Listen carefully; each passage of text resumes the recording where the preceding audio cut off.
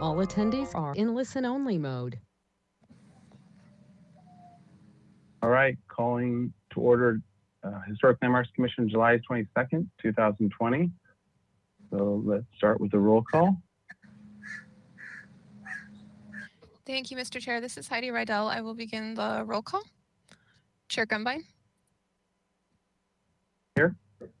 Vice Chair House.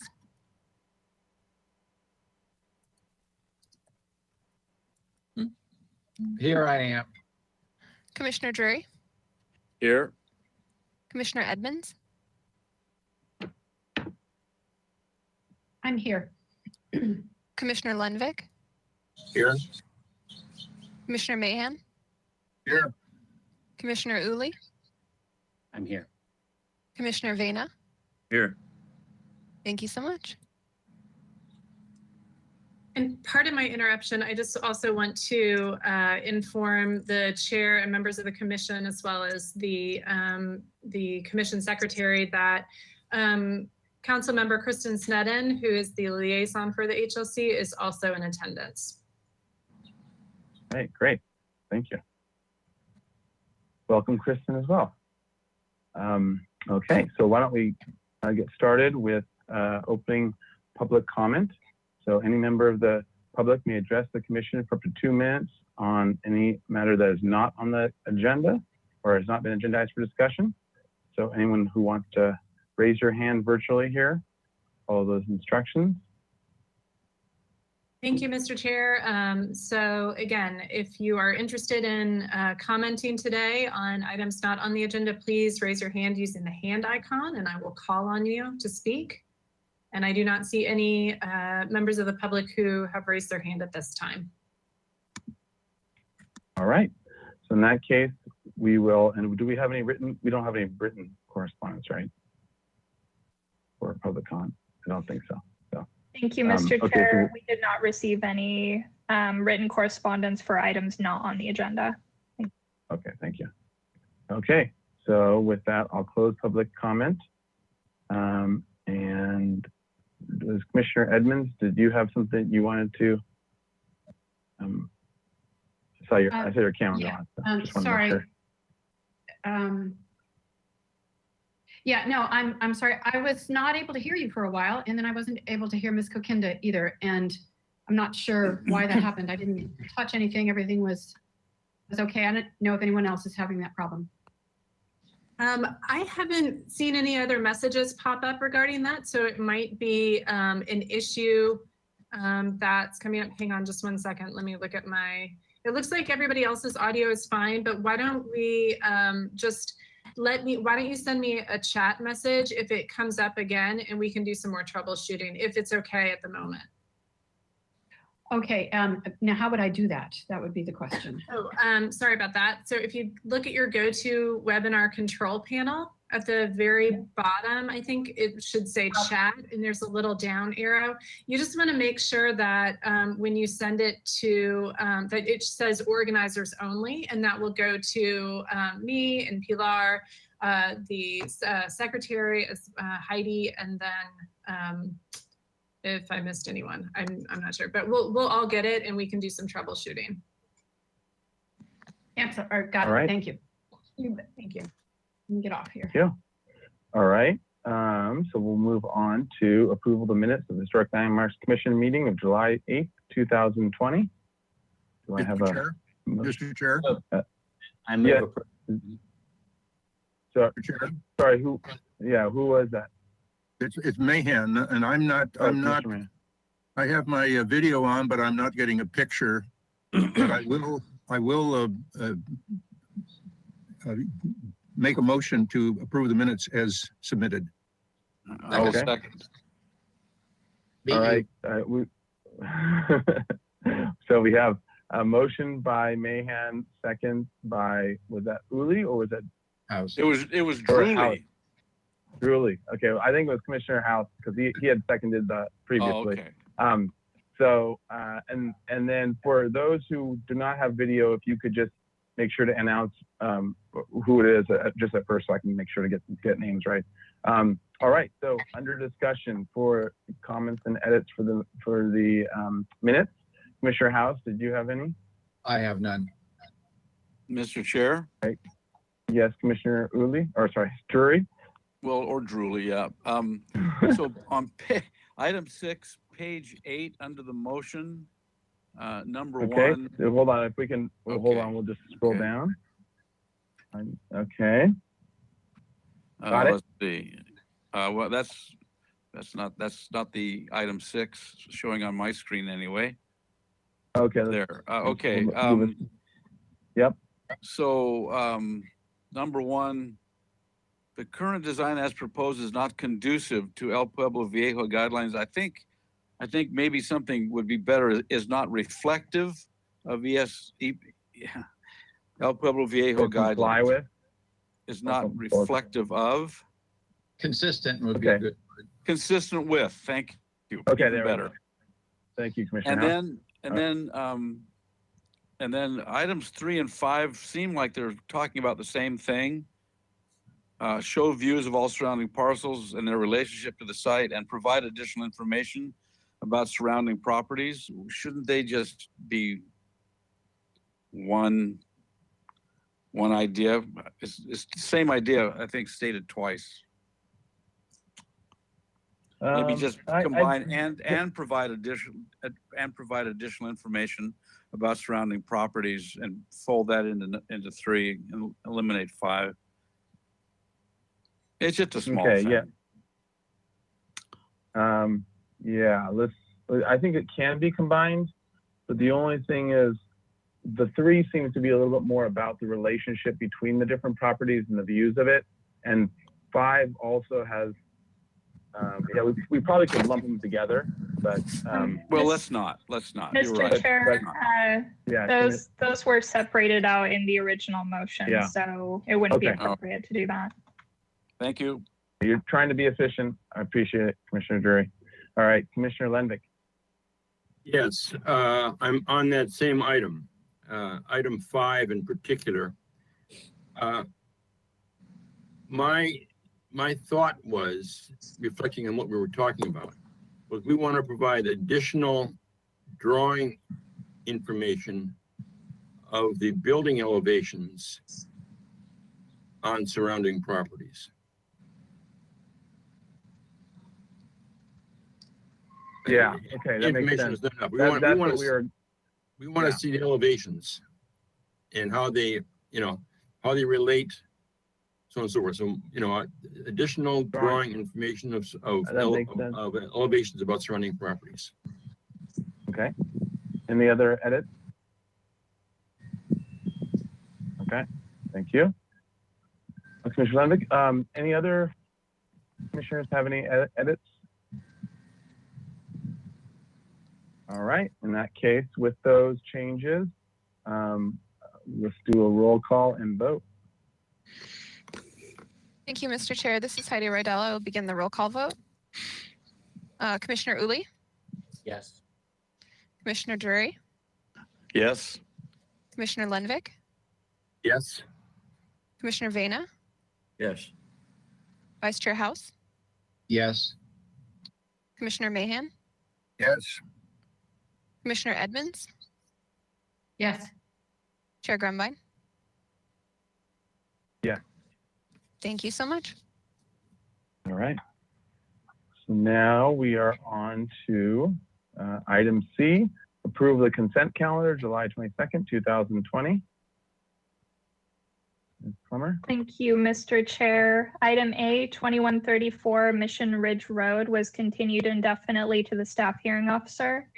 Item B, 2333 Della Vina Street received project design approval and final approval. Item C, 900 State Street / 21 East Cannon Perdido received project design approval and final approval. Item D, 2227 State Street was continued indefinitely. Item E, 1512 Castillo Street was continued indefinitely to the staff hearing officer. All items were reviewed by Commissioner Mahan and Commissioner Vena. All right, thank you. Commissioner House.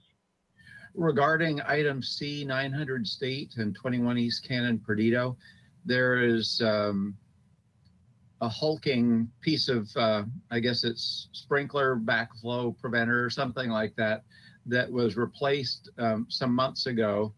And there's very little landscaping around it, and it's very prominent right in that driveway. And it seems to me this would be an appropriate time to try and address that. So to Commissioner Plummer? House and Mr. Chair, the consent reviewers did include a request for additional landscaping. So that was one of their conditions. Okay, thank you very much.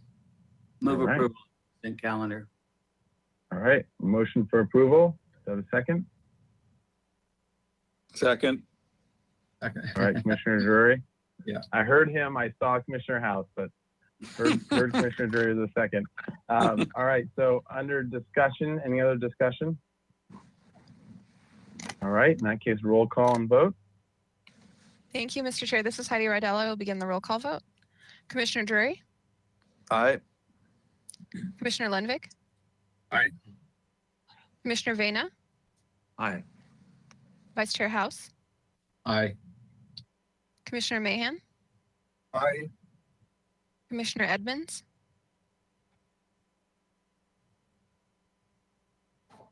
Aye. Commissioner Uli,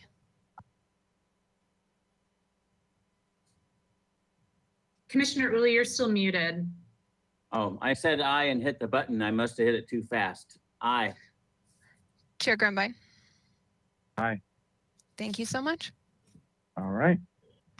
Now we are on to item D, announcements, requests by applicants for continuous withdrawals, future agenda items, and appeals.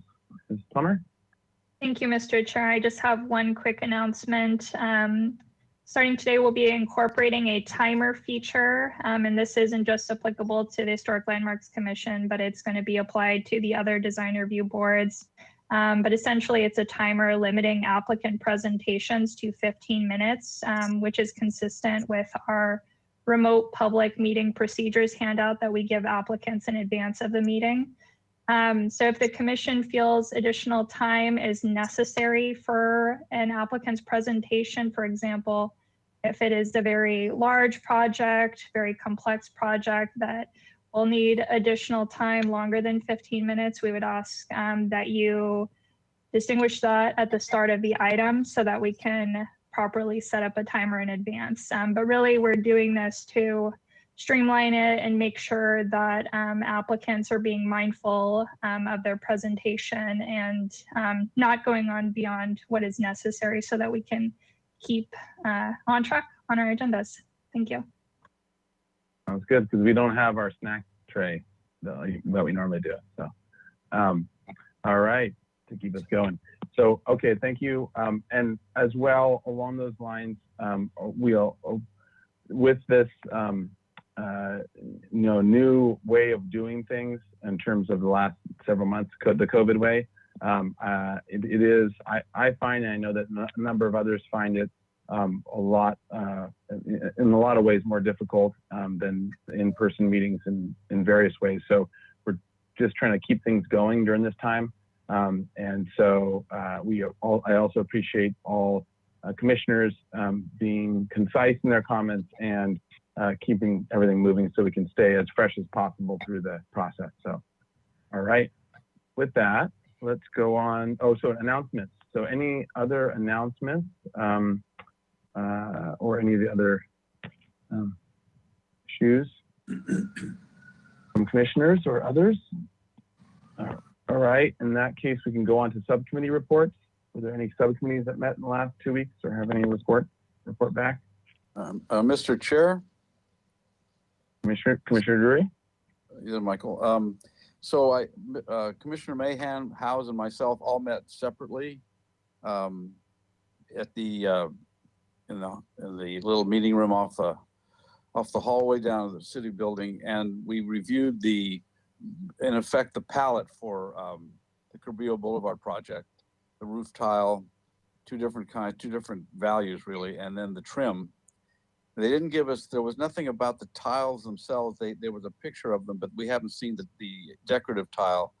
But I took the samples outside, and I think that the I think we're all in agreement, according to Ms. Plummer, that it's a good choice and very acceptable. That's my take on it. Maybe the other All right, commissioners sounds good. differ. And I'll get you to restate that once we get to that item as well. But thank Okay. you for All right, thank that you. report, just so we make sure it kind of stays together with the project. But thank you. You're welcome. All right. Any other subcommittee reports? Mr. Chair. Commissioner Mayhem. My picture's not showing, but on that same issue, it was my understanding that there were going to be curtains and awnings and things like that. We didn't have any samples for any of those. That's correct. Okay. And Gotcha. Okay. So, Mr. Chair, and this is for an item later on the agenda, so I would suggest we just make those we'll comments definitely when take that it up. item Yeah. is on. okay. Sounds good. All right. So we'll roll that in. Any other subcommittee reports? All right. In that case, we are on to item 1, and we are on time. So we'll keep our charge going. So item 1, training on historic preservation program, and this is a discussion item. So this will be a staff presentation on historic preservation program, updates on the city website, historic designation reports, and general commission training. Hi, thank you, commissioners. I'm just gonna keep my camera off so that I get kind of better reception that way. So this is gonna be really brief because I do know you all are busy, but I just wanted to give you a few reminders and updates on the things we've been doing behind the scenes in the preservation program. So if we'll go to the first slide. I know we've looked at this before, but we have been able to upload almost all the landmarks and structure of merit significance reports that we used to designate them on in our web map. So if you go to our website, which is santabarbaraca.gov historic preservation, and you go under our historic treasures web map, you can click here, and then the next slide. It'll pull up the map, and if you click on any of the properties that are blue or yellow, or purple or yellow, purple is a landmark and the orange are structures of merit, it'll populate a picture of it, and then you can click on a link, and if you go to the next slide, it'll show you what happens when you click on this link here. So where it says document link or folder link, you can click on those, and next slide, you will see, here comes the reports, and you can download the reports. So they are all online for the public and for you. So if you ever want to look up the significance of the report or why it was designated or pictures that we have, all the information that we have on the designation is in here. Next slide. We also uploaded all the photos that I have on the buildings so people can see different angles. You know, hopefully, like if tourists are coming into town, they can find this too and look up buildings as they're walking around town on their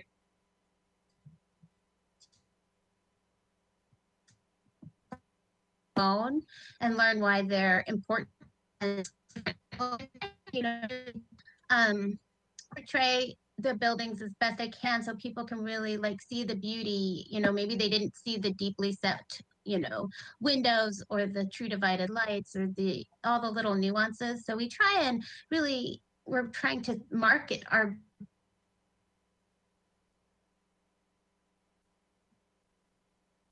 Pardon my interruption here. We're having some connectivity issues beautiful with historic buildings to people who might not Nicole.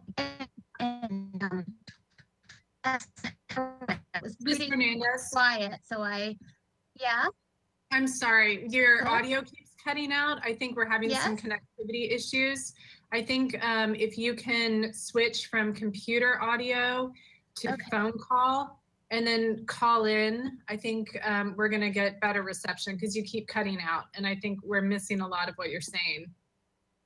Okay. So what you do is you Okay, well, do you click, want to you go to the audio and your move go-to on to web. another agenda item? Okay. That might be Ellen, Do you want to move on to something else and I'll come back to this? Or? Miss Hernandez, I would suggest we just recess for 5 minutes so that you can get your audio fixed, and then we'll continue with your presentation. Okay, great. So Mr. Sounds Chair, good. do you mind doing a quick Yeah. recess? Let's do that. We'll do a 5-minute recess and a tech recess. All right. Thank you. And then Nicole, I'm going to stay on for just one moment and I can coach you through this. So you, if you look at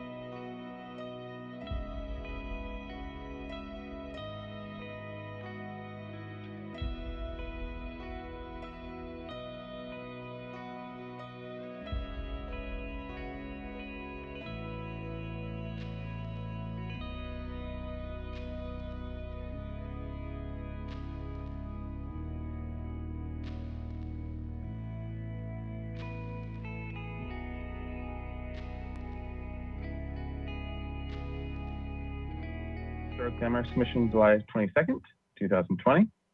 All right, Ms. Hernandez, are you there? Yes. Okay. All right. Loud you and hear clear me? now. Okay. So so here is the folder link. It has all my photos from my files that we take of the building to sort of market the building to the public and to the owners if new owners are buying it. And next slide.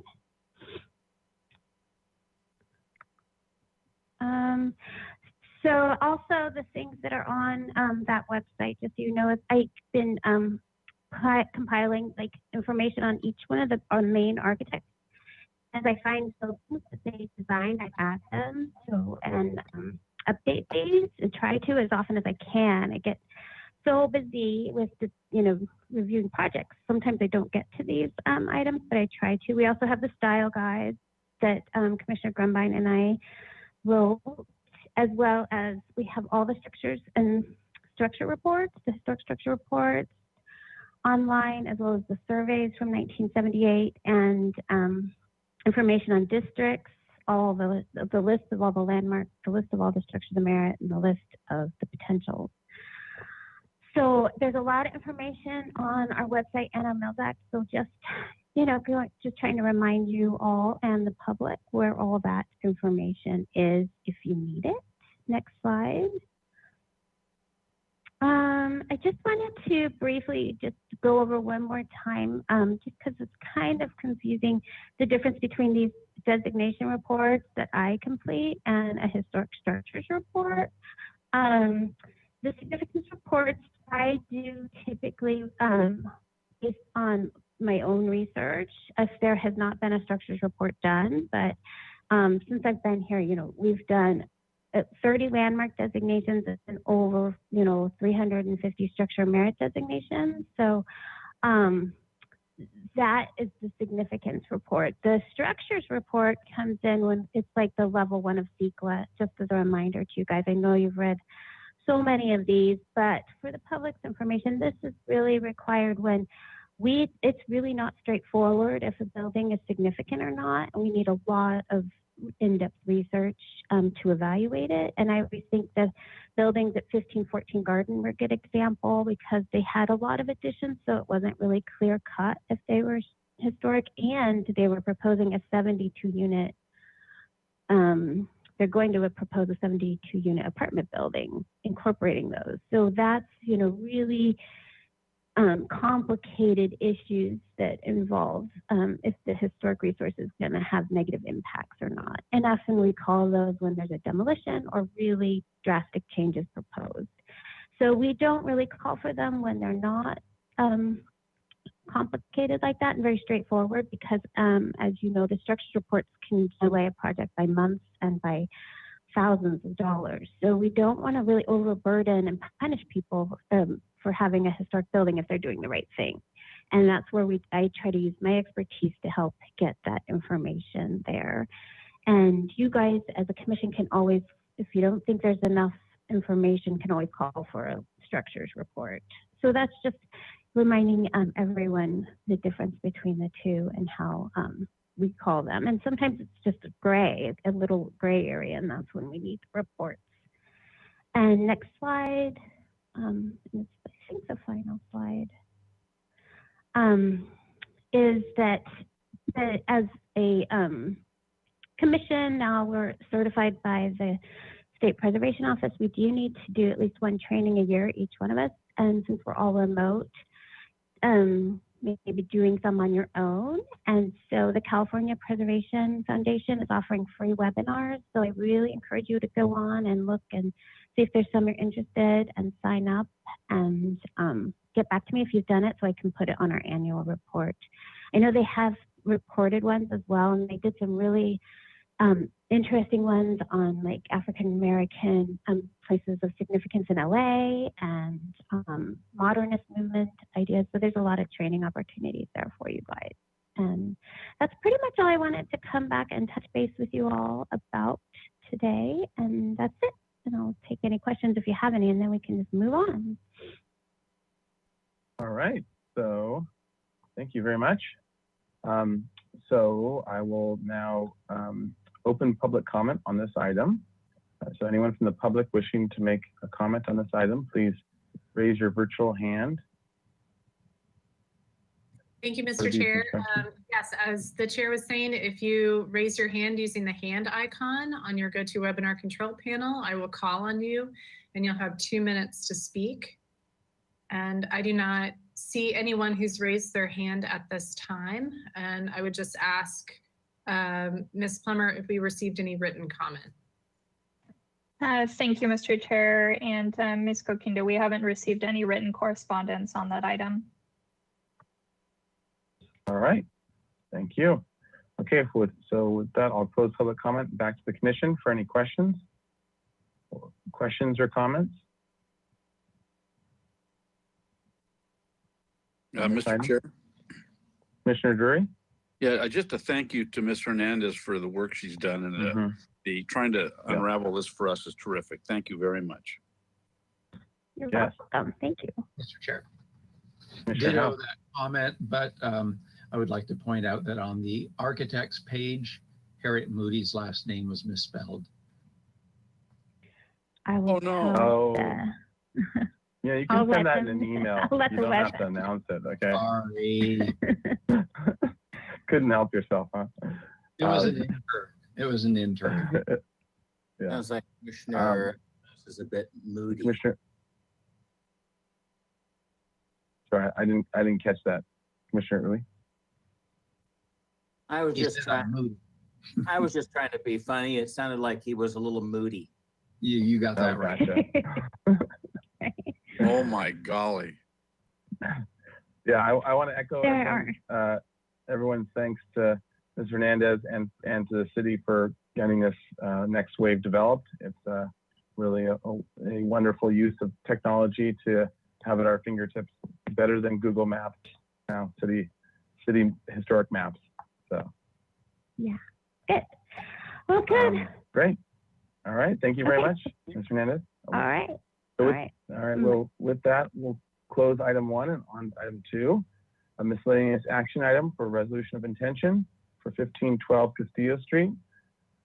So this is so the permit request of possibly historic structures shall be scheduled at Historic Landmarks Commission for hearing on the application concurrently with duly noticed hearings to allow commission to decide among the following options. 1, listing on the potential historic resource list.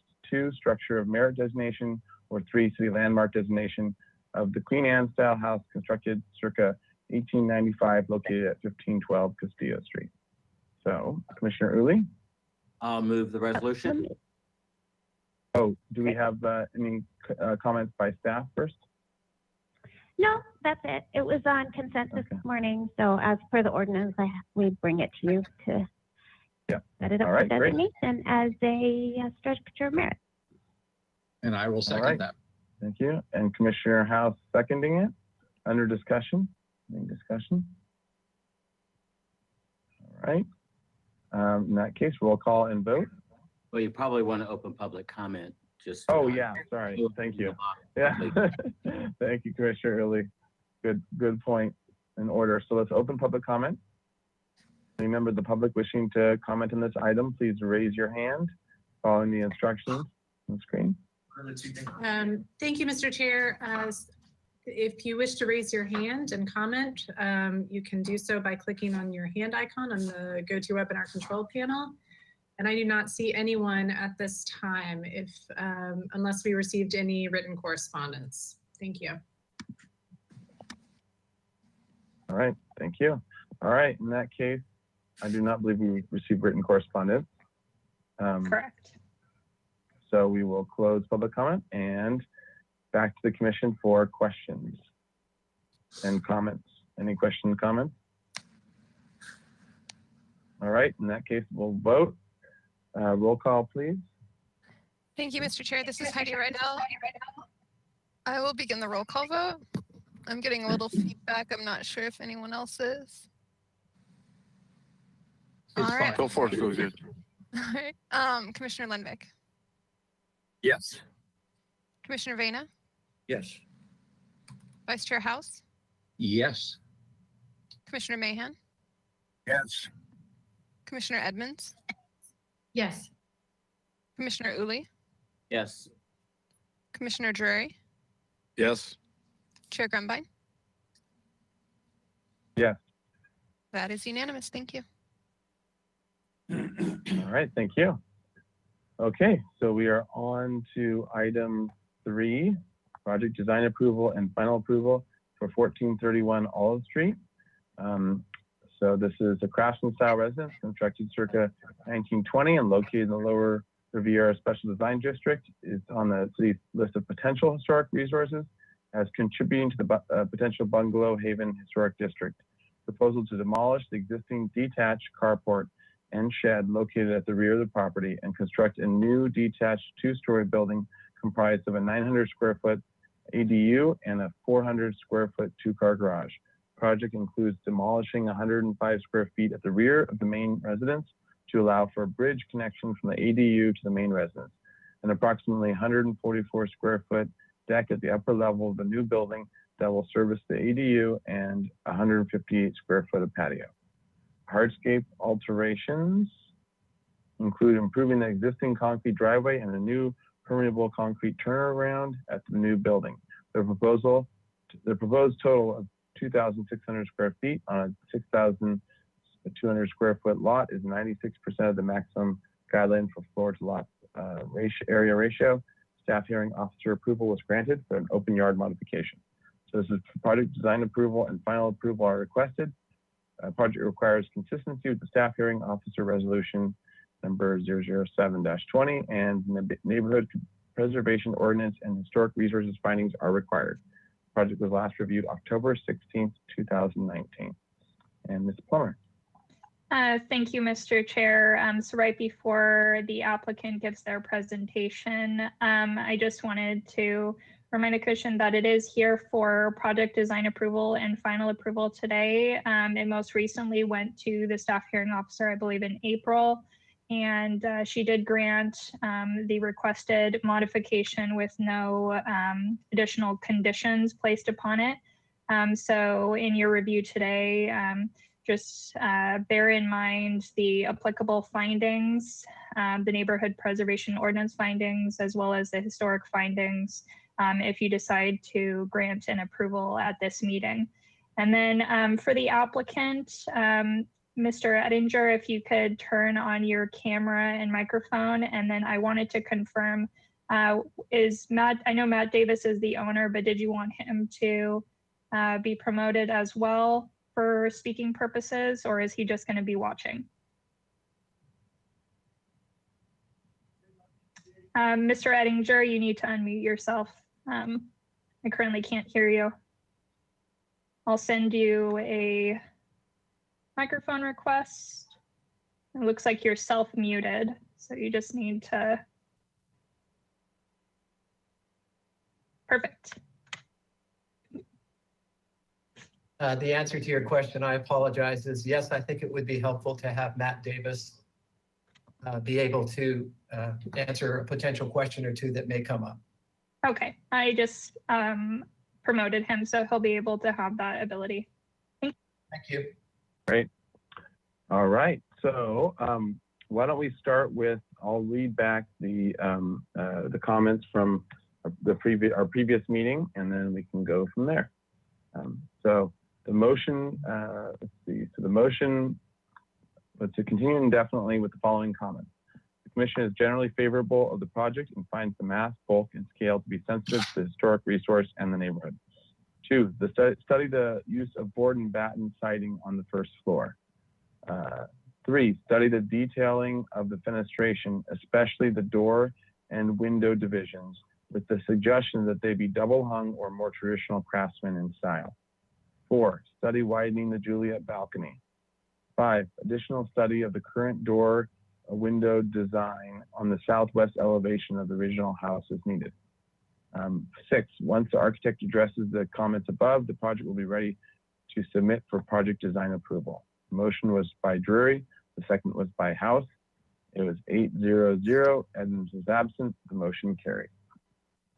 Okay, so with that, welcome, and why don't you state your name for the record and and give us a presentation. Oh, one more note, as have changed it. We're trying out our new policy today with a visual timer as well as just the normal timing. So we're going to have a visual timer as well, 15-minute timer for presentations, and we're asking everyone because of our format to try to stay within that so we can keep all the projects moving through. So, all right. Sure, will do. Thank you.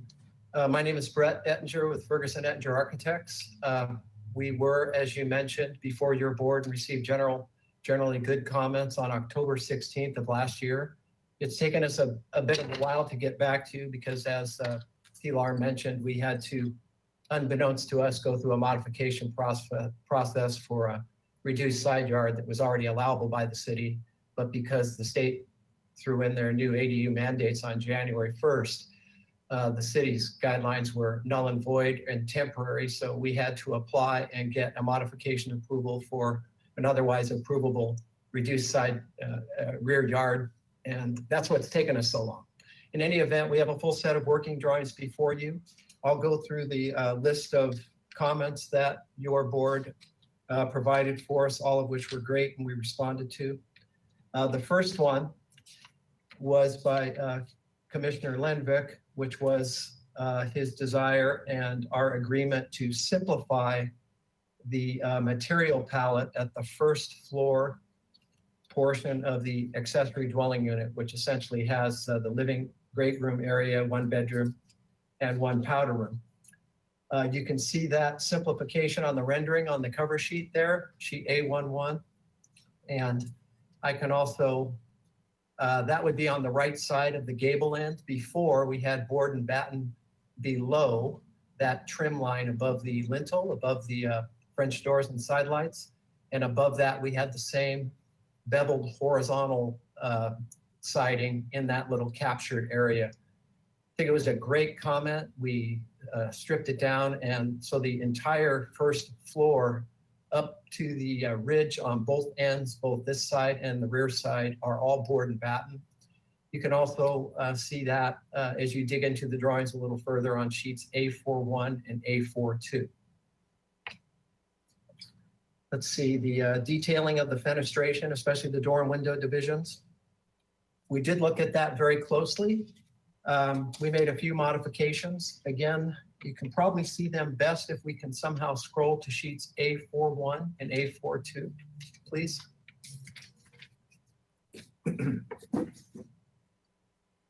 There we go. Upper left, the elevation looking at the upstairs bedroom. Those doors previously were sliders, bypass sliders with rather narrow stiles, top, bottom sides. And as well, the entry door down toward the right, number 1, had narrow stiles to match the previous sliders. The side light that's shown next to the entry door down below, labeled A, was a single pane, full height pane of glass. We introduced an awning window there to break up that scale a bit. And then as we scroll down to the lower elevation, which would be the northwest elevation, the double doors on the right leading out of the great room at that gable end we were just talking about, those were sliders previously. And also the side lights did not have any articulation. So by changing to the French doors, we introduced a more traditional style dimension, bottom rails, top rail, and side rails. We also introduced a French door, the same compatible door, a single hinge door upstairs leading onto the balcony, which we'll see on the next sheet. No, that would be around the corner on the right side leading onto the rooftop balcony. This one in particular, where the Juliet balcony is, sorry, I'm going too fast, which was commented on. We felt we really couldn't allow, given the floor plan constraints and the small unit size, to do French doors in swing to take up space in the hallway leading into the bedroom, or outswing, of course, because the balcony is basically attached directly to the outside of the siding. We studied the possibility, or we looked hard at potentially mimicking the window styles on the existing house. And we felt that since the overall integrity of the project and the presentation of the project was matching siding, matching materials, matching roof, matching color, matching window color, that a slight deviation in order to allow for a little bit of a separate identity here would be good. So we do not have any wood sliders on the addition. However, with the addition of the French doors and the articulation, the increased articulation and more sturdier frames, we felt that that was a good response to your comments and still kept the building with its own integrity. Let's see. The widening of the Juliet balcony, I guess if we could refer back to that cover sheet, please. Where the rendering was, that was the sheet A11. Yes. If you could please zero in on that area. Yes. Before that balcony was captured on the inside of the door, door trim, and before it was white, we felt in this particular case that by changing the color and also extending it out 5 inches in both dimension, it would allow for that articulation you were looking for, but also it would, by only extending out 5 inches on both sides, it wouldn't get us into any tricky detailing as it potentially had to interact with that beveled siding. So this was a clean way for us to increase the size or the width or the breadth of the balcony, and then also change the color so it popped a little more and integrated better with the balcony or the bridge color to the left. Item number 5, which was the additional study of the current door and window design on the southwest elevation of the original house is needed. If we could please turn to sheet A51.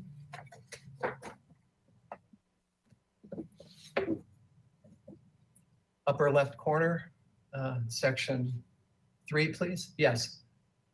Before, I believe we had, again, a very narrow style door, and we were trying to reuse an existing window that was holding on for dear life in this bedroom. Instead, and so as a result, you saw that the width was crowding this this bridge or balcony. So we eliminated the window, got rid of it, inserted a new door, which was compatible with the doors directly across the bridge on the addition. And then here for the side light window, did use a double hung that was integrated with the fabric of the original main residence. That was a nice comment. And then we sort of integrated it all with a trim piece across the top. I believe in general, those were all of the comments. We also have incorporated exterior lighting, which you'll see on sheets A41 and A42 that's shielded. And there you go. They're basically the same light, but 2 different sizes. One's subtly different, one's 13 inches tall, that's fixture A. We're using that adjacent to the entry door, which you can see on the elevation to the left. And then, there you go, labeled A right there, yep. And then the remaining lights, which only occur where they're needed outside of doors, are the same fixture, type B, which is about 3 inches, 2.5 inches shorter in height and about 1 inch less in width. We do have also, for your review, a limited landscape plan, which would be found on sheet A1.3. It should be noted that even with the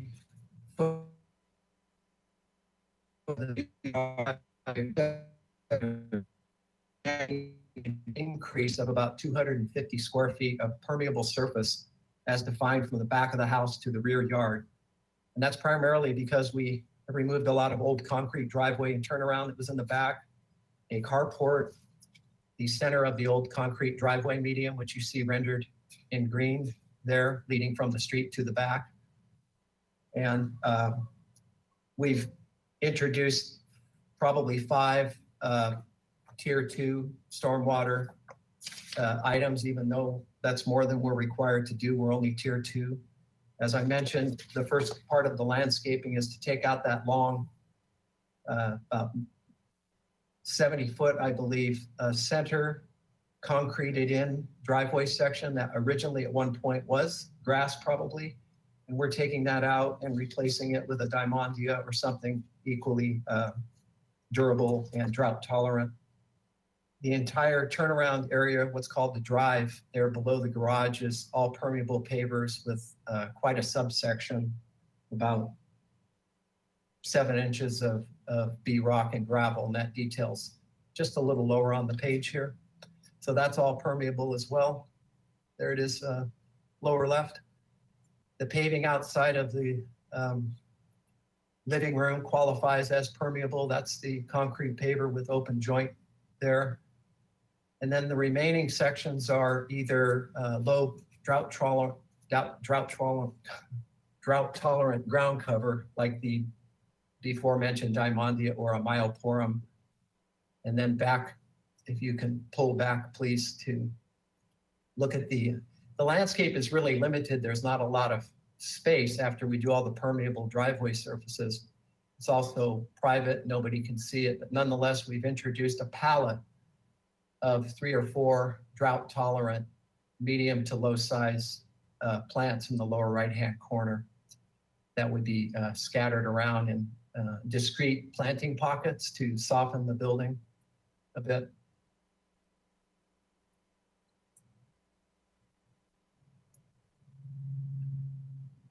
As I mentioned, it's a tier 2 project.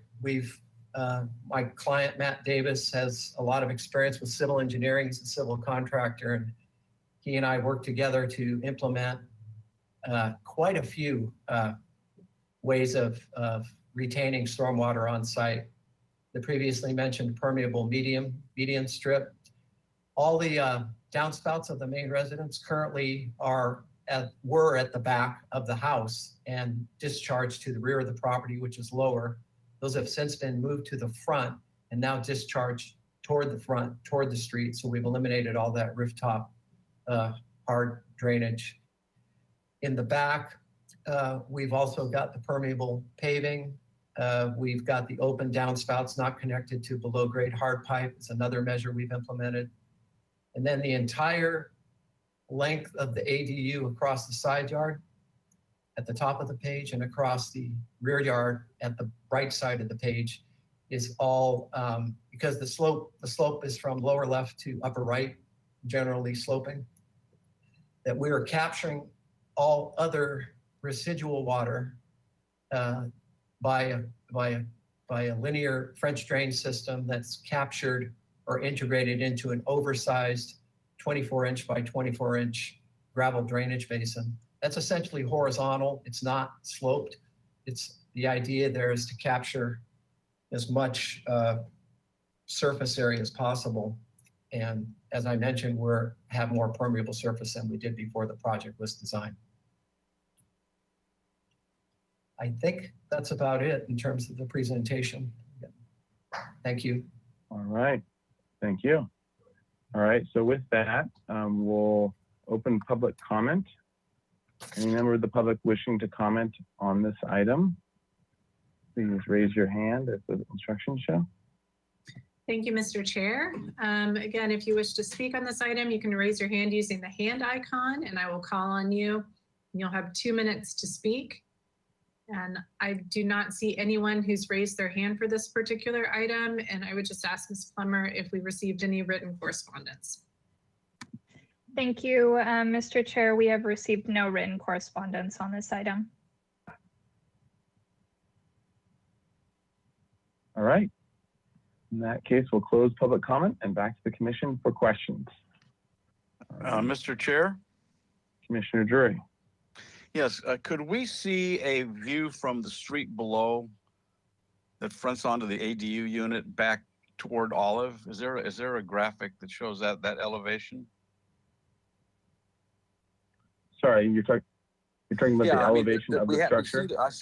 We see the side view from Olive down to the ADU unit, but is there a way to look at where I can see the search is on.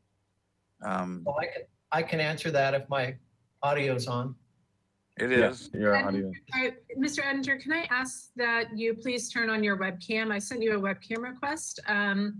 We just asked that you turn it off during public comment, but thank you. Okay.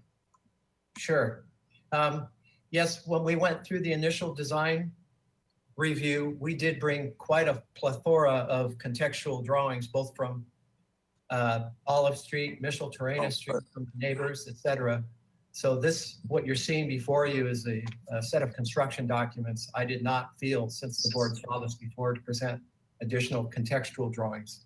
No, However, so that drawing on the upper left of what's presented on the design page, that's what I'm looking for. I just wanted to see what it looked like in my mind. well, from the street, just so you know, you can't see this project at all. It's lower than the house out front, even though it's 2 stories. It doesn't it front onto a little avenue? No. Oh. No, it's captured by a house to its northwest. That's at the corner of Olive. Of course, I'm sorry. I was thinking of it. Okay, thank you very much. I'm going to sign off for the moment. All right. You're welcome. Thanks, Commissioner Dre. Commissioner Edmonds? Thank you. So I do have one question for staff. I was not at the last meeting, so I did not review this item, and I did not watch the video. However, I did go visit the property this morning. So am I allowed to make comments, ask questions, vote? What's the... Thank you, Commissioner Edmonds. So if you did not attend the last meeting and you did not review the tape or the minutes and are well informed of the project, you're limited to questions only. You won't be able to comment. So you can still stay in and watch the meeting and everything and ask questions. But again, yeah, refrain from commenting when it comes to that portion. Okay. All right. Thank Well, I you. have a couple questions. So the main house, well, you're correct. It's difficult to see the project because it's hidden behind a gate, and then there were there were cars and a boat. It seems to me it was difficult for me to see, even though I did try to stand on a wall. So the property looked a bit neglected to me. So when you do the work to the back of the house, is as part of this project, do you bring the rest of the house, out of its maybe neglected state by painting, sprucing it up at all? I'm doing it this way. Others have pictures here. I don't know why I'm not getting pictures. I'm sorry. I can answer that question to a certain extent. I do not know of any improvement ideas other than my clients have said that they do, no formal ideas other than that when the project does move forward, they would like to spruce up the exterior with paint only. They already have a new roof put on, a new asphalt shingle roof that's going to be compatible with our proposed roof. And then probably the biggest issue in terms of potential neglect is in the back, which, sorry, you weren't able to look at. There was an addition done off the back where the proposed bridge is going to be, and it was done not so well, let's say, and that's being removed for the proposed project. So yeah, the intent, of course, is to try and bring the front house up to at least a refreshing standard to complement the addition in the back. But beyond that, I'm not aware of any other moves that are necessary.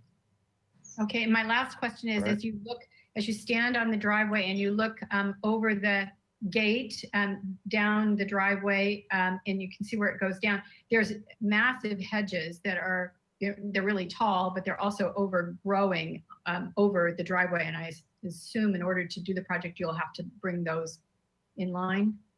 Yes, we've already had a couple general contractors out there and talked about the necessity to cut back some of the hedges to get their grading equipment back there. Great, thank you. You're welcome. All right, thank you, Commissioner Edmonds. Commissioner House, questions? Thank you, Mr. Chair. Hi, Brett. Good to see you. Good to see you too. Could you tell us about the construction or the materials of the garage door, please? Sure, it's a standard overhead sectional door, 1 3/8 inch thick. We're applying paint grade material to that, 3/4 inches thick to provide a nice painted wood surface. We are also incorporating a line of upper window lights across the breadth of the garage. The stops will be square and project off the face a little bit, but there's not much you can do with the window stops on overhead garage doors. Yeah. So it has a kind of a craftsman character to it, not overdone, but I think it's compatible with the house. Okay, thank you. Thank you. All right, Commissioner House, any other questions? No. All right. Any other questions by other commissioners? Mr. Chair, I just want to let you and Commissioner Mahan know that Commissioner Mahan is having some difficulties. We're not getting his webcam, and I think that also happened earlier today on consent. So Mr. Mahan, if you wish to speak, you should just request the chair's attention so you can get your questions in. Thank you. All right, thank you. Commissioner Mahan, did you have anything that you wanted to? No speak on? questions. No questions. All right, perfect. Okay, the only other question I had, well, two minor ones. So just to confirm, for the existing residence, this existing historic residence, that you're not replacing any doors or windows except for the back portion that you're touching. Is that right? That's correct. Okay. And then I wanted to look at the elevation real fast of the garage. So the colored elevation of it. That would be the cover sheet. Yeah. Okay, yeah, if you could zoom in. So the little, they're sort of like dentals, but they're like the little trellis dental things at the top of the garage. Were you going to be painting, or were they planning on being painted white? This is a super minor question, but just, and if so, had you thought about going to the other color? And if not, what was the thinking behind them being white? It's a very good question. And I actually think it would look better in that muted brown green tone. Yeah, Okay. it would be a little more restrained. I think we would like to do that instead. Thank you. Okay, thank you. Okay, I don't have any other questions. Do any commissioners have any other questions before we go into comments? Okay, all right. With that, thank you, and we'll go into our comments. Any commissioners want to kick us off? Also, I would ask that you specifically, in addition to whatever other comments you want to make, to address the motion from last time and the comments that we had for it, especially ones that have been addressed or changed or not changed. So the ones that were our key concern of study was number 2, study the use of board and batten siding on the first floor. 3, study the detailing of the fenestration, especially the doors and window divisions, with the suggestion that they be more traditionally craftsman style. And I think we said double hung too. And then study the widening of the Juliet balcony and additional study of the current door window design to the southwest elevation of the original house. So that if you want to key on any of those in particular, if you could, when you weigh in with your comments. So does anyone want to kick us off? Mr. Chair? Commissioner Drury. Yes, first I want to apologize for my question and my ask, because I was only 7 blocks off. So even though I confused it with that one that goes down to that little street on, I think, 900 block of Olive or something. Anyway, since I grew up in this neighborhood, I should have known better. So I'd like to just sort of fold a comment and a question. And you suggested, Chair Grumbine, that the trim on is it the rafters that come out from the garage and those little, yeah, on the elevation look like little white thing. Is that going to be a complementary color, or is that going to be just the body color of the rest of the house? I guess I should have asked this before. That's the applicant. What? No, fine. Good. So I think what it was that currently they have it as proposed as this, but the applicant had said when I had asked that question, his comment was he thinks it should go to the darker taupey brownie trim color. The trim and the board and batten color basically match. That's what it sounded like he was saying. Yeah, that's it. So I would just probably echo the statement of under the motion last a few months ago, that I'm still generally favorable. I think it's a really lovely project, and I support the project as presented. Thank you. Thank you.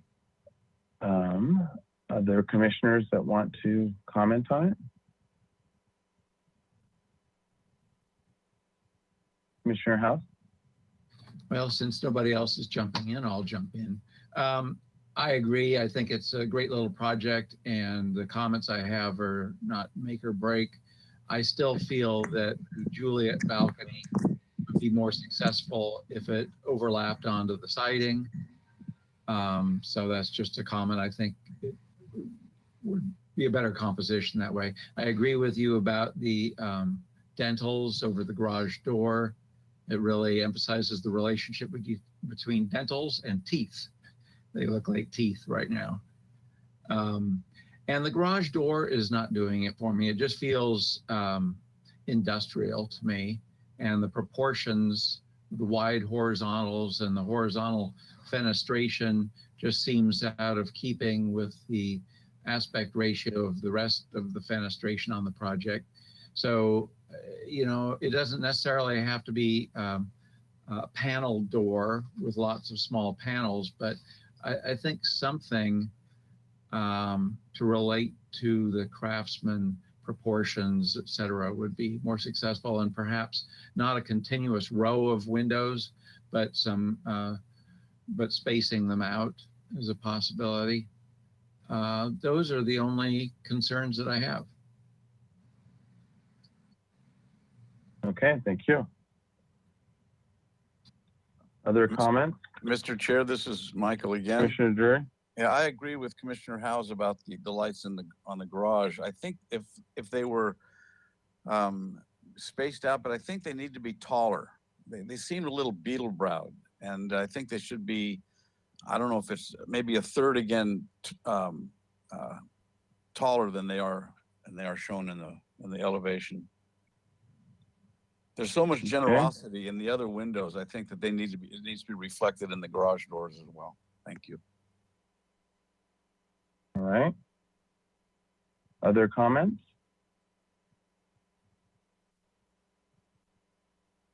Okay. I think, let's see, this is on for design approval and final approval are being requested. Commissioner Uli. I'm sorry.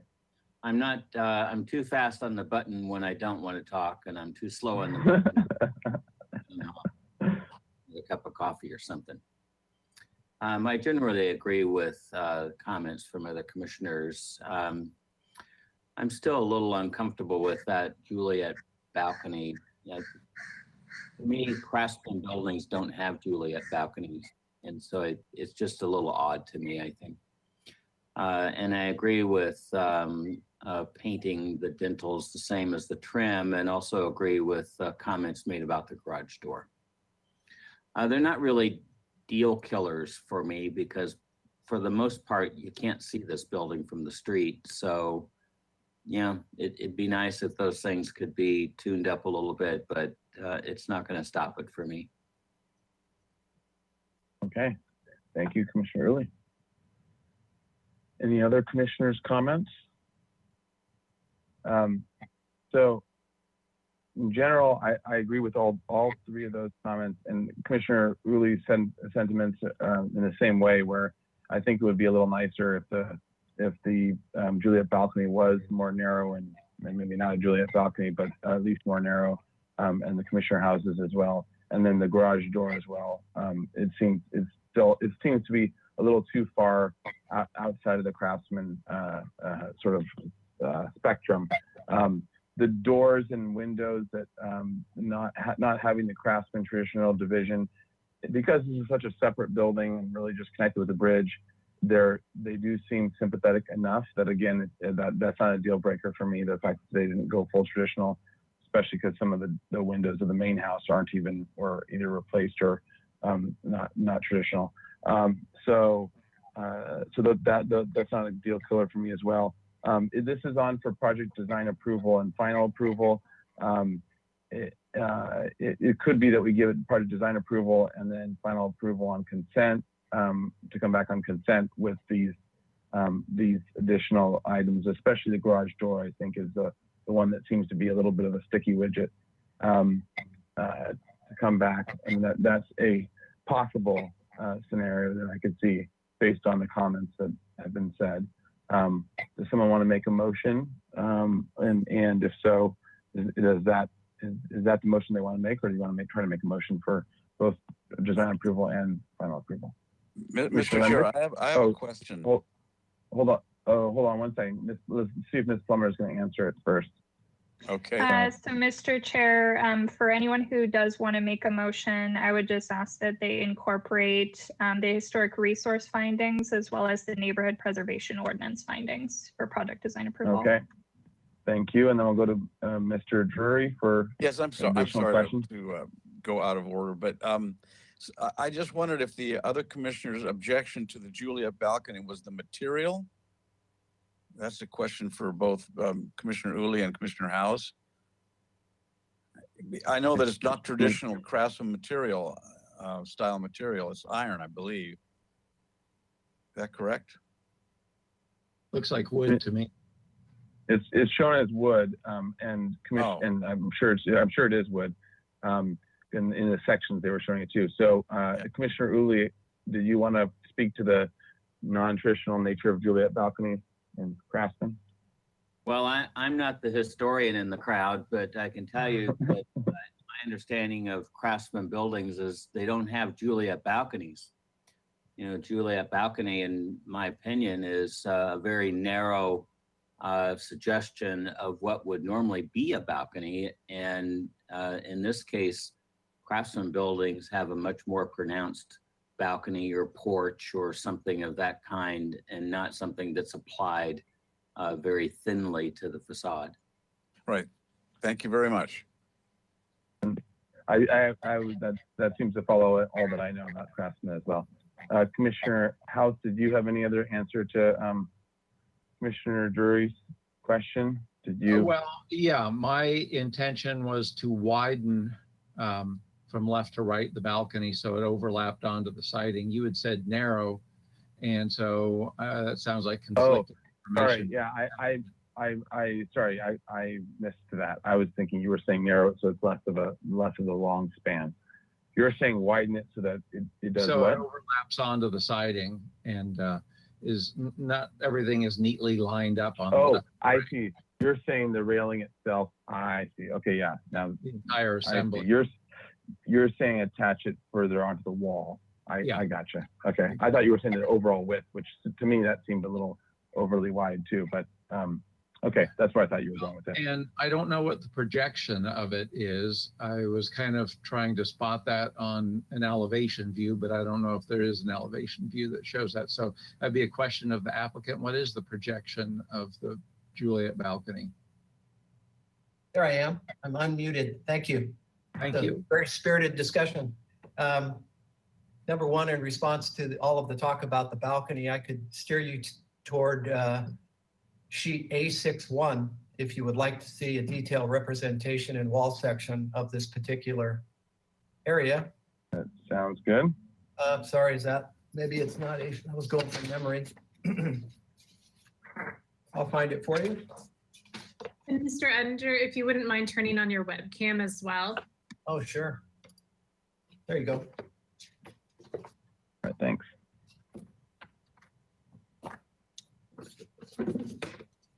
Well, I can take you Yeah, to. there it is, 6.2. A6.2. Looks like. Yeah, there's the It wall shows. section, and that'll take you to a little more definitive detail. Yep, it's So it's all wood. basically mounted. The detailing is Craftsman. It's painted wood. Really, in compositional terms, it's really just a way to open up and verticalize that from a window opening to a big vertical opening on that facade to allow for some compositional interest. And, you know, we need the balcony for code reasons. So the one thing we could do, if you agreed to it here today, is even though part of me says I want to line it up for a cleaner detailing and more cost-effective approach, I am open to decreasing the width of the doors. Because I think if we increase the width of the Juliet balcony, as we're calling it, it's going to get into conflict with the adjacent roof slope, which is about 8 inches to the right in that elevation. Yep. So if we actually held Gotcha. the Juliet balcony at its current width, that satisfied some of you guys, and then decrease the width of the door by a couple rafter widths up above, then we get that look that Mr. House is looking for. And, Gotcha. and Okay, you know. thanks. We're going to switch back to comment mode, but thank you for that input and for the clarity on the detail as well. So we'll incorporate that into our comments here. Okay, so I was Commissioner going to House? make a motion, but I would prefer to hear from Commissioner Lenvick. yeah, First. Commissioner Lenvick's been patiently waiting, so let's go to him next. Commissioner Lenvick? Yeah, thank you. Maybe we should call this little protrusion something other than a Juliet balcony, which has the term Juliet balcony has a lot of historical context to it. And this is simply, as the architect has described, a method of opening up the windows, providing a way to get some verticality in the elevation, so on and so forth. And I have no problem with that. Matter of fact, I have no problem with the garage doors or any part of this design. I think he's answered our questions that we first posed to him when he came to us 2 or 3 months ago, whatever it was. And I am prepared to, see this project be approved in preliminary and final. Okay, thank you for those comments. So does someone, unless there's any other comments, does someone want to try to make a motion? Mr. Chair, I was going to make a motion, but I was going to follow your suggestion of project design approval and final on consent. Now that I see how little the, whatever we're now calling the Juliet balcony, I'll still call it a Juliet balcony. You can't step out onto it. Yeah, I don't know. It just seems like such a plant on. If it were a foot deep, even something like that, it would give some relief to that elevation and create more shadow texture. But it just seems like a Home Depot kind of plant on element that's not credible as why it's there. And I would also wonder whether or not it makes it very difficult to clean the outside of those sliding doors. So I think my preference would be for the applicant to study an alternate solution.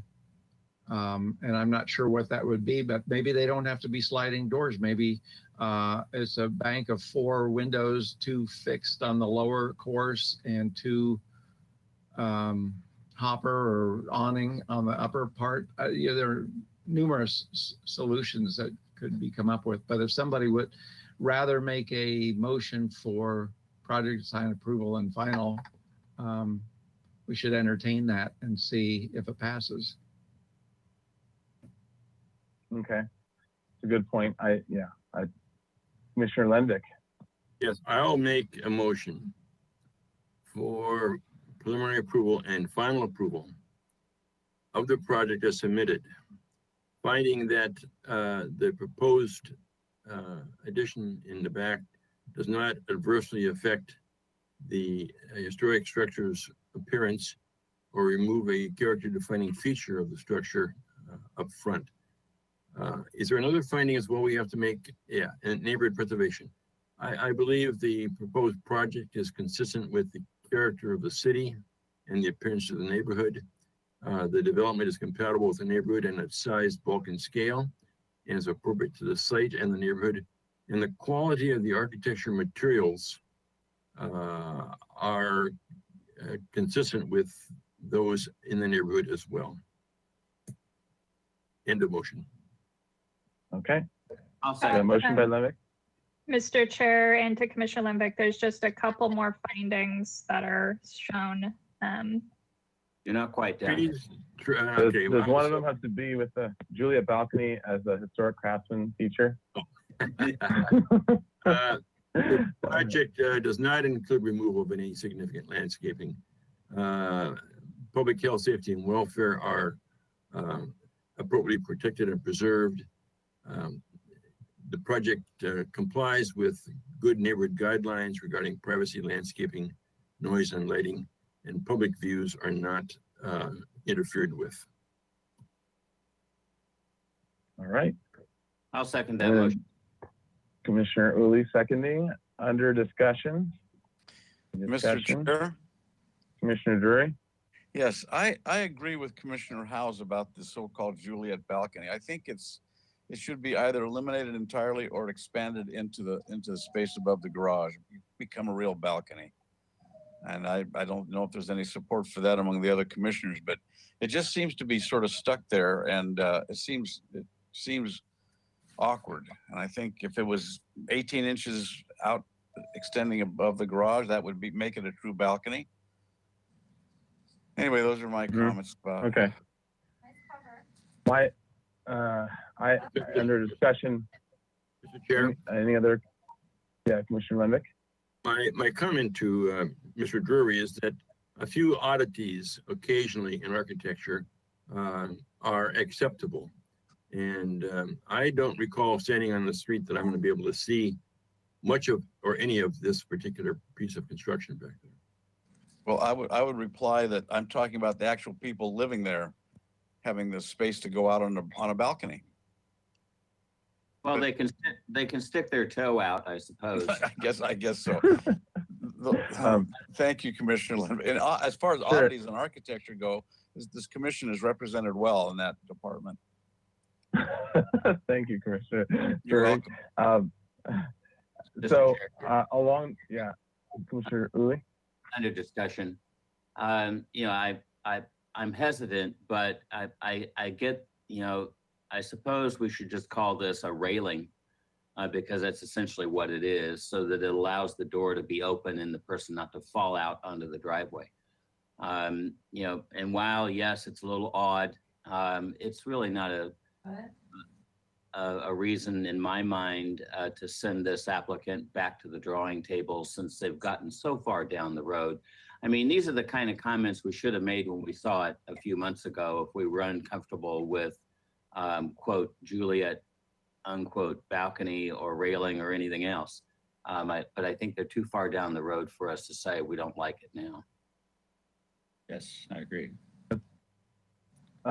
So to throw my comments in there, the Juliet balcony, although I do agree it's a bit of a late hit. I appreciate that comment, and it would have been better to bring it up before. And I could even see making it a little bit less wide and hitting the walls being a good solution. At least bringing it a little bit more comfortable in terms of the design to my what I would say would be acceptable. But I think that the garage door is definitely too far outside of the sort of craftsman language. They got the other doors and windows are or at least in general proportions, and I think the garage door is still sort of an outlier and isn't quite within the realm of a connected cousin even to the language. So I won't be supporting it for that reason, but I agree with pretty much all the other comments and all the other reasoning. But it would have been in my mind it would have been nice to give it design approval and then with final for at least the garage door tweaking and potentially the Juliet balcony tweaking. But Commissioner House. I will make a substitute motion, which would be for project design approval. And the comments would be for the applicant to restudy the garage door to be more consistent with craftsman proportions and detailing, and that the Juliet balcony is acceptable, but the applicant should consider refining that detail. That way it's not a requirement. If he decides to take that on, then so much the better, but it's not a deal killer as we've discussed. I would second that motion, Mr. Chair. Okay, we've got a substitute motion and a second under discussion. Please. Mr. Yeah. Chair, and then to Commissioner House, are you incorporating the findings? You'll need to remake those. Okay. The proposed alteration will not substantially or adversely alter the structure's appearance or remove a character defining feature of the structure, site, or natural feature. Next, please. And it's consistent with the scenic character of the city and will enhance the appearance of the neighborhood. It's compatible with the neighborhood and its size, bulk, and scale. The quality of the architecture and the materials are appropriate and met. And next slide, please. And there are no significant trees or other vegetation that's being removed. The public health, safety, and welfare are preserved. It's consistent with good neighbor guidelines, and it does not obstruct any public views. Mr. Chair, just a point of order. What's the standing of motion number 1? Is it going to be withdrawn, or what's the vote? I think we have to act on that one first. No, I think the substitute motion gets voted on first. Don't worry, we have an expert here. I think I know the answer, but we'll let Ms. Plummer answer. There was a substitute motion, but either way, we need to do roll call on the motion. So, do roll call on the motion first. Yes. You do a roll call vote on the motion first. Got it. Okay. Yeah, to see if it's going to pass. Ms. Unsueta, would you like to? Yes, I just wanted, thank you, Chair Grumbine and to Commissioner House. I want to caution with respect to the motion of having language in there that says to restudy. You know, the city attorney's office has asked that when you make an approval, and this is the approval of the project design, when it comes back for final, it will be for details. So the direction to the applicant should be more definite, as opposed to just to restudy and determine whether it's feasible or not. Okay, and does that apply to both the garage door? Did I say restudy on the garage door as well as the Juliet balcony? I think I said that the garage doors were not acceptable and that they needed and they need to be more appropriate with craftsman detailing and proportions. So if I didn't say that's fine, right? We'll do that. And the Juliet option, the Juliet balcony, my intent was to give the applicant the option of redesigning it, but it's acceptable as proposed if he would rather stay with that design. Okay, and that's better than that would be okay to ask him to either redesign or bring it back as it is acceptable as designed. Okay, and just to make sure we're all understanding, we do vote on the substitute motion first? That's correct. Okay. Yes. Okay, and the seconder, Commissioner Drury, do you accept those that clarification? Yes, I do. Sure that we're okay. So so Ms. Plumbers, just confirming one last time, we're going the substitute motion, roll call vote, and then if that passes, the original motion is dead, but if that doesn't pass, then the substitute motion doesn't pass, then the substitute motion is dead, and we go back to the original motion for a vote. Ms. Rydell is going to do the roll call on that substitute motion. So. Okay. So that is the correct summary, right? Yes. Okay, great. Thank you. All right. So this is for the substitute motion. This is for Commissioner House and Commissioner Drury's substitute motion. We're going to do this vote first. So roll call and vote, or not first, I should say. We're going to do this vote now. Thank you, Mr. Chair. This is Heidi Rydell, and just to clarify, this motion is project design approval only, not final approval. Correct. Final And then- consent. And then continued indefinitely to consent. Final is Correct. Yes. continued to consent. All right. Thank you so much for that clarification. I will begin the roll call vote now. Commissioner Vena, Yes. Vice Chair House, Yes. Commissioner Mahan, Yes. Commissioner Edmonds, Abstain? Commissioner Uli, Yes. Commissioner Drury, Yes. Commissioner Lenvik. No. No. No. Chair Grumbine. Yes.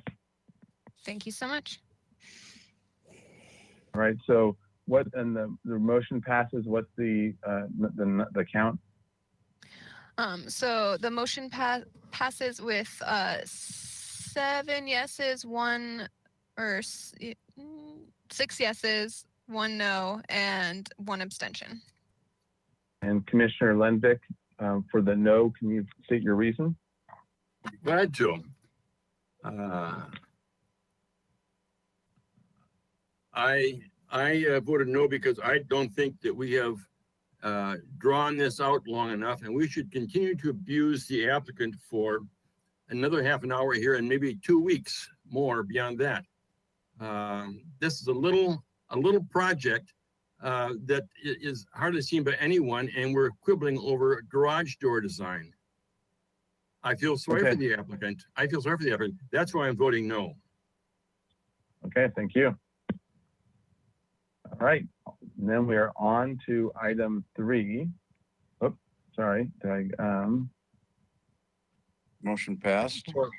Yeah, sorry, the motion passed, so I gotta give the appeal period. So there's a 10-day appeal period to City Council if anyone wants to appeal this. All right, so we are now on to is this item 4? Yeah, item 4, 1221 Anacapa Street. This is a continued item for concert review. So this is a proposal to construct a new 500 kilowatt solar photovoltaic system on the upper level of the city-owned Granada Garage located out in the EPV that will also function as a parking canopy. The superstructure will have a maximum height of 47 feet, 3 inches, and consists of a high-strength steel columns and beams with galvanized light gauge steel purlins on top to support and attach the solar modules. Perimeter planters will be installed to soften the edges of the solar canopy. The project also includes the removal of existing rooftop light poles and 13 small olive trees in pots to allow for the new solar photovoltaic canopy.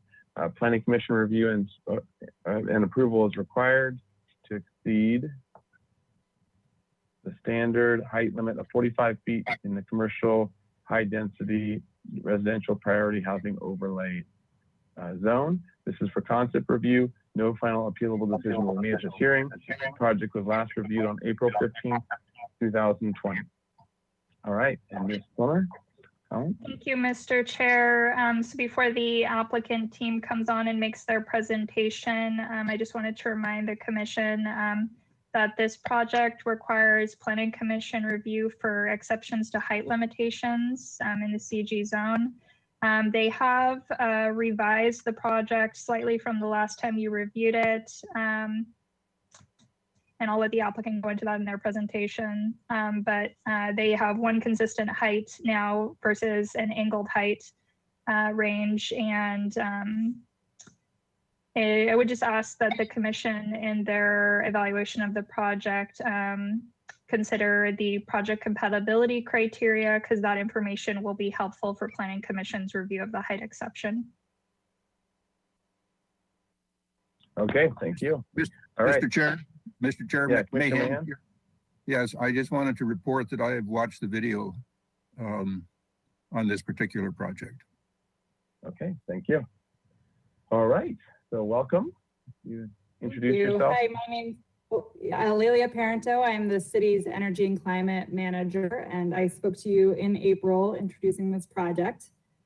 This solar project, it really aligns with the city's 100% renewable electricity goals and really provides an opportunity for us to lead by example and develop local grid resiliency here. And That actually, being sorry, said- I'm sorry. I should have rolled into one more comment before you get started. So we're going to. I'll go over the motion from last time. The verbiage was up there, and we'll go through that. And then just an additional note that we're now doing the 15-minute timer for presentations. So you'll see that clock come up as well after once you start proceeding. That's at least a good guideline so we can keep ourselves charging forward throughout the day. So that's just a new add to our way of doing things here. So okay, so from last time, the motion was to continue indefinitely with the following comments. One, the commission generally feels the project is an engineering solution rather than a design solution and does not fit the existing building. Two, the commission generally feels that the project is contrary to the EPB guidelines. Three, the commission is concerned about the project's proximity to the historic courthouse. Four, as currently designed, the commission could not make the project compatibility findings in order to forward the project to the planning commission. And five, the use of the solar canopy structure from the street and the surrounding elevated properties are a key problem. So that the motion was by Drury, the second was by Uli, the 6-0-0. Edmonds and Mahan were absent. The motion carried. And Commissioner Mahan, thank you for letting us know about watching the video. Commissioner Edmonds, if you want to comment on that as well, and whether you'll just be doing comments or if you're going to be participating. I don't know if Commissioner. I did not watch the video, and so I would just so it would be questions only. Okay, sounds good. All right, so with that, now, why don't you take it away? So even with everything I just said, we heard you last time and we took the comments to heart. And so we actually went and engaged Henry Lenny, who was the original architect of the garage, to help us make the project more compatible. And we are working with him and Ed Vincente from DMHA. And they've done a tremendous job trying to align the project with your comments and also the character of the building. So with that, I will hand it off to them.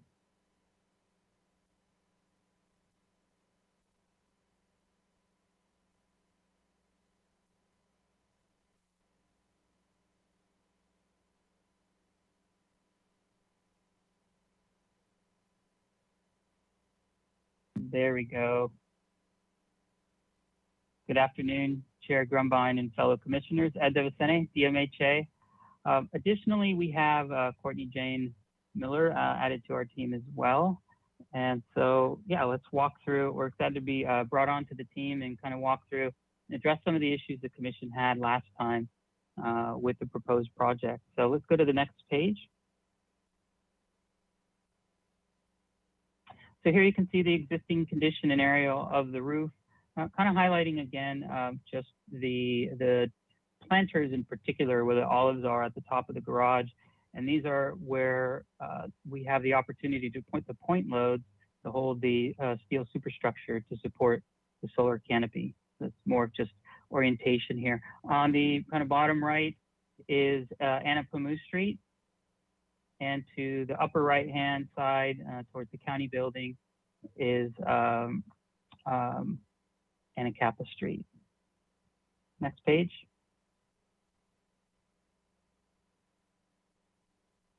So here's the proposed field of the solar array. And we'll come back to this in a little more detailed drawing. So let's move to the next page. And so just quickly here on the elevations, because we have view sims, it's really kind of better present the project. So if we could zoom into the top elevation there, really the primary, a couple of things here that we want to cover as main changes on the project. So this is from the Anapamu side. And the first is you'll see the dimension of 47 foot 3 inches. So the major redesign piece was that from this side, from left to right, previously the proposal was sloping about 3%. And so what it resulted in was a total height actually along Anacapa Street of 53 feet. So here you can see we've flattened the structure and the solar panels themselves are kind of sawtoothed, but the superstructure is now flat and not creating the height that was previously there. So this is really the main thing to identify and present on the elevation. So if we could go to the SIMS next. Thank you, Timmy. And so what we have is a series of SIMS that were presented last time. We'll start with the top of what's current. And then the previous design, you'll see just beneath that. And then at the very bottom, our new design. So here's the view from Anapamu Street again. And if you could zoom in a little bit on the top two, and then we'll pan down to the bottom two. So here you can really get a sense of the structure sloping from left to right and creating that additional height on the superstructure. So if we pan down to the bottom two images, kind of the before and after, so here you're able to see our proposal, which really kind of flattens things out. And we also have some mitigation proposals, which I'll let Henry take you through. So let's move to the next slide.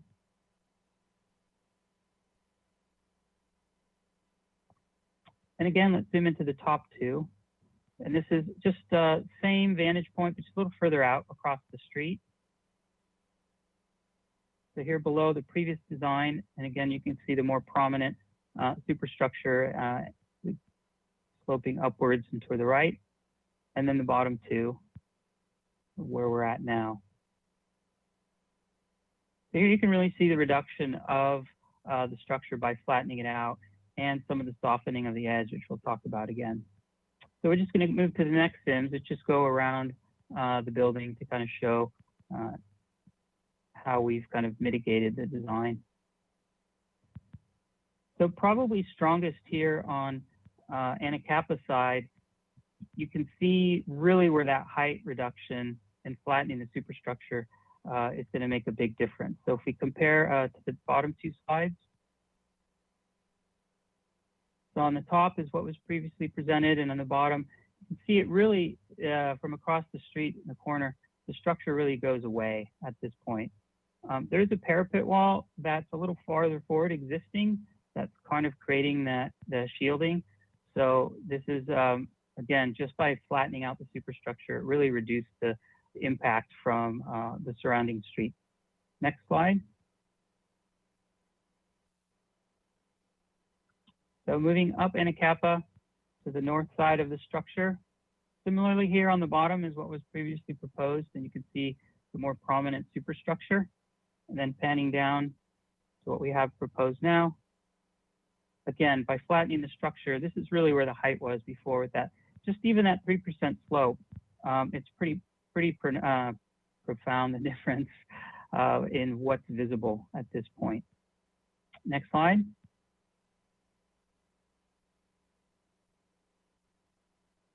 Now on the rooftop, again, what's there currently above, down below what was previously proposed. And really the structure itself is really the same as far as the design and where we're putting columns in the current planters, and then the beam depths themselves.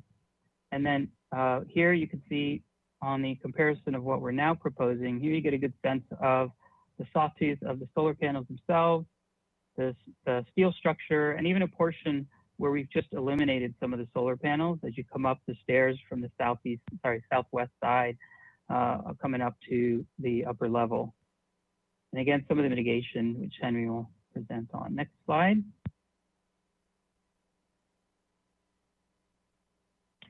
Now this is from the courthouse tower.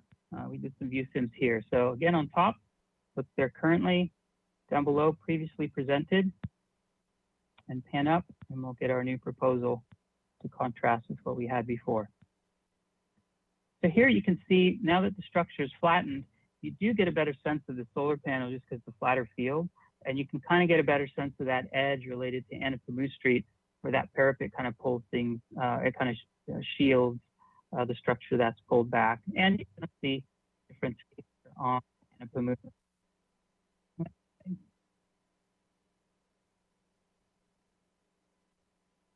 That might, so, okay, let's move to details now. All right, with that, I will pass it to Henry on, as I covered really the main structural changes and kind of the view mitigations there. And Henry can talk about some of the other aesthetic mitigations that we've added to really fit the project into find some compatibility findings. So with that, Henry, I'll pass it back to you. Okay. Part of the changes that we made is to set the solar panels back a bit. And we struggled a little bit about how to mitigate and how to soften the panels themselves. And so what you see here is a red line that goes all the way around.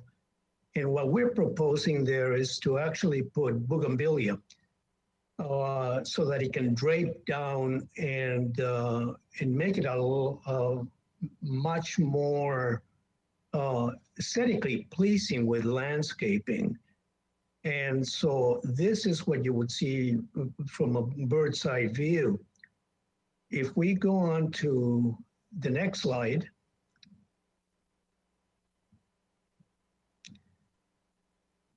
All right, this picture is taken from the courthouse. You can see that the bougainvillea significantly helps to take away the interest of the panels themselves. And so we chose bougainvillea after talking to Courtney. We felt that the bougainvillea has a very, very strong color, and she'll speak about the hardiness and the feasibility of doing this. If we go to the next slide.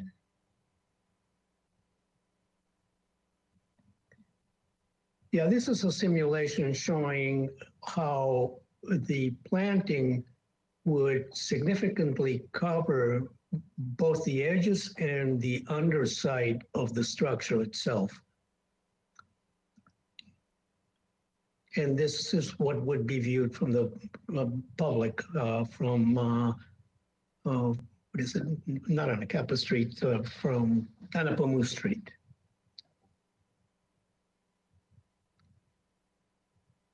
And this is a simple section showing how the bougainvillea in containers would be held at the edge of the structure going all the way around. And type of bougainvillea that we're suggesting is the one that tends to drape down rather than, it'll have some shoots that will go up, but with proper training and so on, the idea is to allow this to come down. On the right-hand side where the cars park, you would see that that is the existing rail wall that is currently there. So this would be set back a bit from that.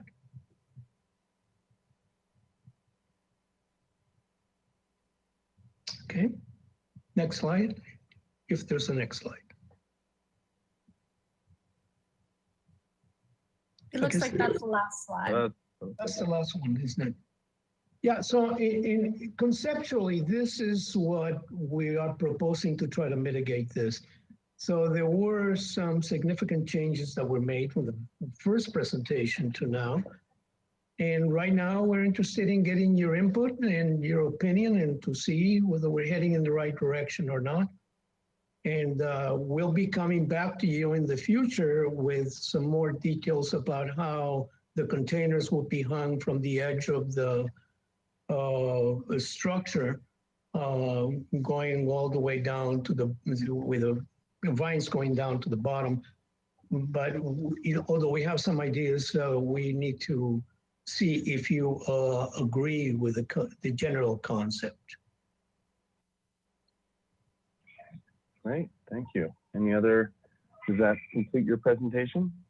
Any other? Well, Courtney, would you like to basically just provide some input on this?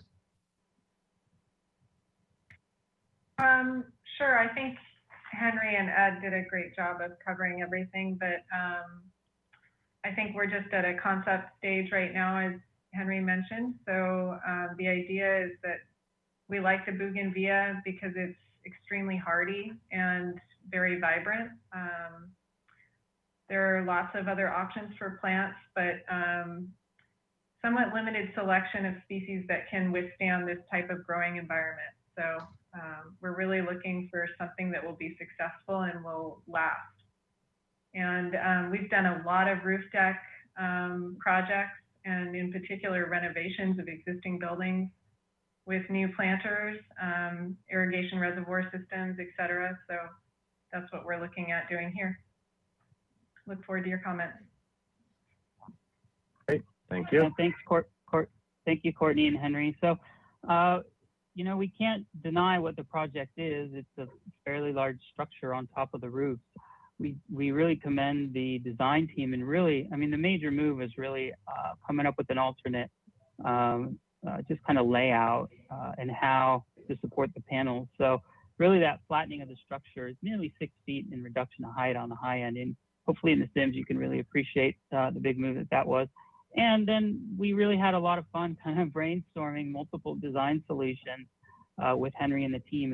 And the landscape, the kind of the planter edge with a kind of a brighter planting is one that we thought could really enhance and fit in with the existing structure and really help where there is an edge that may be seen, really kind of mitigate it. We aren't proposing the planters on the north side or on the west side because it's really not that visible. So it's really on the two prominent street edges and certainly from the vantage of the courthouse. So that's what we've been thinking and what we've been up to, and we're excited to hear back from the commission on what you think of this direction.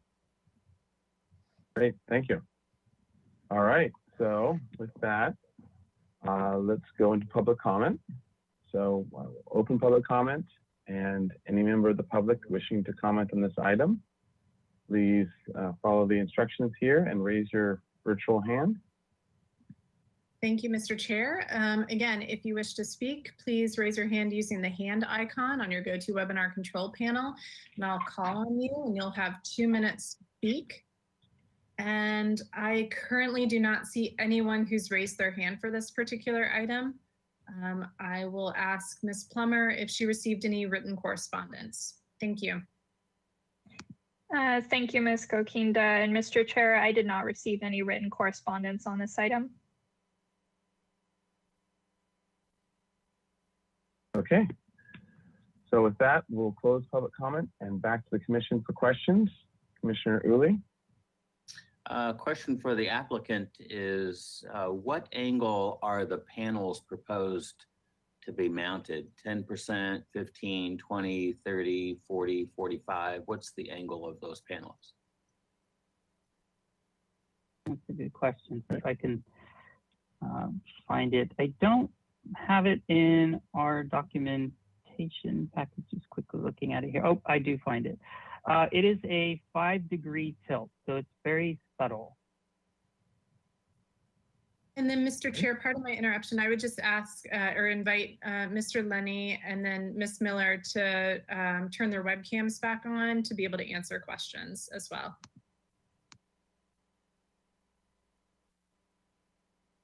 All right, thank you. Okay, other questions from the commissioners? Mr. Chair? Commissioner Drury? Yes, when we're looking down on the roof or the array from the courthouse, does it have to be black? Does the material of the whole array, does it have to be black?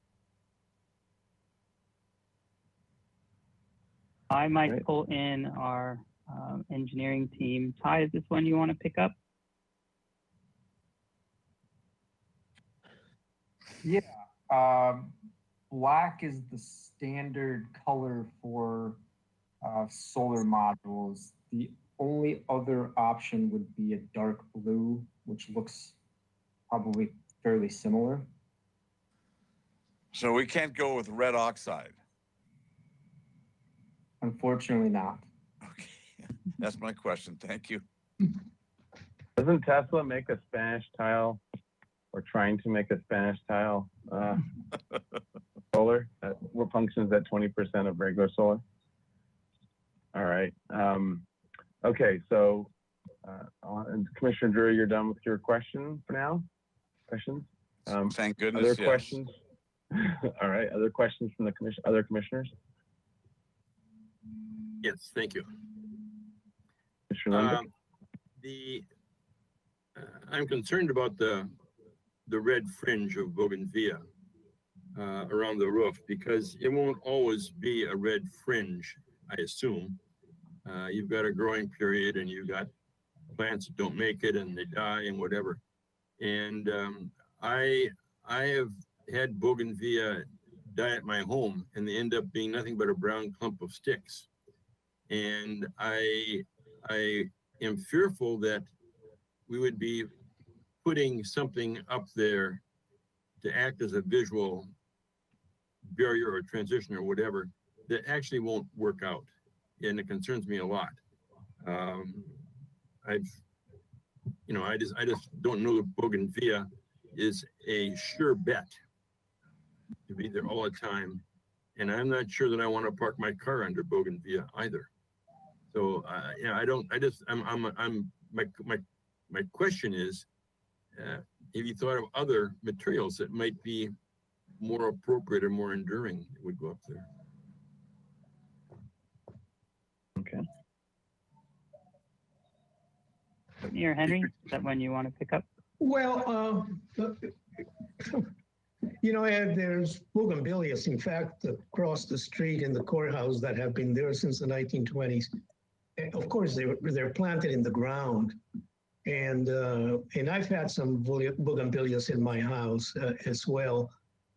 I suppose that there's various types of species, some of which are much hardier than others. And of course, Courtney can answer that question and how we deal with it in the event that one of them dies and how we would replace it. But we did look at other options, and one of them was rosemary, the trailing rosemary. But that gets into the same problem, and it really becomes very uninteresting.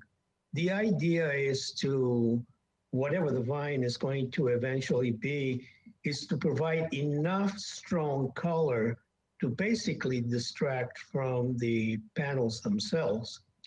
So this is what we've been entertaining and exploring at the moment. There may be something else, but for the moment, the team thought that the bougainvillea would add just a strong splash of color there. All right, Commissioner, talk about the different species of bougainvilleas and the colors and so on. Commissioner Lenvik, did sure. those comments and go ahead. Sorry. Go ahead. Sorry, I thought you were Mr. talking to Chair. Commissioner Lenvik. I've heard. Mr. Chair, Commissioner Lenvik, there are lots of varieties of bougainvillea. Most of them have the same hardiness. The one that I was looking at was the Rosenka, which is blooms for a longer period than some of the others and is evergreen. And as Henry mentioned, we had initially looked at something like rosemary, but because it's such a dull green color and can get really woody and kind of scraggly over time, we weren't really interested in pursuing that.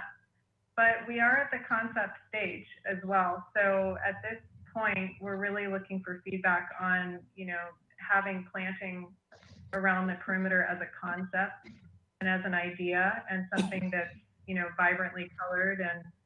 And we will, of course, make sure that whatever's selected would be able to withstand the elements and whatever maintenance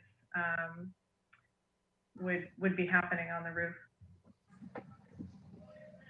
All right, Commissioner Lenvik, do you have another question, or is that good for that one?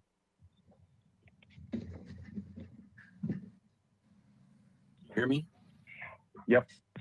Thank you. I'd like the drawing of the several views of Anacapa Street, looking up Anacapa Street, placed back on the screen.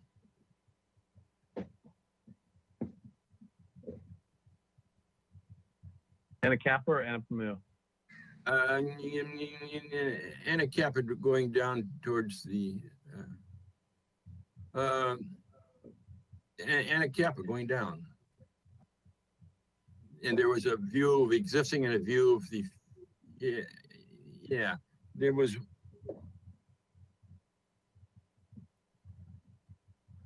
Is that Anacapa from the?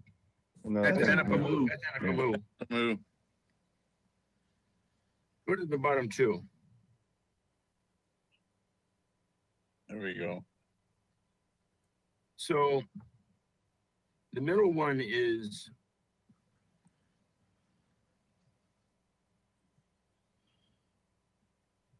previous design, and the bottom one is the new design, and they're taken from the same location, but the existing building in the new design is much reduced and truncated. So I'm not sure that I trust what I'm seeing, and I would ask the applicant when he comes back. It's the question now, if you can verify which of those two is really accurate. The bottom view showing building, the new design, or the previous design, or existing. I mean, if you're looking Chair at Grubine and Commissioner Lenvik, yeah, I'll take this one.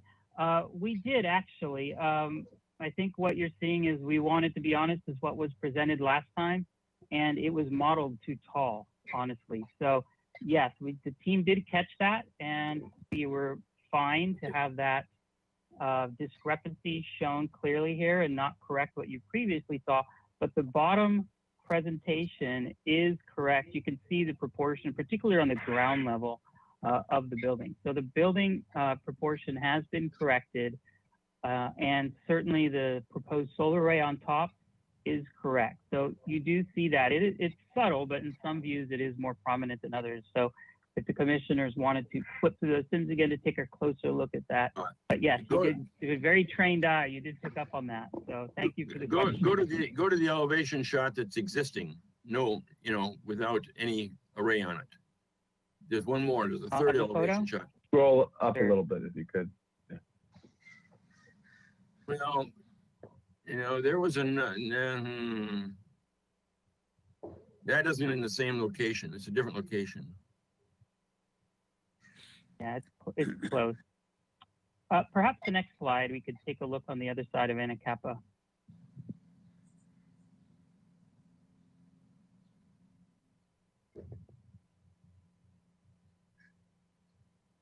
Yeah, it's hard to get all the views totally dialed in, but certainly the proposed rendered images are matching. So just to be clear, if we just go back, because I think we saw it most in the first one that you picked up on, Commissioner Lenvik. If we can go back to that page real fast and just have maybe Tina can kind of circle what we're talking about. So with the arrow, so we're all clear. So what you're saying, Commissioner Lenvik, what you're picking up on was there that tower element that's kind of poking up right in the middle of the previous design. Yeah, that piece, yeah, that is a lot taller. And then also the roof line looks like of that whole garage structure going back, the tile roof line. Yeah, that it looks like it's taller as well going back. And then what the applicant is saying is that the bottom one is actually the correct one. You probably have a somewhat similar view of the previous design solar panels, but the building on the previous design, as it was shown before, was incorrect. And now we're looking at the real correct one. Is that right? Did I get that all right? We're being told. That's what we're being told. Okay. That is correct. And Chair Grumbine, Commissioner Lenvik, I do want to clarify the plan package with the elevations in both cases was correct and accurate. It was just these view sim packages.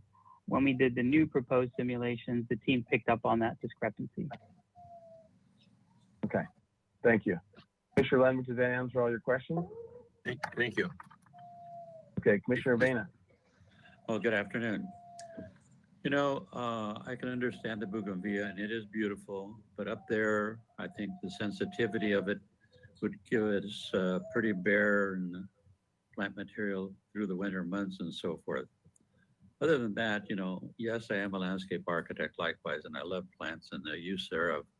But maybe there's another dimension that we can go to, something that artists might be involved in, and perhaps make it some kind of other materials that might be incorporated as opposed to plants, which in turn will have to be watched carefully, pulled out, watered, et cetera, So, I mean, I love plants and I can understand the principle, like I said, but you know, it's going to be pretty rough up there. The winds, everything is going to be hitting them full blast. So I would.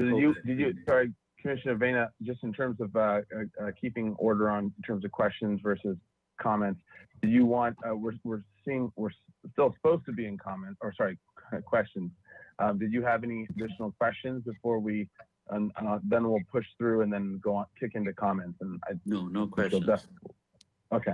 Other than what the structure might look like as far as the materials used, wood or what to substantiate them, or wrapped metal or something, so that we can have something attractive up there. Okay, so let's field that question in terms of what the current structure is proposed, and you know, the materials, what were the materials considered, and why or why not are they shown as proposed? Mr. Chair. We could probably. Mr. Chair, Mahan. Commissioner Mahan. Yes. I have a question for the applicant, and that's the extent of the solar panels. Do we really need this many solar panels up there? Who has calculated? We'll kick both of those questions to them. So for one, if you can answer the question about materials, what the consideration was, and why the current design, and what other materials were considered for that trellis structure or the structure, and then also the quantities. Is there a reason why you need this many, or what was the thinking on the quantities? Right. Sure. I'll perhaps tackle that, Commissioner Grumbine, and the rest of my team. Feel free to jump in if we need to add something. So if we could move to one of the next slides. I think there's another slide from the rooftop that helps actually on the structure, just to look more closely. There we go. Number 5 or 4. There we go. Thank you, Timmy. So the structure, again, primarily the columns are within where the olive trees are, within the planters, because that's the structural load point for that. And what they're holding up, the middle view probably shows it best when the panels are actually a little further to the south. There's a larger field. They're wide flange beams. And so we've got, I think they're around 30 inches deep on the main, and then they're, I think, closer to 16 or so on the purlins, and then there's intermediary struts for the solar panels themselves. So right now we've just got painted wide flanges is what's the proposal, and then we are offering some kind of reduction details towards the end when we can taper towards the end of the structure, but not where the planters are, because that will need that edge to support where the planters are. So again, we brainstormed a number of these ideas, and rather than spending a lot of effort wrapping what the steel structure is to be something else, we thought having really a more aesthetically pleasing, a brighter punch around the perimeter was a more effective way to go. But certainly, as these are the brainstorming things we've concepted, and we would love to hear back from the commission on if you believe there's a more successful strategy, we can certainly entertain it. So if we go back to the details package, we can take a look at the aerial, the first view there. Thank you, Timmy. And here's the field of the planters. And then, so I'll walk through this quickly, and then I'll step aside, and Ty and Alele, if you want to add something additional, please do, or correct something if I misspoke. So because of what the nature of this project is, there's limited areas in the city that we can do these power purchase agreements. And so Alele and her team have limited resources. And so it's really important that they get maximized. So what we're attempting to do is to find that balance point. Part of the balance point is, can we mitigate where exposed? or the other that the commission needs to look at is, are there specific areas that should be pulled back? Here, this drawing is great because it shows in colors some of the blue lines and the brighter orange lines where the main structural components are, particularly the yellow circles where the columns come down. So in particular on the Anapamu side, we need to bring the structure all the way that far in order to pick up, you know, 20 to 25% of the southern set of solar panels there. So if that edge was eliminated of columns, we would have to pull back significantly into the interior columns and perhaps be able to cantilever a little bit. So these are some of the constraints. And so just pulling back some of the panels themselves wouldn't necessarily mitigate the impact of the view of the structure. So again, that's why we came up with the mitigating the edge as solution, whether it's plants or some other way. So at some point, once we reduce a significant amount of panels, the project just won't pencil. And so it's this balance point of mitigating things, either artistic or with planting, to keep as many panels as we can, or because those have a cost and have to be balanced with what the panels produce over time. And so there is a balance point, and this is what we wanted to come in with today and really see how the commission is feeling with the extent of the panels and where specific problem areas might be that you want us to address, or even our mitigation strategies. So I think that generally covers it. If there's anything I missed that my team members want to add, feel free to jump in, or maybe we can, anything else to add? I think Ty's got his mic. Mr. Chair, I have another question. Commissioner Mahan. Yeah, Okay. they mentioned that the panels are sloped at 5%.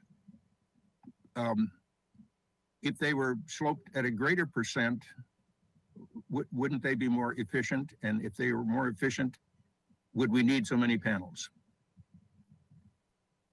All right.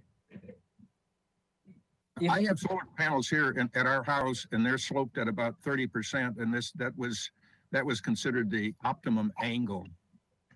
I don't think 5%. Well, that's a comment, but all right. So to the applicant, let's get that info. Yeah. And I think Ty. Yeah, thank you, Ty. I was going to say if you could pick up some additional comments on that and also address directly the solar panel angle, that would be great. Sure. Yeah. So keep in mind that we're trying to keep this a monoplane or a flatter structure based on the comments before about the design we had that was sloped. If we increase the 5-degree tilt, we also have to increase the space between the panels, because the panel in the front to the south will create a shadow on the panel behind it, which would then hurt the overall production.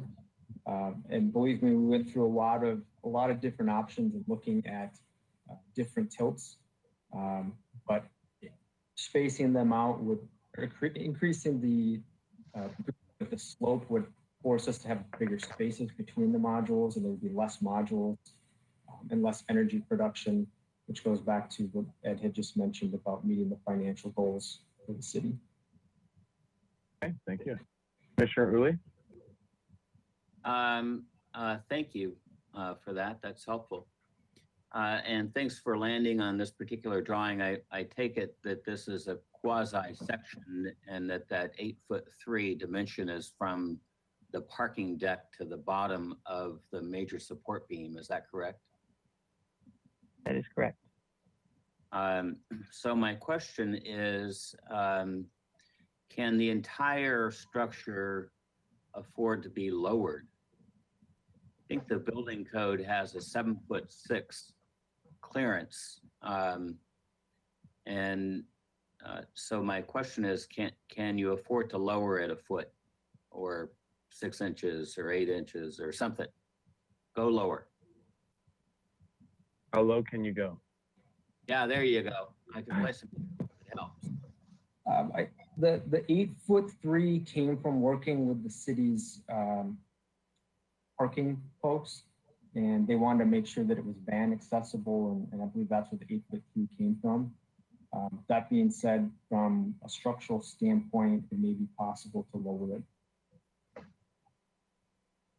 Yeah, I get the van thing. You know, I'm right across the street in the courthouse, and I can tell you, in the entire time this parking structure has been here, I haven't seen more than 3 cars on the top of that deck, and no vans.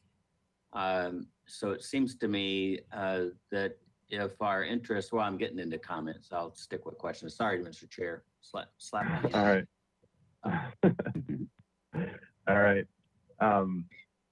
Okay, so any other questions before we roll into comments?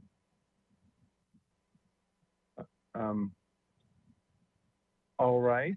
Okay, in that case, let's roll into comments. So, commissioners, I'll just keep going. How about that? All right. Well, first of all, I know solar panels are an important strategy in our energy portfolio, and of course, finding places for them is always challenging because for it to work, you need a lot of them. 1 or 2 are not really going to do it unless all you're doing is charging up your water heater at home. So we need a lot of them. And unfortunately, with this particular location, there is no way to hide them.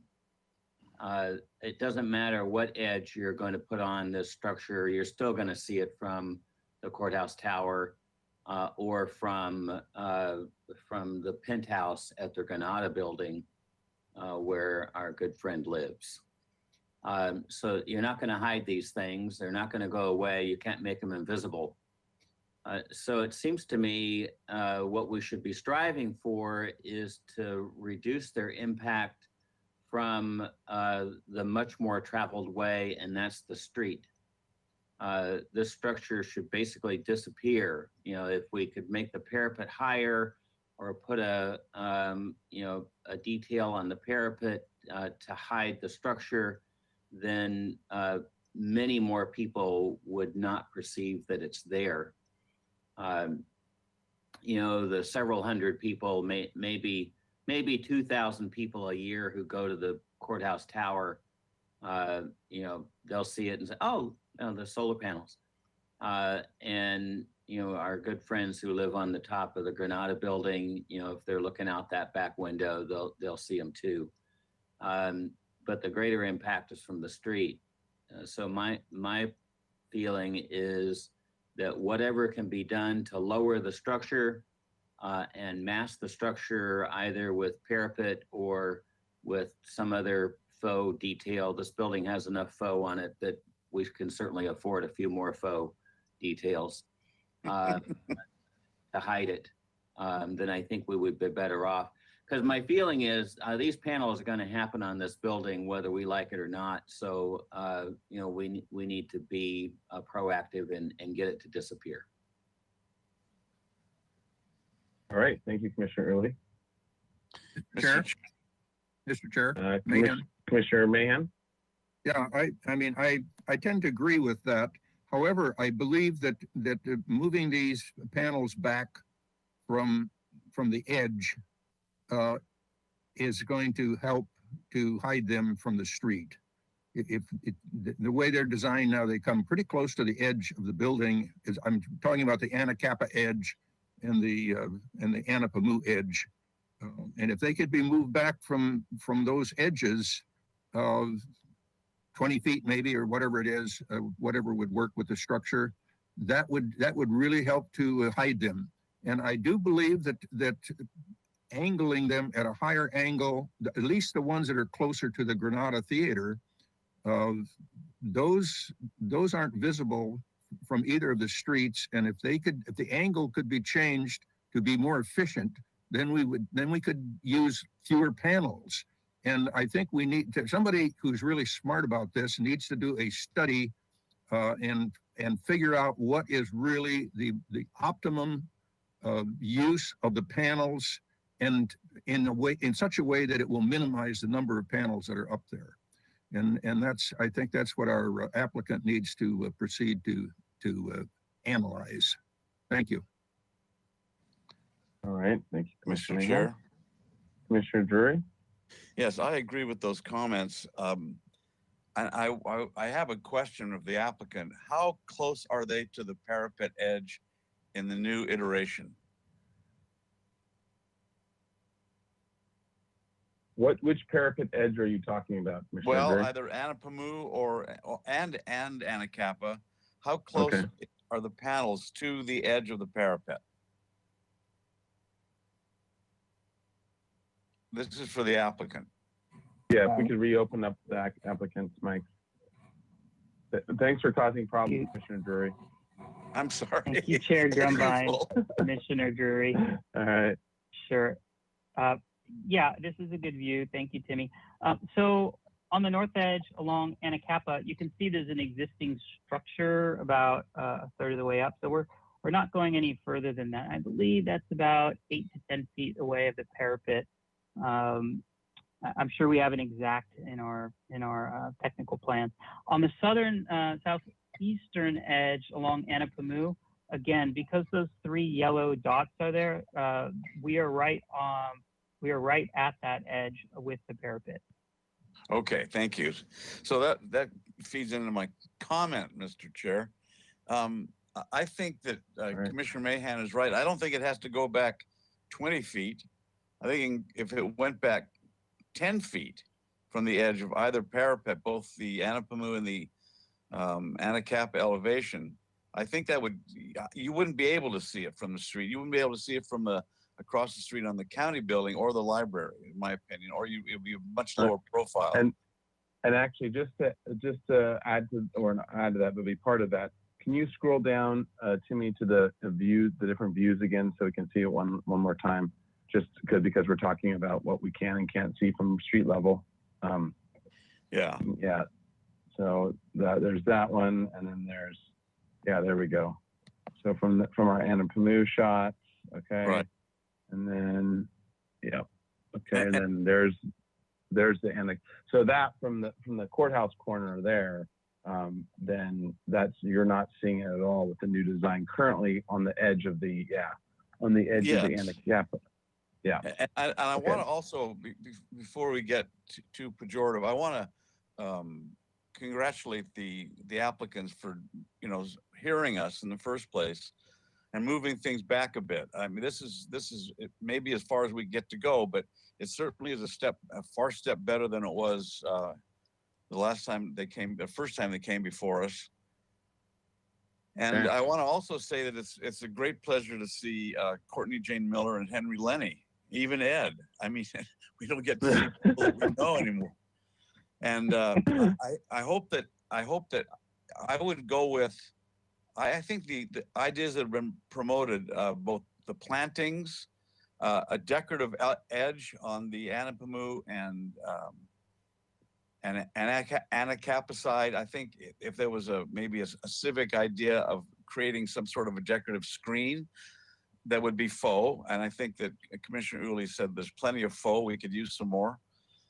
I'm in favor of all those mitigation measures in terms of seeing how this thing sits in the city. Thank you. All right, thank you. Okay, other commissioners' comments? Okay, so, Commissioner House. There I am. All right.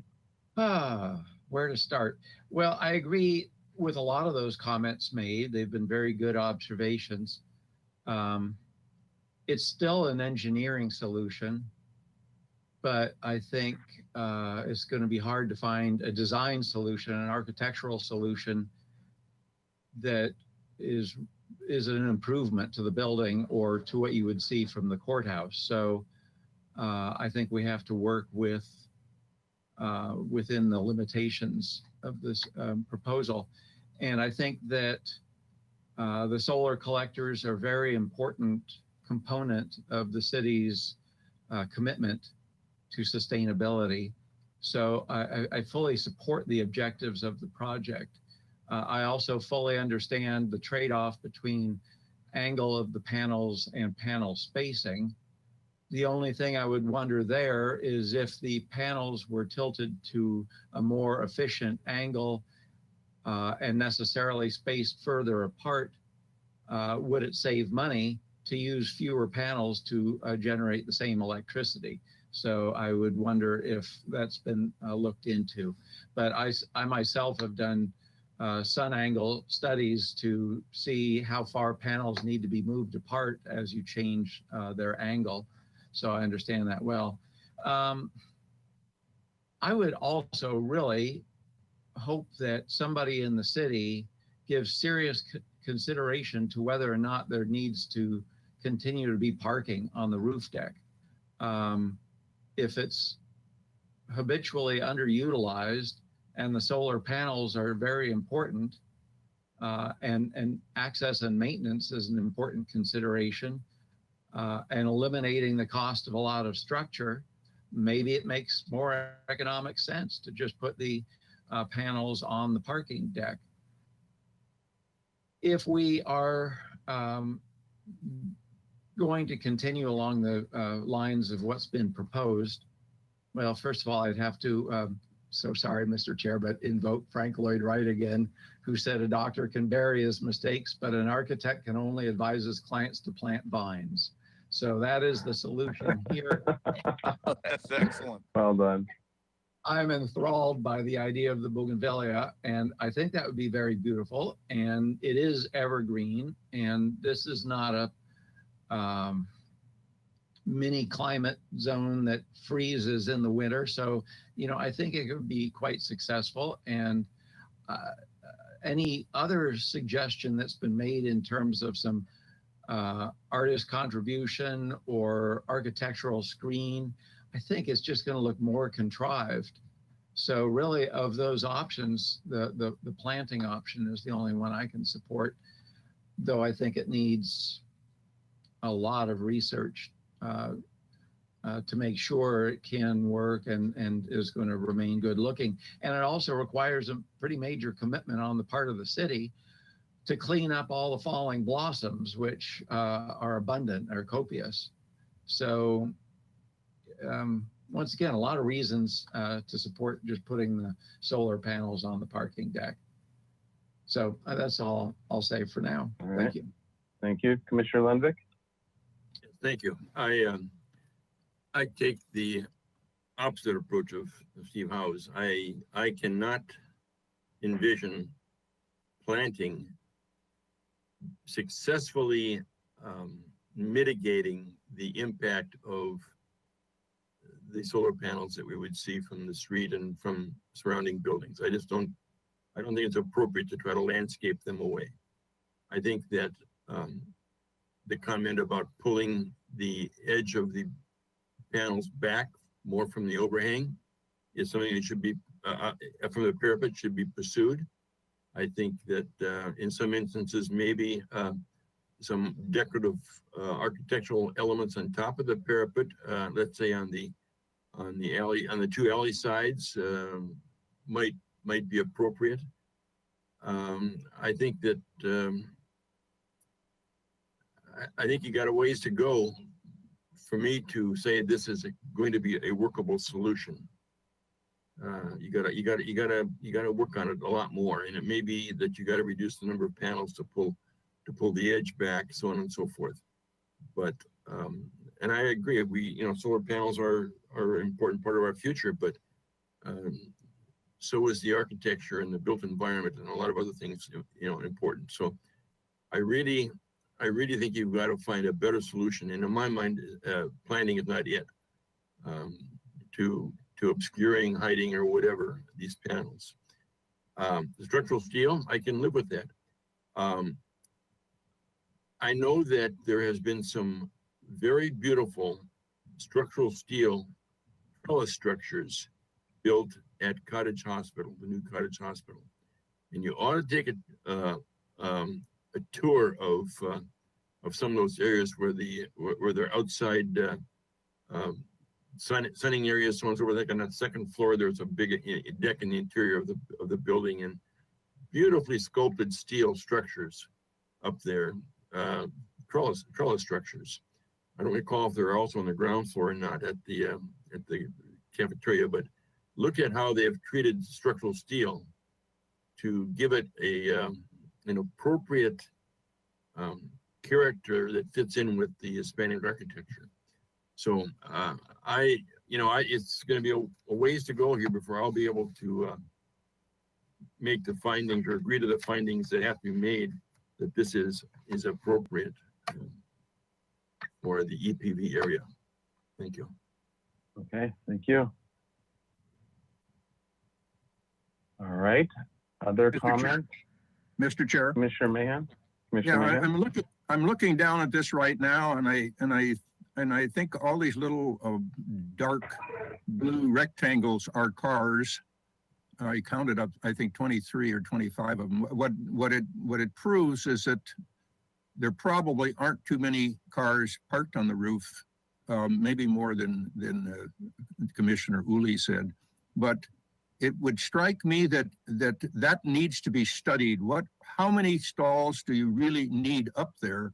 And so you do a structure as they're proposing, and the cars would park under that structure, and the solar panels would be on top of that, but it would be moved back from the edge, and then along the edge, you could put the solar panels on the concrete floor, and so in a sense you'd have some of the solar panels would be down on the deck, and some of the solar panels would be up on a structure, but the structure would be set back from the edges, and it would not be so visible. And so I think that needs to be studied, and we really need, the applicant really needs to understand. It needs to work with the parking district. How many stalls do we really need up there? I use this parking structure all of the time. I've never been up on the roof.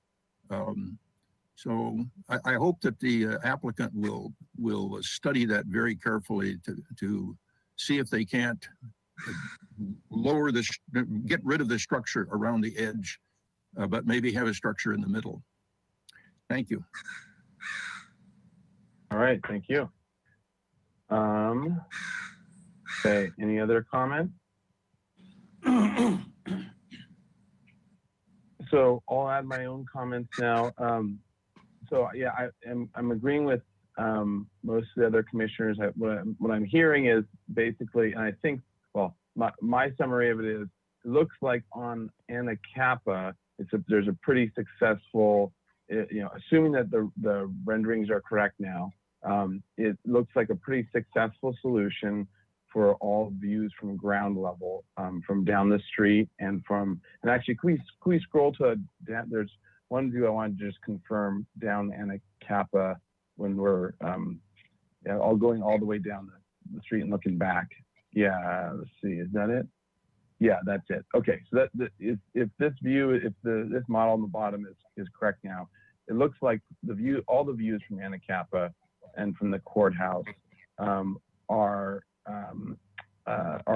hiding those well. And so I think that's kind of the successful move that we're wanting to see for the Anapamu shots and the Anapamu side of things. And I think right now it's still poking out pretty strongly on the Anapamu side.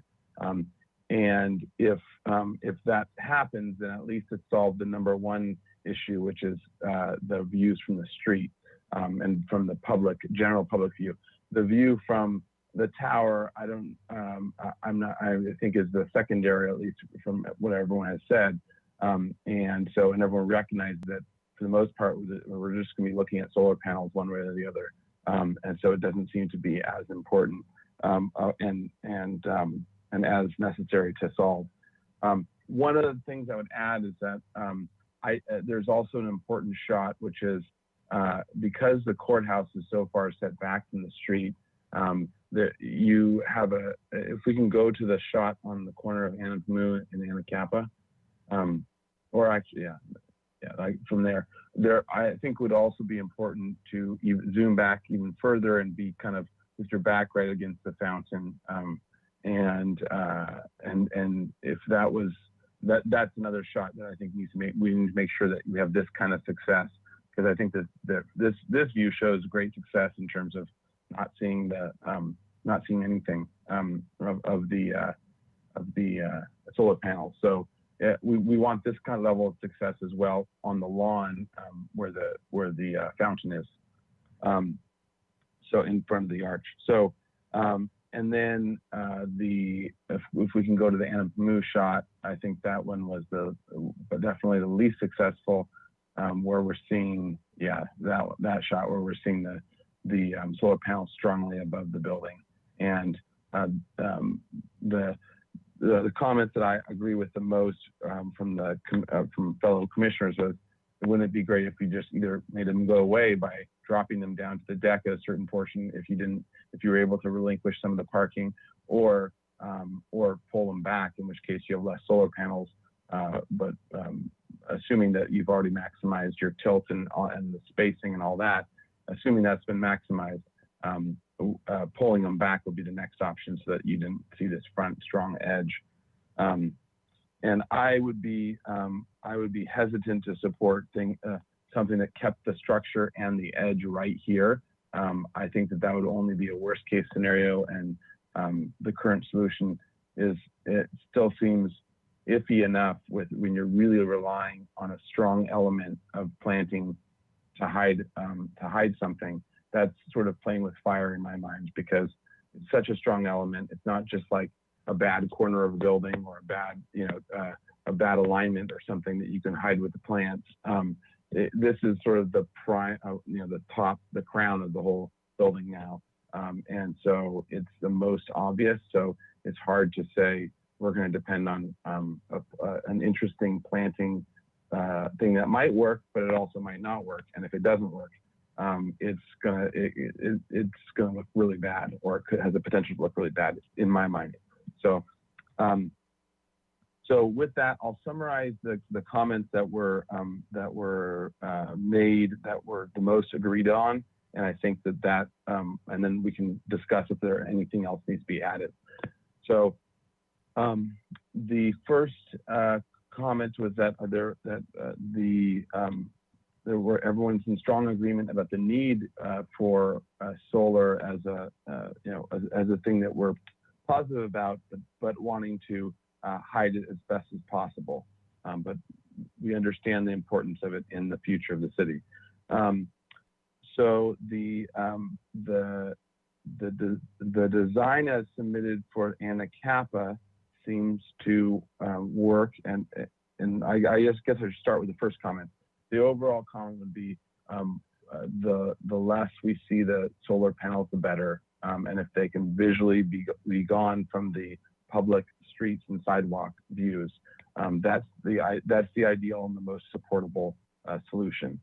One comment was to pull back and/or drop to the ground level, drop to a lower level, say, the solar panels along the Anapamu edge, pulling them back from the parapet so they're out of view, and/or dropping them down so they're out of view from the street. So that was one. Another comment is that the views from the alleys and the paseos, I should say the paseos and alleys and the courtyard, internal courtyards, those views need to be included in the next renderings, and those are important as well as the public views looking up. And so those need to be studied. The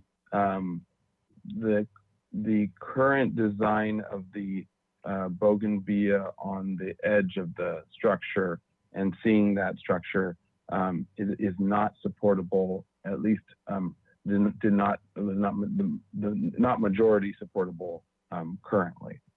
There's not a majority of support for it currently, is what I was hearing among the board or among the commission.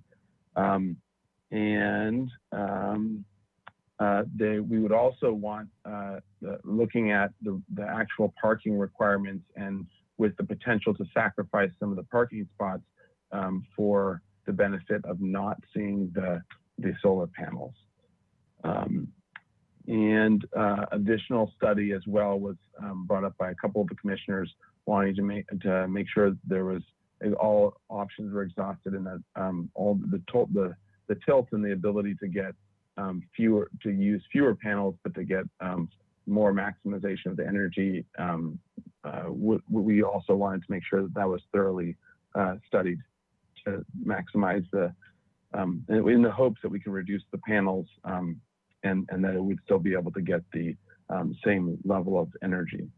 And then was there anything else that I was missing?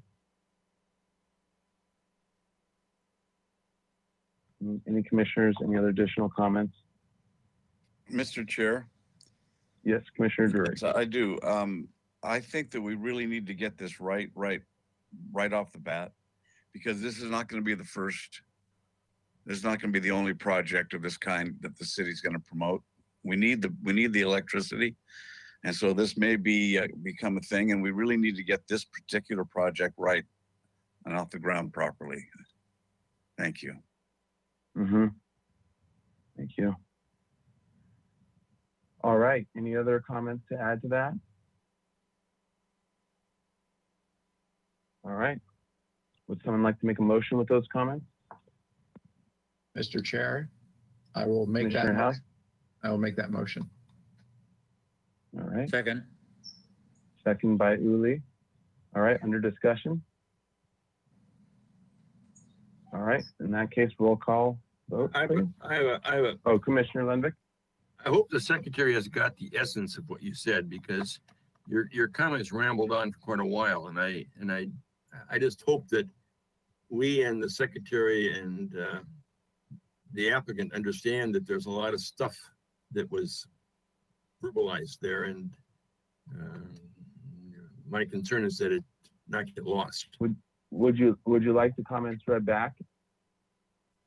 Well, Mr. Chair, I think it would be appropriate to have the comments read back so the motion's really clear. And as well, is this an indefinite continuance, or I'm assuming you wanted to have it come back to the full commission prior to going to Planning Commission with the comments you've had, but I just didn't hear those words. So I just want that clarified. Okay, Mr. House. No, I wasn't wishing to speak. Oh, okay. Okay, so it sounds like we're not happy with the design yet. So unless unless the applicant has some other reason for wanting to go to Planning Commission with negative comments, then I think that the motion would be for an indefinite continuance with these comments, to come back with the design with these comments. Yeah. And Mr. Chair, is just a reminder to the commission. So Planning Commission would be reviewing it for the exception to height limitations. So that's the specific point. It'll still come back to the commission for the design and prior to project design approval. So it's just whether or not you're willing to forward with the comments you've given so far. I didn't hear specific comments about the height itself. It was more just, yeah, that you're not really satisfied with the current design as presented.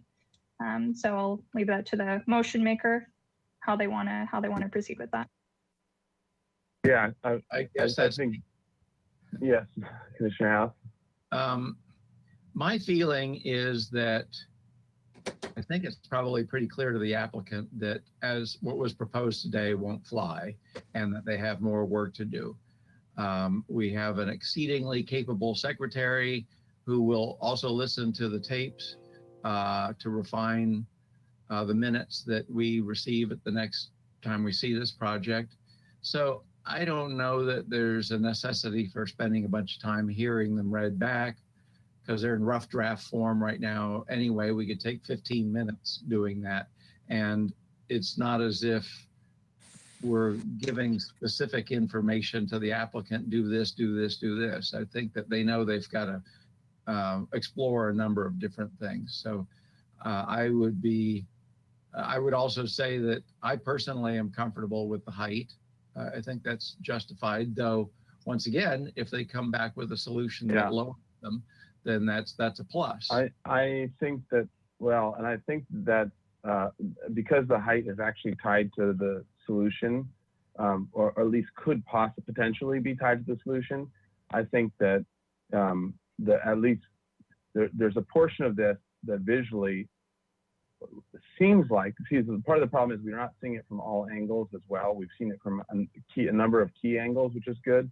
But I think that there's also if we say yes, we're good with the height, and then we get a view from the Paseo that shows it's totally sticking out with that height as it is, it seems like we've okayed a height, but then the actual solution needs to be such that you drop it below a level that is their design solution. So I think in this case, the height is actually tied to some of our comments. Now they might come up with clever ways of avoiding that, and that's fine, and still have that same height in the middle of it. But it seems like it's still strong enough tied to the current design that it's not quite there in terms of that. But that's my opinion, but it depends on how you want to make the motion. Well, I don't disagree with that, and I don't really see a need to put in the motion this time around that we accept the height, and it has to go to Planning Commission anyway. So it's all just input at this point, I think. And as far as it going to Planning Commission instead of coming back to us before it goes to Planning Commission, I don't know that I care either way on that. It's like I say, just input from them. If, that's more info we would have if they are okay with the height, then we can take that into consideration in our further deliberations. So, Commissioner Uli, did you want to add to this before? Yes. Well, I just wanted to point out at least one commissioner did have an issue with the height. I did discuss that. So I think Chair, height has a connection to it. But I also wanted to point out, I didn't second that motion. I think it was Vina. I think it was Drury, maybe. Yeah, I did not. Okay, thank you. I will. Okay. Mr. Chair, Mahan here. Yes, Commissioner Mahan. Yeah, I think we should encourage the applicant to take the good comments that you made. I think they were good comments. I think they should take those comments and go back to the drawing board and see if they can't incorporate some of the ideas that we came up with today. I think that would be very valuable. I think this should go to the Planning Commission, hopefully with positive comments from us. And also, when it goes to the Planning Commission, I think we should see story polls first. Mr. Chair, I agree with that. I've been thinking all along, this is about the easiest thing to put up story polls, and then we can really see everywhere we can see it from without depending upon photo sims, which obviously one that has been prepared along the way was inaccurate. So I think if there were some story polls just showing the edges that we might see from Anacapa and Anapamu Street, that would be extremely helpful and not much of a burden on the applicant. But I agree also with the comment that I would rather see it come back to us with a proposal that we have more support for before sending it to Planning Commission. So we do send it along with positive comments. Okay. All right, so that's your motion. So Commissioner Lenvik? Yeah, has the motion and the action from the prior hearing changed, or is it still relevant? The 5 items that were voted on and approved back in May or whatever it was, are they still relevant today? Which ones are you thinking of in particular? Item 1, the commission generally feels the project is an engineering solution rather than a design solution and does not fit the existing building. 2, the commission generally feels that the project is contrary to the EPD guidelines. 3, the commission is concerned about the project's proximity to a historic courthouse. 4, the project as currently designed, the commission cannot make the project compatibility findings in order to forward it to the Planning Commission. And 5, the views of the solar structure from the street and the surrounding elevator properties are a key problem. Those 5 items were in the prior motion and we voted on and approved. And I am hoping that we're not wavering from those at the present time. And I think we ought to reference the prior motion as well in this action. Mr. Chair, I have no problem with carrying those forward in this motion. They're not something that was voted on and approved. We just voted to continue the item.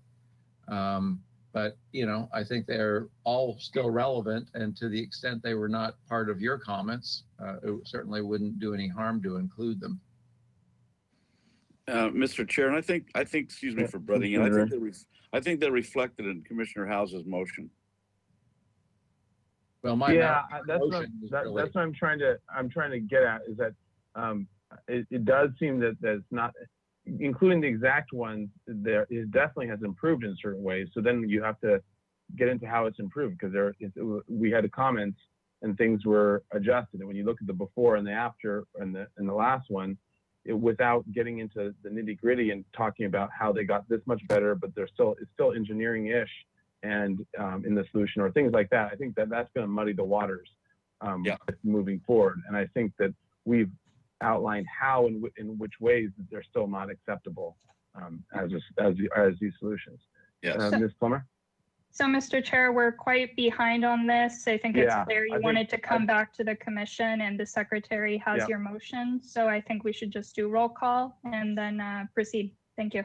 I agree. All right, so make a motion. Second, we haven't changed anything, so let's do roll call and call the vote.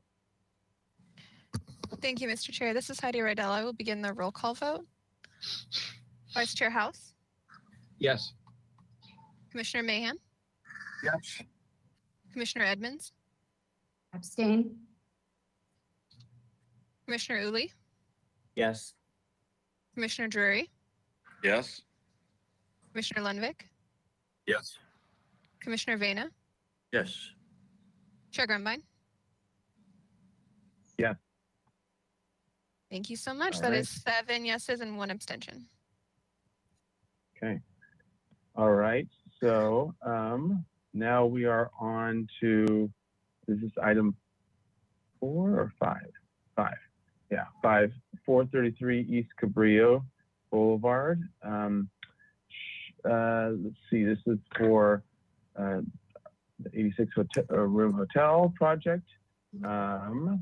The hotel site is currently permitted for 150 hotel, conference, and group facilities. And I'm going through this fast just because we did see it very recently. The proposed square footage on this lot is approximately 88,000 square feet. And then the program elements are a restaurant, wine cellar, lounge, rooftop swimming pool, pool, bar, and spa, banquet rooms, water features, and gardens, automobile and pedestrian access from Cayuga Chavez, and this is for final approval as requested. The project was last reviewed on June 24th, 2020. And okay, we have the applicant team. Okay, and we'll go through the motion. We'll go through the motion, and we'll get in a reverb. Okay, I think we're good now. Okay. So this was the motion was to continue indefinitely to the Planning Commission with the following comments. So 1, the commission feels the project is ready for final. Oh, is this the right one? Yeah, okay, I think it is. Okay, the commission feels the project is ready for final approval. Show the rooftop cabana in perspectives with views from the major public roads and walkways for visual impact. 3, ridge benching as shown with mortar is not acceptable. 4, the square columns of the pergola need a capital of some sort. 5, the plaster corbels as proposed on sheet A160, details 2, 4, and 6 are still too reminiscent of a wood profile and need to be restudied. 6, the short railing is not acceptable as currently proposed. Resolve the visual impact by dropping the base or height of the plaster. 7, the wrought iron balconies are improved, but the top and bottom railings should be more traditional. 8, the commission cautions that the encaustic tile may not be approvable, but looks forward to seeing the actual samples in person. 9, gutters should not feel machine manufactured. 10, look at some variation of colors for the windows. 11, introduce moldings at the spring line of the arches at the train side wall or give some sort of shadow line. Number 12, if possible, incorporate more plaster above the arches. Number 13, confirm that a wood burning fireplace is acceptable for code requirements if that is what is proposed. 14, the chimneys should taper as they go up above the fireplace opening, and consider enlarging the fireplace opening as proportionally it appears small. 15, the chimney changes are supportable and the commission suggests studying the double bishop's hat at the Arlington Theater as inspiration. And 16, the commission is pleased with the light fixture recommendations. The vote or the motion was by House, second by Bana, 8-0-0. The motion carried. All right. So welcome. And I wanted to add one more piece is that we've introduced a new element to the reviews, which is our 15-minute timer. So I'm sure Bob, you we call this the Bob Glazer timer, so we can get you to talk as fast as possible. So this is of course a large project, but this will be your new challenge. Oh, we're getting some reverb. Okay, so pardon my interruption. The reverb that we're getting, Miss Elledge, I think it's coming from you. So I'm gonna ask if you can call in or turn something down. I don't know if you've got a new setup today, or if you want to try switching your audio. Oh, hang on just one moment. I muted you, so we didn't get it. Hang on just 1 second. Okay, go ahead. So I think she's going to take 1 moment to call in. And okay. We won't start your timer until Suzanne is called in. Well, I was going to say the minutes are ticking away.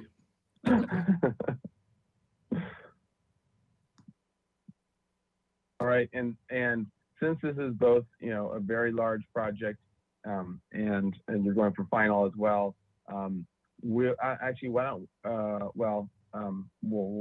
during comment phase we'll have a report on the materials palette that was looked at as well, and actually we might want to bring that up now so that we'll bring it up in questions. That's fine.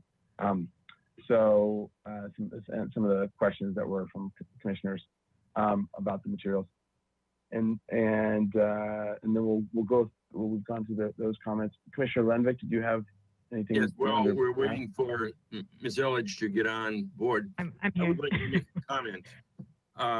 I find it very, very difficult for us as commissioners to review a set of drawings that's 150 pages in length on our little computer screens, 14-inch screen or 18-inch screen, whatever we got. Almost impossible. My computer locked up a number of times trying to move around drawings. And I think that for projects that are this size in the future, if we are still going to be on this remote reviewing, we've got to find a better way that we can use access to drawings and the details and such, almost in a manner that we were if we were together and flipping through pages. But I could not flip through pages on this. It was just, my computer was overwhelmed. So we've got to consider that in the future. So, yeah. Thank you, Mr. Chair and Commissioner Lenvik. Thank you for that comment, and we'll definitely consider that for future projects and agendas. Thank you. All right, thank you. Okay, so with that, why don't you kick off, especially with addressing the items that were covered in our last motion, and then as well anything new that you have to show us. And I know that there's whatever that 150 page of just mechanical that or whatever that beast was it's quite a lot, but especially the key things that affect our aesthetic read on things. Okay, take it away. Okay, Mr. Chair, does this sound all right? Can I get a thumbs up? Loud and okay. clear. Mr. Chair and Commissioners, good afternoon. Suzanne Elledge, representing the applicant. I just wanted to chime in to let you know that when we were before you last in June, we had not gone to Planning Commission, and we had not yet received a determination on the substantial conformity request that we had been processing. And so we asked you if you were ready for final, but you weren't able to take final action because we still needed to to have the determination made. So I'm happy to say that we did go to Planning Commission with favorable comments, and that Mr. George Buell did take action on the substantial conformity determination, and it was approved. So if you feel prepared today to grant this project final approval, you are in position to do so, and we look forward to your comments today and to possibly having that action taken. Bob is going to go through everything that you just read on the comments that we received with you last time, but then we do have a full landscape plan presentation to make, so we'll do this all as efficiently as possible. Thank you very much. I'll turn it over to Bob. Thank you. So I've been on this meeting since you started several hours ago. I have a whole new appreciation for what the HLC does, so I'm going to make this very fast. So if we can go to the first page, and your comments from last time, and as you just read, Chairperson Grumbine, were extremely clear, and I can go through this, I think, pretty quickly, and then Kirk will take it over with details, and then as Suzanne said, we'll have the landscape. So we can jump to the first elevation. As you'll see, the approved is on top, as we had before, and the current is down below. These are all, as you know, CD drawings, and again, I will do this as quickly as I can.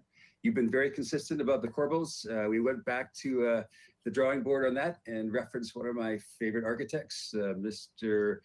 Johnson and the Biltmore Hotel from 1927, 28, which, as you know, I worked on for many years, and I have all those measured drawings. So the corbel we're now showing is at the very bottom of the screen. If you want to pull that up a little bit more. Sorry, and we can show you that in more detail if you'd like.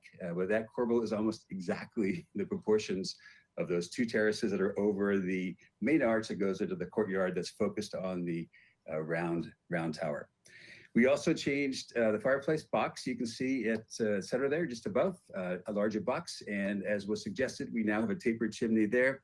We added something you didn't ask for, but you'll see why in a second. And that is the curtains over on the above the pedestrian arcade over on the left-hand side of the drawing. And I'll tell you about that in a second. We, as you'll see in a second, we have now the portieres and of course the curtains and awnings and the cabanas, and we want all that fabric architecture to work together. And we went back and looked at this. There was no fabric on this elevation. I think the fabric makes it just that much more beachy, so we'd like to include that when you see the final samples, which you haven't seen just yet.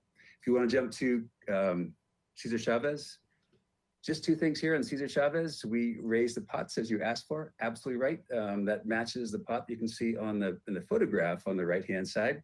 And of course, we added the portieres on the deep terraces. You can see the three pairs, three windows, three deep recesses right there, as well as a single on the side above the two trellises. If you jump to the next one, because we now have 11 minutes left. Okay, this is important. I spent quite a bit of time on this one, so I have to just take a little bit of time. I could not find any pergola columns that had capitals. I don't know if you can see it or not, but in the bottom, those three photographs, the one on the left-hand side is the original pergola that went from the front of the Biltmore to the back, and definitely no column capitals there. My neighbor's house, better known as the Gillespie house or the Scarface house, there's no columns on those pergola, no capitals on those pergola columns. And then down on the bottom is Jefferson House by renovation by Reginald Johnson. And again, no column capitals there. We didn't have historic inspiration, but we used the column capitals from the building we've already developed. We've added that now to those pergola columns, which you can see in the drawing on the bottom. If you want to jump to the next, we now have 10 minutes. So you were very clear last time you wanted a perspective, and we'll show you one in a second. You asked for it to be over on Cabrillo, but you almost could not see the what we're now calling the cabana lobby, elevator lobby on the pool deck. And so I had to move in. You'll see that in the next drawing here. And I think it's important to note that the cabanas, the portieres, again, the exterior curtains and the awnings are all working, I think, on this building. They're all working together. And I think they make it just that much more beachy. And I think it's important that it does feel like that for guests coming from, we hope, all over the world. to experience the beach in Santa Barbara. So it's a little bit more beachy than I think you'd see in a building on State Street. Over on the right-hand side of the photographs, you might recognize Mary Craig's first building when she was on her own. And I never knew this, but that was the first entrance. If you look at that black door, that was the first entrance from State Street back down into El Paseo. And I guess that's now gone. This is 18 State Street. I think it was, sorry, forgetting his first seed company. Anyway, I use that to show the idea of the the cabana elevator lobby for the curtains on the bottom. And you'll see on the top, of course, the exterior curtains, which we're showing in 2 spots. You'll see that in a second. And last time you saw the that picture above, the white series of cabanas, which represented our idea for the elevator lobby on the top floor. If you go to the next, a quick sketch. This is based on top of a Revit drawing, so it's somewhat accurate. The roof of the cabanas is accentuated. It would not be that steep, but we had to do it that way so that you can see how we're dividing it up. Each one of those quote cabanas is in front of the elevator. So those first 2 are in front of the 2 elevator doors, and then the rest march down to the pool deck, and they will be seen, obviously be seen from Cabrillo, but again, they were so small that we had to sort of move into the entry court, the main courtyard here, to do that drawing. So you can see how, for example, the portieres on the top floor above the lobby will relate to those. And again, it's this whole another level of detail that you haven't seen before, we haven't shown you before, but we think is very important to this building. Okay, we have 7 minutes. So next, sorry. This is, and I'm sorry, I forget the commissioner who noticed this, and we didn't notice it, but the projecting balconies were taken off. We put those back on down below above the ballroom there. And those are exactly the way we were. We've added the portieres on the top floor. As you might remember, these are very deep terraces, so I really doubt you'll see the mullions there. I think it's interesting to note that these will be movable. People can close their portieres. I think it'll look nice in the daytime and look nice at nighttime too when the light is coming through there. So we really like that whole level of detail on this building. And again, we raise the pots that are above the ballroom arcade. The next one simple thing here, we raise the pots. Something else I could talk about, but I won't. The next one. Again, we'd love to add these exterior curtains. You didn't ask for it. I think it's appropriate. We could use Mary Craig's building, or we could use the Biltmore. The first, if you know the old, actually it's right here. If you know the old photographs of the Biltmore. They at one time did have exterior curtains. Not sure what happened to those, but we would love to have that there. It's a very visible facade. We think it looked great, and anyway, we'd love to do that. We also raised, you were worried about the thin railings on this facade. We actually raised the solid parts to take away the thin railings. And you'll see in a second on the details, we actually lowered the railing itself, that thin railing that people had a bit of an issue with. We made that taller by lowering the bottom part of the metal parts. So, okay, next, sorry, I'm rushing through this. You're doing great. Do you want to go back to 1 second? No, actually don't do it. This Commissioner Mahan made me see something I had never seen before. And that was the bishop's hat that were at right angles to each other. I had never seen that before. I want Kirk to talk about that. There's a bit of an issue with that, with the exhaust on this, but again, thank you to Commissioner Mahan for making me notice that in the back of the Arlington Theater. On this, we also added the portieres on the top floor, and the pots were raised up out of the bottom floor there. Next. Commissioner Chairperson Grumbine, you suggested the capitals from a building I won't talk about, the junior high school, and we did that. Nice detail. You can see the photograph of the junior high school up on the side there, and I think it's a nice detail. Obviously, this is something people will see coming in on the train, a bit of a, I guess, a gateway project to Santa Barbara, so very happy to add those, easy to do. And we also added more space above the arches, so there's more space between the top of the arch and the pierced masonry screen above. Okay, the next one. We have to go, next one, the small rail. We'll talk about that in a second, which is down on the proposed. We again made that a little bit taller. You'll see that in a second. If you go to the next one, the retail. There were no changes on this, but I was happy to see at the start of your meeting, I never knew what this building was, but I saw that someone had documented this, this building, which I didn't know about, built in 1931. So very interesting. I think it's called the Auto Club of Southern California. Anyway, no changes here. You will see in a second some materials. Let's go to the next one. So this is very important to us. I had 2 days of walking around town, taking photographs of historic railings. We would very, very much like to keep the thin profile that we currently have. These just happen to be photographs of the county courthouse. There were a whole bunch more we could have added to this, but it was very hard to find any railing, top railing that was thick and had a shape. So we would very much like to keep this based on these historic examples from the county courthouse. The next, we are going to show you the revised balcony brackets in a second. I completely agree. I think it was Commissioner Lundvik suggested we take out that one that was not really of the same family. We'll show you that in a second. As you might know, I didn't like the idea of just sticking on balcony brackets that looked like they're from a catalog. So we wanted them to look a little bit more integrated. We'll see that in just a second here. A bit of a big deal for us. We would very much like to keep all the window mullions the same color.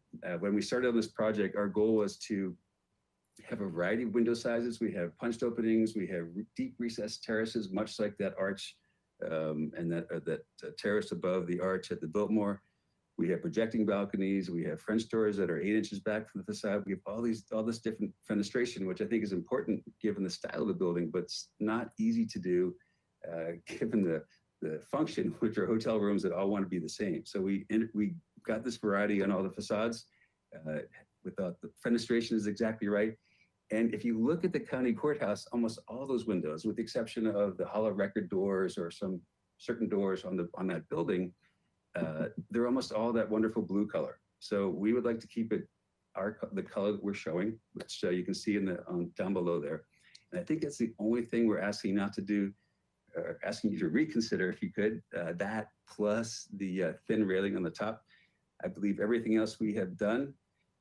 As I mentioned last time, I'm very happy to have you look at full-scale mock-ups of the materials on the screen here, since that's my house. Happy to have you drive by or come on in and look at it. We're proposing the same traditional plaster. It's not an acrylic finish, it's a traditional plaster. Proposing the same roof inspired by the county courthouse. And absolutely happy to have you do that if you want to see a full-size mock-up.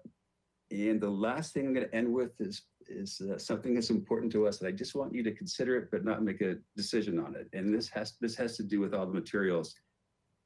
If you've been to the Coral Casino, you know that without that windbreak out by the ocean, that would not be a nice place to sit much of the time, especially this summer, where it seems like the June gloom has gone well into July and August. And we would very much like for you to consider what you'll soon see, which is a windbreak, a glass windbreak on the pool deck.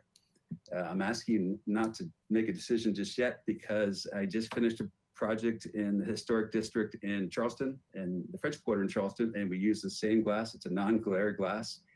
We don't have a sample.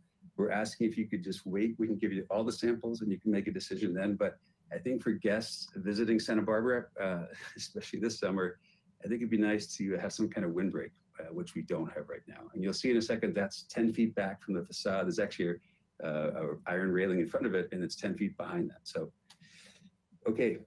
Apologies, Mr. Glazier. I just wanted, Mr. Chair, so we are at our 15 minutes. It's at your discretion. You can add additional time so that the applicant can provide additional information as well. We need to cover the landscaping. So that's your discretion. I can do, but, you know. I can do that in 20 seconds. It's just landscape. I didn't mean to do that. Sorry, I didn't mean that. Sorry, I didn't mean that. Yeah, so I mean, we can talk on some So additional. this is a huge project. So why don't we add a chunk of time, put some more quarters in the meter. You want to add an additional 10 minutes? Yeah, what you guys think you guys can handle it in 10 minutes? All the rest of the. Excuse me, Chair. I can do the detail part with under 5 minutes, but I think landscape might be a little bit more than Just 5, so Okay. 5, Well, 5 So and I 10. would suggest an additional 15 minutes, maybe, Okay. Mr. Chair. That sounds good. This is an intensive part of their review. So, all right, go another 15. But that was good to see Robert actually cook it and do it in 15. So that was all right. Okay, thanks, All right, Bob. perfect. Thank you, Suzanne. Commissioners, good to be with you again. I'll move quickly. If we can go over to the HLC submittal set, please. It's the other PDF we've sent to you. Bob just talked you through, we believe you've checked off all the boxes. If you can go to page 14 of the PDF, please. I want to focus on 4 pages for you, which really highlight the changes that we have made that Bob has highlighted. The lower section, please, we go to the top portion of the lower section between grid lines D8 and D9. Excuse me, as Bob said, if you can zoom in a bit closer, please. The thin line, sorry, between D7. Yeah, you're just a little bit off.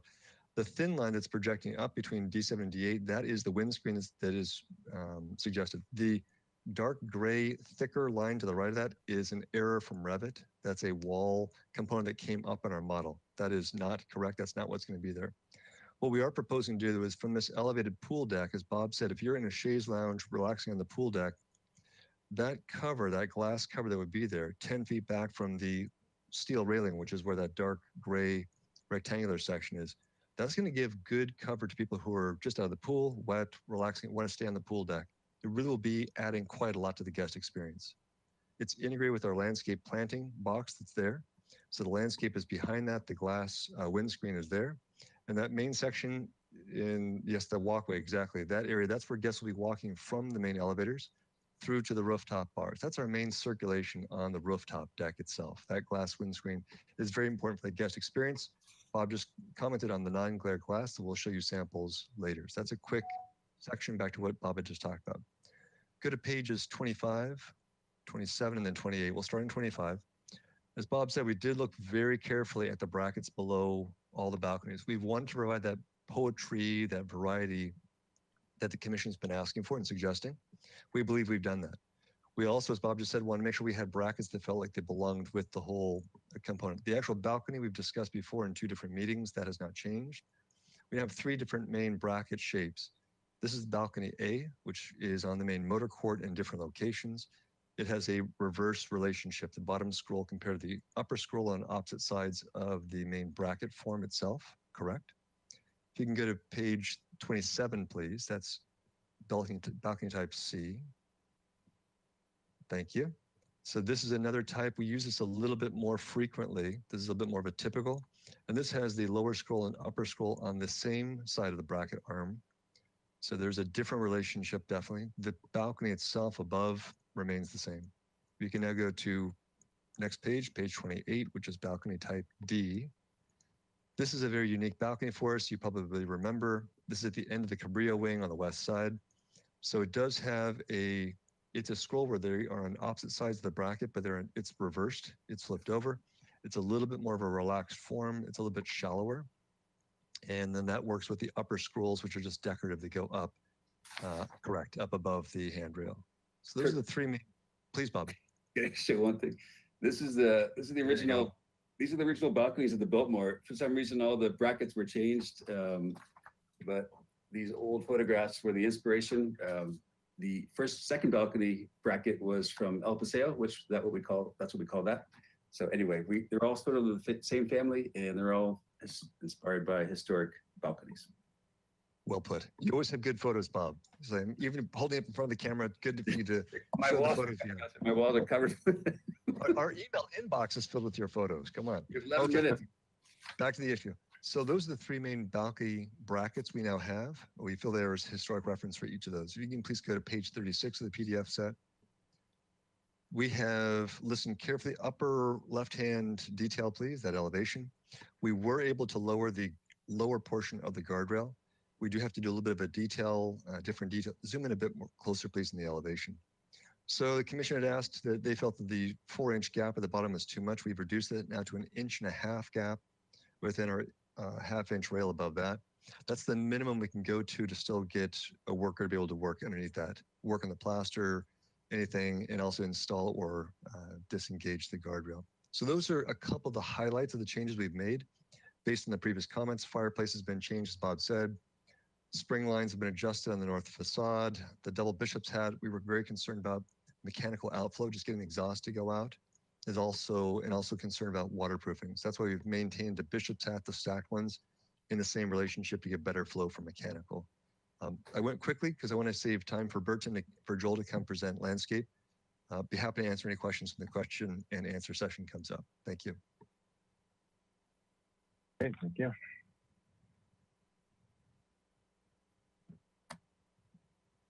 And then, Mr. Chair, I just added the landscape architect on so that he can comment. So, great.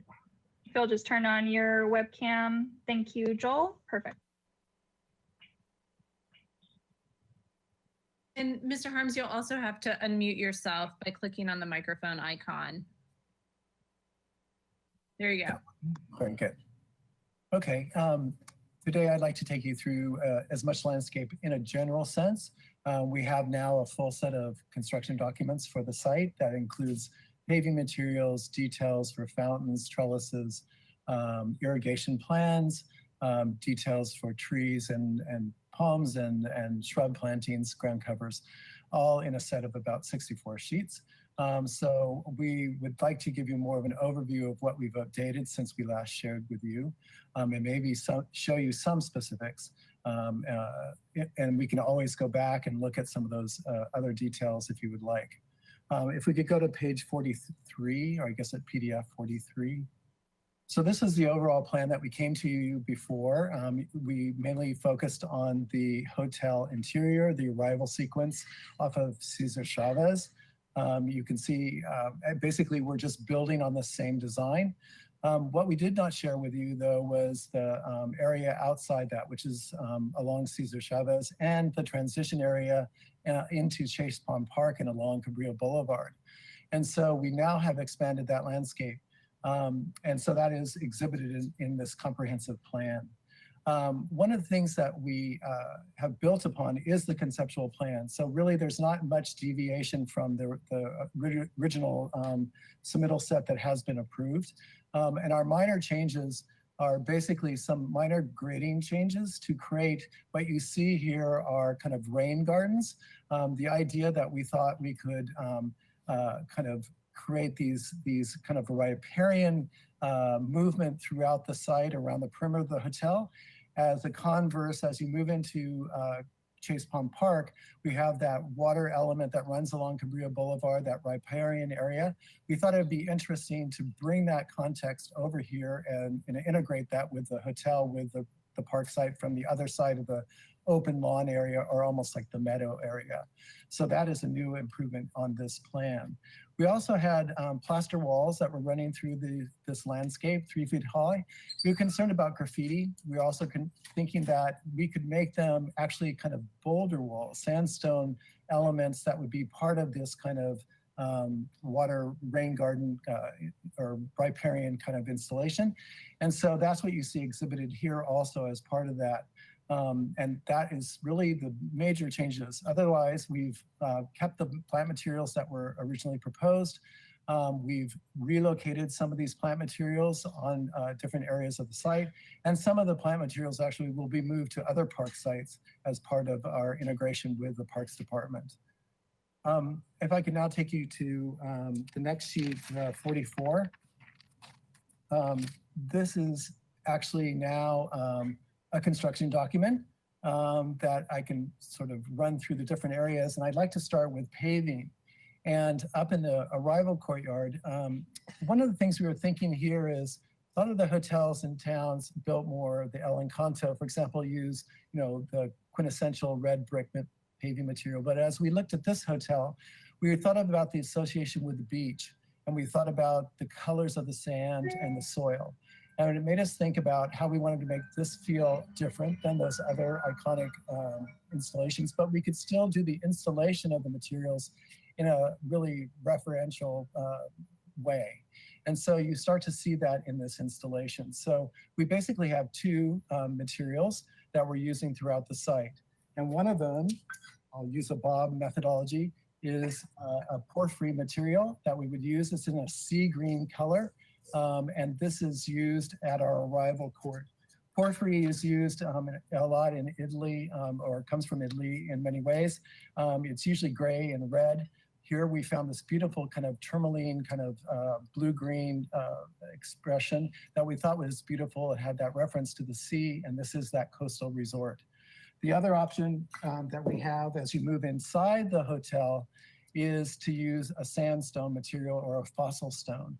And this is bringing the interior materials out into, like from the lobby out into the interior courtyard. So our fossil stone materials that you see, whether they're kind of rough or they're more smooth, are used as the paving materials throughout the interior of the resort. And so you can start to see in some areas we've increased the scale of those materials. In some areas we've reduced them. So in areas we've actually created bricks out of these materials so that the space feels smaller, more intimate. And so, but we have a consistent overall concept, but the idea is that we use it in different formats. The next piece is that we do have some details for different items within the hotel. And if we could blow up or enlarge the arrival court a little bit, I could show you and then bring you through kind of all these areas. And I'll show you then some of these quick details that we have. So as you come through the arrival court, you can start to see the detail of the paving using traditional chevrons and soldier courses and banding that runs through and up into the hotel. On the, we have a small wall that encapsulates between the architecture of the retail, the upper portion, and it rotates around. And as you come to that portion right there, there's a little fountain that bridges the gap between the meeting space to the left. And then you also get a hint of it as you drive in. We also have a small little kind of a bench area, that kind of a meeting greeting spot, place to wait for your automobile. Just kind of a little jewel in the entry, you know, that would be part of that kind of arrival sequence. If you would pull down then, or pull up and come into the main courtyard, please. You can see in this area, we have, as you come out of the lobby, as you come directly right there in the middle, we have a fountain. This is reminiscent of Casa del Herrero. Using a different form, we've created a fountain that you step and is submerged in a lawn area.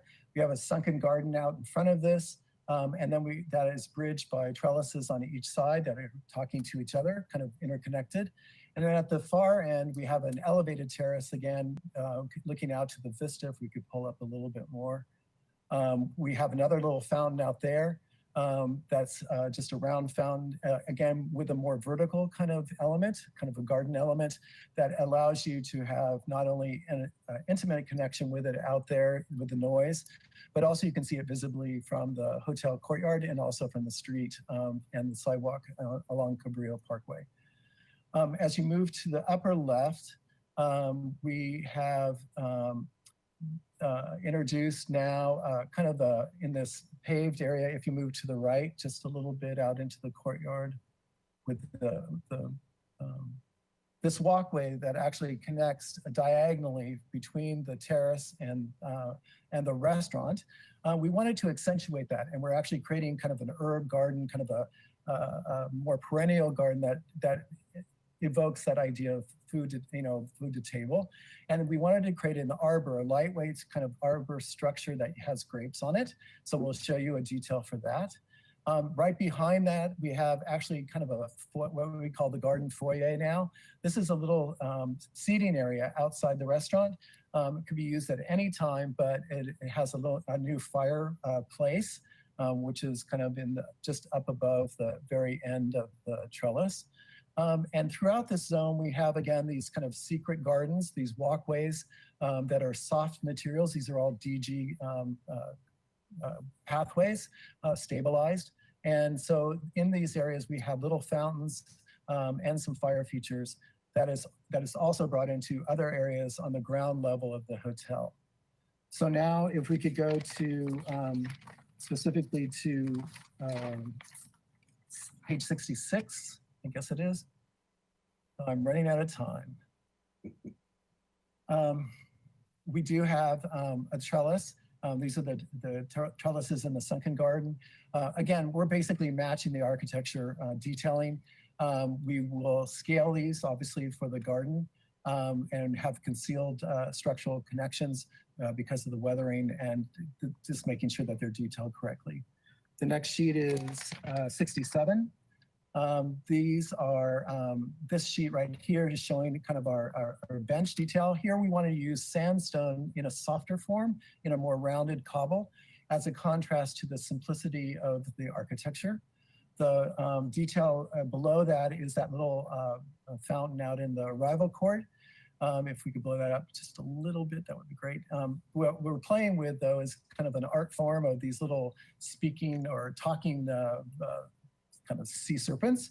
The idea is a playful kind of art invoking kind of a water action between that can be seen from the arrival and from the terrace itself. So we would like to engage that kind of artful imagination into the overall gardens. Up above that and then to the right are the two fountains that are in the sunken garden. The one on top is the end point. Again, we use a sandstone kind of perimeter, keeping it part of the garden aesthetic. And then interior, that would be a ceramic tile, and then a found garden object, almost a kind of an antique piece that would become the emitter that we would bring into making this a unique kind of combination of and movement of, rather than building something new, we're using old and new. The lower detail is for the fountain. Again, lots of plan view pieces, but then this idea is, this is the Casa del Herrero fountain, where you have a lawn panel and you step down in with these gracious stairs, which are basically a flooded fountain base, and then a little spritzer emitter that would come up through that area. The next detail is 68. This is overall kind of in those courtyards and throughout the ground plane. You can see in the upper left-hand corner, we have the fireplace that I was talking about. This is really a residential scale kind of fireplace. The idea is you have a really kind of box opening, seating on each side, a small chimney because it's gas fired, and it's really scaled only about 6 feet in height. So appropriate to this kind of more intimate garden setting. In the upper corner is more of a brazier. So the inserts, we want to add detail with ironwork that's much similar to the idea of the Spanish colonial style. The other elements that you see on this page are a lot of the kind of little water features. You see a ceramic adding a little color to our palette, but the other features you see are found objects. So we'll use stone troughs and different kind of garden elements that we can purchase, and then we'll activate these with water elements and fire features throughout the ground plane. The next sheet is 72. That is the, oh no, not that, this one. This is our, in plan view, this is that walkway to the restaurant. Here we're using an arbor that we've constructed at as lightweight a possible steel as we can. The idea is to create sort of a format that we can basically enfold this entire arbor with grapevines. And so the filigree that you see in here is kind of an area that we can interlace the vines in, which will really go away in the final context. We've split the arbor into two portions. And we have an opening in the middle that allows us to contain those views out from that lawn area. You see also, we kind of, the end detail, which says restaurant, this is just a playful idea, and that upper portion, we were thinking as you came out of the lobby, you could actually see this kind of boxed feature. These actually would almost be like a light box with a filigree or a kind of an insert of metal. It reminds me, sounds kind of crazy, but the Arlington Theater, as you walk into the lounge, the little light boxes that tell you that the gentleman's side is the entrance into the restrooms.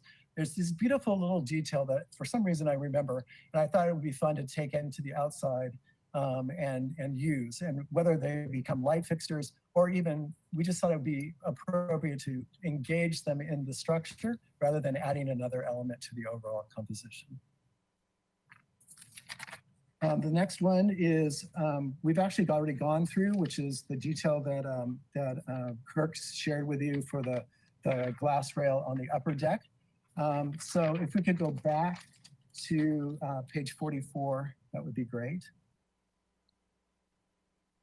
So we do have landscape plans for all of this, but they're broken up into sections. But in the background, if we could kind of just enlarge the arrival sequence. I was thinking if I could take you through an overview of the landscape really quickly, just from a bird's eye view.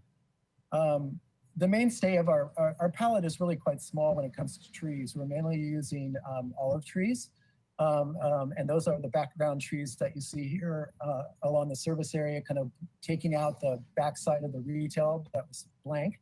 And then it folds the outer perimeter of the arrival court. The idea on the ground plane on the outboard side is to use more of a structural kind of artistic use of plant materials. So rather than, we want to use more like agaves and cactus and succulents that become kind of like this sculptural members. And that is where we open up the entrance that you enter in the automobile and then also through the loggia. Those same plant materials kind of run up the entry drive. And then we want to pick up really interesting plant materials, almost like lotus land. When you walk through the gates, you walk in and there's the Euphorbia ingens that's kind of weeping. And so we'd like to bring those same kind of plant materials into this kind of curated collection and set those against the architectural components. As you move further into the architecture, we step back and we actually reference more the Spanish colonial architecture, like at the courthouse or the Biltmore, or many estates where you see an amalgamation of different palms that soften and articulate the architectural facade. So you'll see date palm, you'll see Howea palms, you'll see king palms, you'll see Mediterranean palms. It's actually kind of like a collection that people have taken on their travels, brought home and placed in the garden. So that's what we'll end up doing. And that's true of the interior of the courtyard all throughout. And you saw that in one of the earlier sketches that Bob had showing the interior courtyard. Also at the entrance, for example, rather than a tropical kind of statement that you would do underneath those palms, for example, we'd like to engage bromeliads, which are actually quite drought tolerant and very colorful, and a really meaning of creating a different kind of, again, a collection of plant materials that surprise you and make us a little bit different than the other hotels that are already existing. As you move into the interior courtyard, again, as we move down the page, we have, again, the olive trees become the main tree that runs through these sunken courtyards and the other courtyards. We also have the palms around and articulating the architecture as I just expressed. On the right-hand side, we have created this little kind of secondary room. We've introduced some Italian cypress that was also in that sketch that Bob had brought up. And then as you move further out, as you move kind of towards the park, we've actually introduced a couple native plant materials. The large tree on the right-hand side is a large Quercus agrifolia oak. And on the left-hand side, there would be a California pepper. The idea here is we start to move out into the park space, so we change the configuration of that. And we also thought it would be interesting, like, to think of this as being built around some trees that actually existed. So thinking about the quintessential idea, the pepper, and the oak, we thought that would be interesting as kind of the stately kind of trees that would be part of that conversation. As you move out into the park. Sorry, do you think you'll be able to wrap it up in the next 4 minutes? Sure, I'm almost done. All right, great. Thank you very much. I have to be equal. I was mean to Bob, so I have to be mean to And then finally, out in the park space, again, as we introduced before, the Hank Pritchard kind of artistic installation. Basically, we are using ground covers, installing sculptural kind of plant materials in here, like agaves. But there are also these structural kind of plant materials like the cypress, and we have a variety of palms, again, up against the building. And the ground plane is, we use some grasses, we use ground covers, again, that have smell and texture and flower color that run through this overall park space. How's that as a summary? Wonderful, that's great. Okay. All right, so does that complete your presentation? It does. Actually. All right. Okay, so now we'll open public comment. Any member of the public wishing to comment on this, please follow the instructions and raise your virtual hand. And if I could just ask the applicant team to please turn off your webcams during the portion of public comment, that would be helpful. Thank you so much. And thank you, Mr. Chair. I would just like to remind members of the public who wish to speak to please raise their hand using the hand icon on your GoToWebinar control panel, and I will call on you. And hang on just one moment. I do not see anyone who has raised their hand, so I will ask Ms. Plummer if she received any written correspondence. Thank you. Thank you, Mr. Chair. We didn't receive any written correspondence on this item. All right. All right, in that case, we'll close public comment and back to the board for questions. Mr. Chair, should I weigh in with Commissioner Howes and Mahan on the palette that was presented to us on Sunday?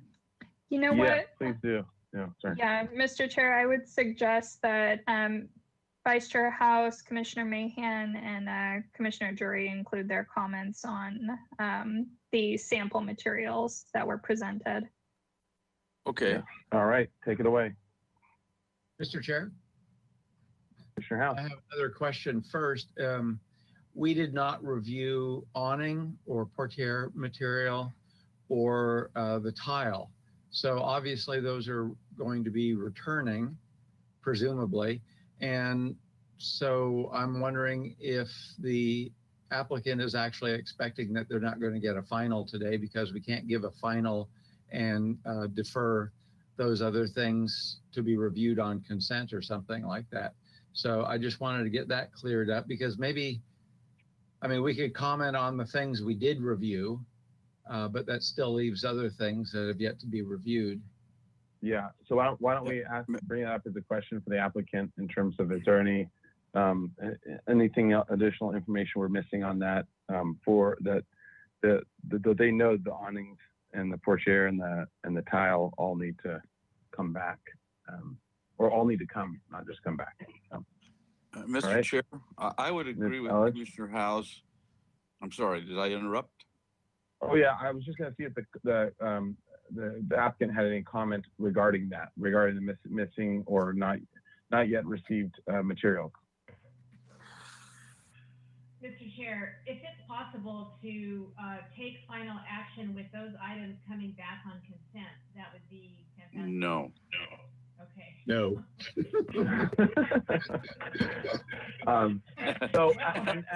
Bluntly put. There's some reverb.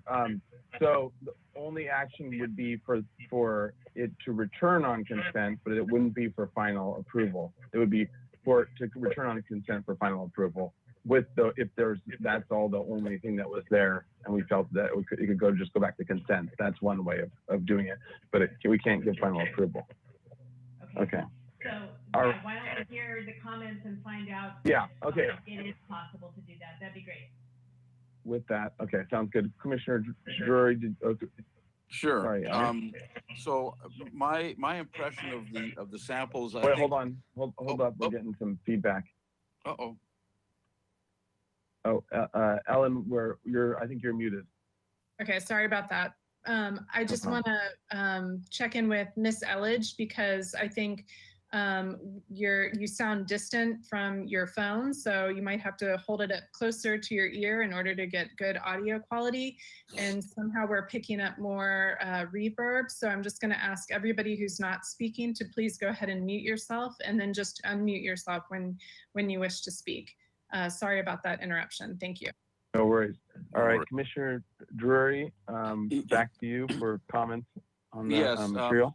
My understanding was the two commissioners who went before me were fine with either version of tile, either the finished one or the one that looks more weathered. I took the samples outside and I was fine with the trim. Both those pieces of metal were acceptable. And what else was there? There was something. Oh, the soffit. The color of the soffit was really blonde. And I think that it needs to be lowered in value. It needs to be made warmer, more like a chestnut, or whatever you wish to call it. But we need a sample of that that's considerably darker and warmer. I would say halfway down the value scale. Does that make sense? Like right in back of Commissioner House's head is a bookshelf. Yep, back of your head. That color between whether it's a door or a closet, but that color is what I was thinking of, as opposed to what was offered on Sunday. But other than that, those are my impressions. I leave it up to the commissioners. Mr. Chair, I would concur with that. There were two samples of roof tile. One had a weathered look to it. One was just Lincoln red kind of tile. I was fine with either one. I'm kind of drawn to the weathered one, which I think the applicant represented is fairly close to what's on the courthouse. I liked it, but I could go either way.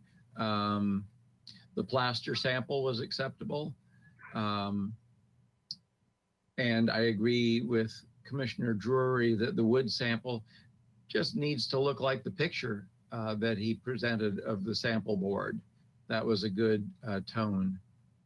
And you agree. And we're waiting to see tile. We're waiting to see awning and portiere fabric.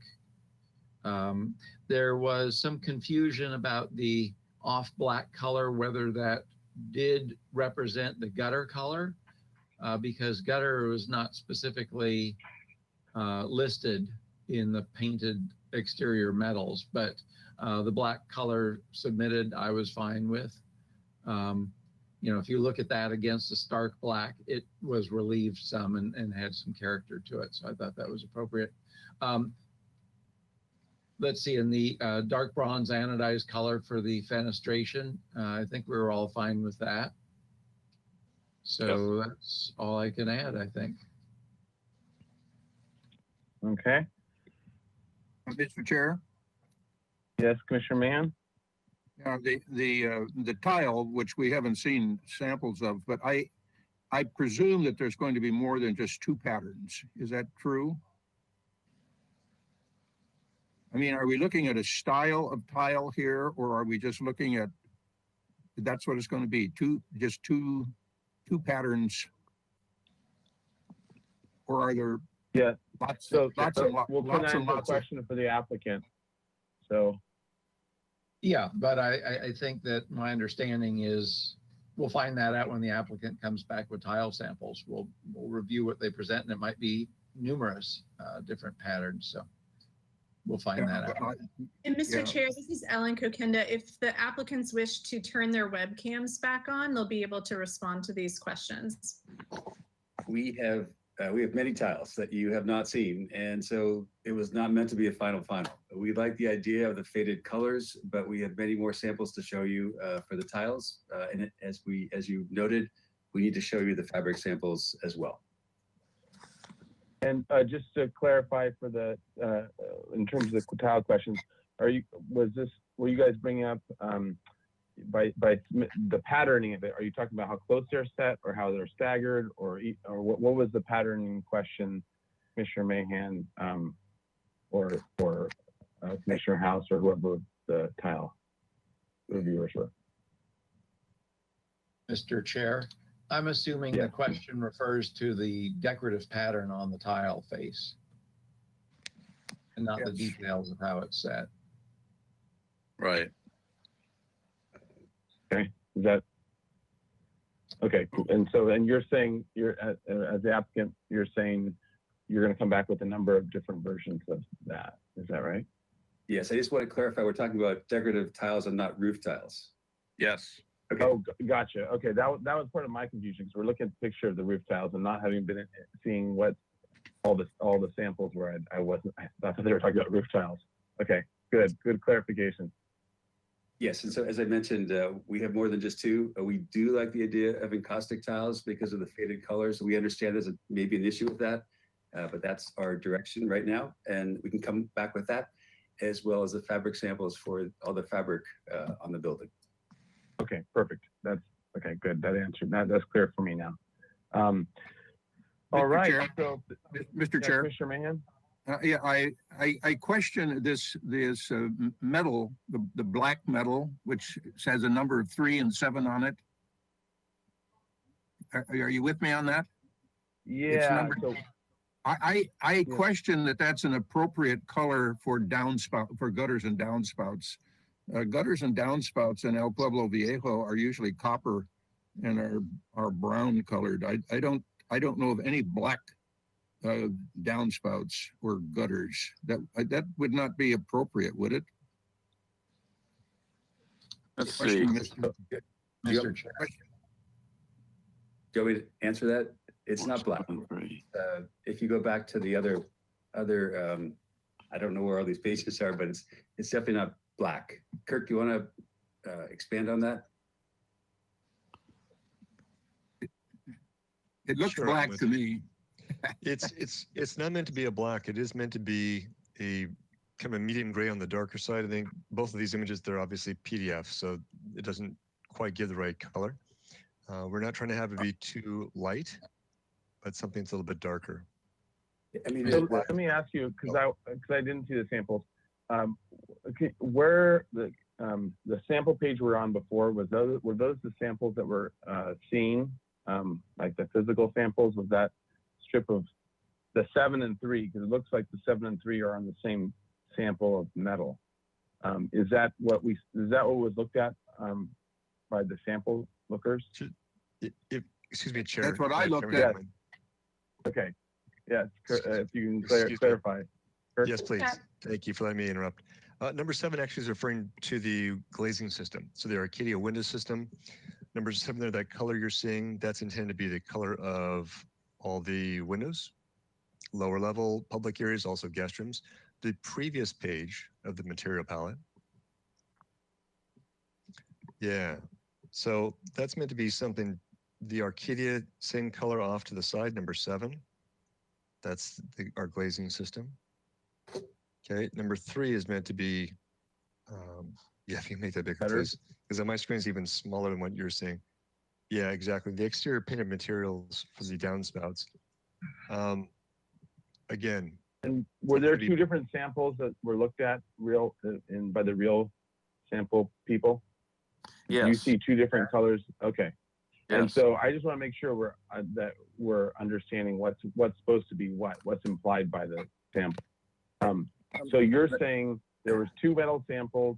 The darker one is the Arcadia, that's the black, and the not as black, dark gray or whatever it is, that's what's being proposed for the copper gutters. And that's the number 3 that we're talking about. Mr. Chair? Yeah, Commissioner Drury. So number 7 is better expressed in the description. What does it say? Dark bronze finish. That's the window glazing material. Oh, right? Gotcha. Okay. And number 3 is it's black. I mean, it's not a shiny black. It may be even considered slightly off black, but it's really dark. I took it outside in the sun, and it's dark. It's got a nice finish to it, but it may not be appropriate, as Commissioner Mahan said, for downspouts in El Pueblo Viejo. Yeah, the number 3. Well, okay, and all this purposes is just so that we're making sure we're understanding what the samples were that were left, what they're implying for what you're implying for materials, and then we're going to go into comments on whether we think that they're appropriate or not after that. So I just want to make sure that everyone's, if the color checking people are understanding what was left, and yeah, we're getting it right. Ms. Plummer? Thank you, Mr. Chair. So we do have these samples. I just want to make sure that we go through all the commissioners' questions and it just isn't totally focused on the sample material. So we get that out of the way and then we can go into the comments portion. Thank you. Okay, sounds good. Any other questions about the samples before we move on? Okay. All right. Yes, Mr. Chair. Questions about all, Commissioner Lundbeck. Yeah, I'll get myself on here. In looking at that last sample board, I am left with the impression that the plaster walls are not being painted. Is that true? Question. That is true. That is true? They're not painted to traditional plaster. If you want, you can see it on my house. As you can see, I the don't want roof. to see your house. I don't want to see your house. I want to see, I see the Mission, I see the courthouse, I see a lot of places. And the plaster is painted. And it's painted to protect it Okay, well, and prevent it from staining. okay, is there a question? You've answered my question. Levy? You've answered my question. Okay. All right, any other, now, other commissioners with questions? And we don't need to stay on the material boards. These are questions for everything, so get all your questions out now.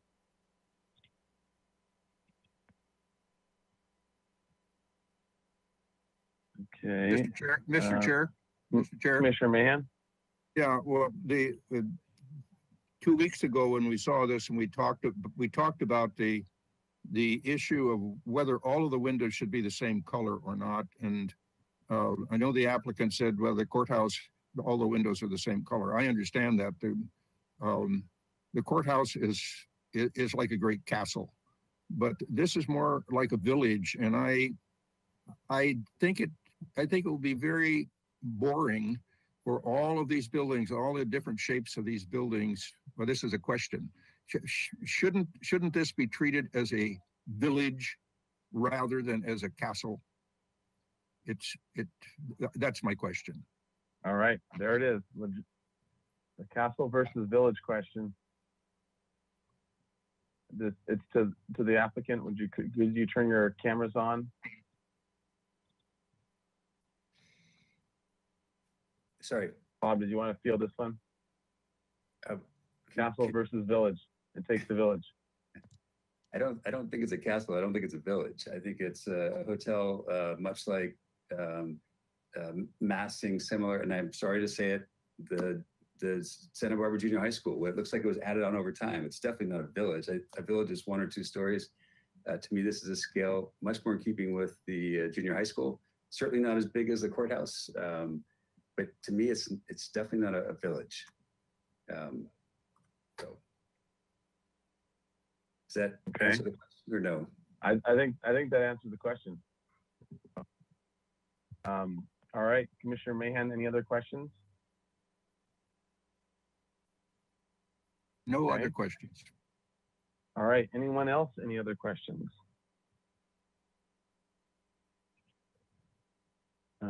Okay. Well, in that case, we did have, I think they went fairly methodically through all of our comments from last time. So I think that if you have, and I have them up here, I want to touch on them really quickly. And then if you have particular comments about them, you can weigh in on them and then add additional comments that we haven't brought up before. But if you're satisfied with the way they've handled these comments, then you can just say, I'm satisfied with all of them except for this one or that one. Or if you're satisfied with all of them, you can say, I'm satisfied with all of them. But I want everyone to now that we've gone through it, we can kind of talk through this. Okay, so the rooftop cabana, if you all can weigh in on that, I think that was a major question. And now they've showed us the view from below and a little more elaboration. Ridge benching. I don't remember actually seeing the detail on that. So I'll throw that into a question for the ridge benching. The square columns and the pergola with the capitol, where that landed. If you're satisfied with the plaster corbels as shown, that they addressed. The short railing adjustment that they did to the short railing, that change. The wrought iron balconies, the top railings should be more traditional. So that was, they answered that. They answered that with images, but not with changing it.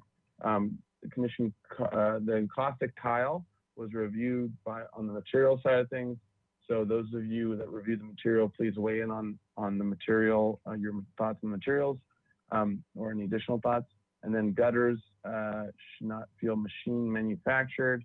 That might also be a gutter finishing issue, or the finish of it. And then 10, look at some variation of color for the windows, your thoughts on that. And then 11, introduce moldings at the spring line of the arches on the train side wall and how that looks. Possible, incorporate more plaster above the arches, and that their solution for that. 13, confirm that the wood burning fireplace is acceptable by fire code, if that is what is proposed. And I don't remember if that was touched on, so I'll add that to the list, the other question as well. The ridge venting question and the fireplace question. And then the 14, the chimney should taper. They addressed that. And then the chimney changes are supportable, and the study of the double bishop's hat at the Arlington. And maybe there was a detail they wanted to discuss with that. So, so with this, I guess I'll roll into 3 more questions. One, if you can answer the ridge venting, how that was solved and what was done with that, and then the let's see, the what else? The fireplace, confirming that wood burning fireplace is acceptable, or if there has been change, and then the chimney changes. So if you could turn your cameras back on and answer those 3 questions as to how those were solved. All right. Sure. Be happy to. Ridge venting is a simple one. As I told you before, it was a part of looking at technically, could we solve that? We've worked with our contractor. We are omitting taking out the ridge vent detail you had seen before. It is no longer in the set. We're able to handle that with insulation inside, underneath the roof assembly itself, taken care of.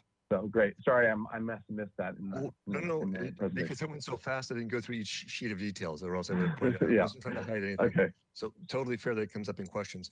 As far as the double bishop's hat chimney, Bob, with us, we did look very specifically with our mechanical engineer also. While it is an interesting detail, this is only one time in the building that we have a double stacked or tiered bishop's hat chimney. We were concerned about just the flow because our kitchen is 2 different exhaust vents. One is wood burning for the wood burning oven and cooking, and then one is normal, the hot line of the kitchen. With those 2 coming out, when we looked at if we were to orient sideways, our mechanical engineer was concerned about getting a little bit of back pressure, basically. Yes, it's open to the sky, but as you're pushing air out, it might be creating a little bit of turbulence. That's one thing. 2 is just looking at our detailing as far as waterproofing between them. So it was a beautiful detail we saw. In this case, we felt because this is a one-off on the building, it's only happening once, this is still very attractive with the building. It'll look good from the roof. It'll look good from down below. We'd prefer to keep it in the orientation we have now. Okay, thank you. And then was there a wood, did you answer the wood burning fireplace? We didn't answer, but we can answer you now. Excuse me, Chair. Okay. Yes, it is going to be wood burning. So at the lobby and just outside on the patio into the courtyard, those will be wood burning fireplaces. So like when you come to the first elevation, the motor court coming up, it's a double chimney, not a pass through. One is facing to the motor court, one is inside the lobby itself. Those are both wood burning.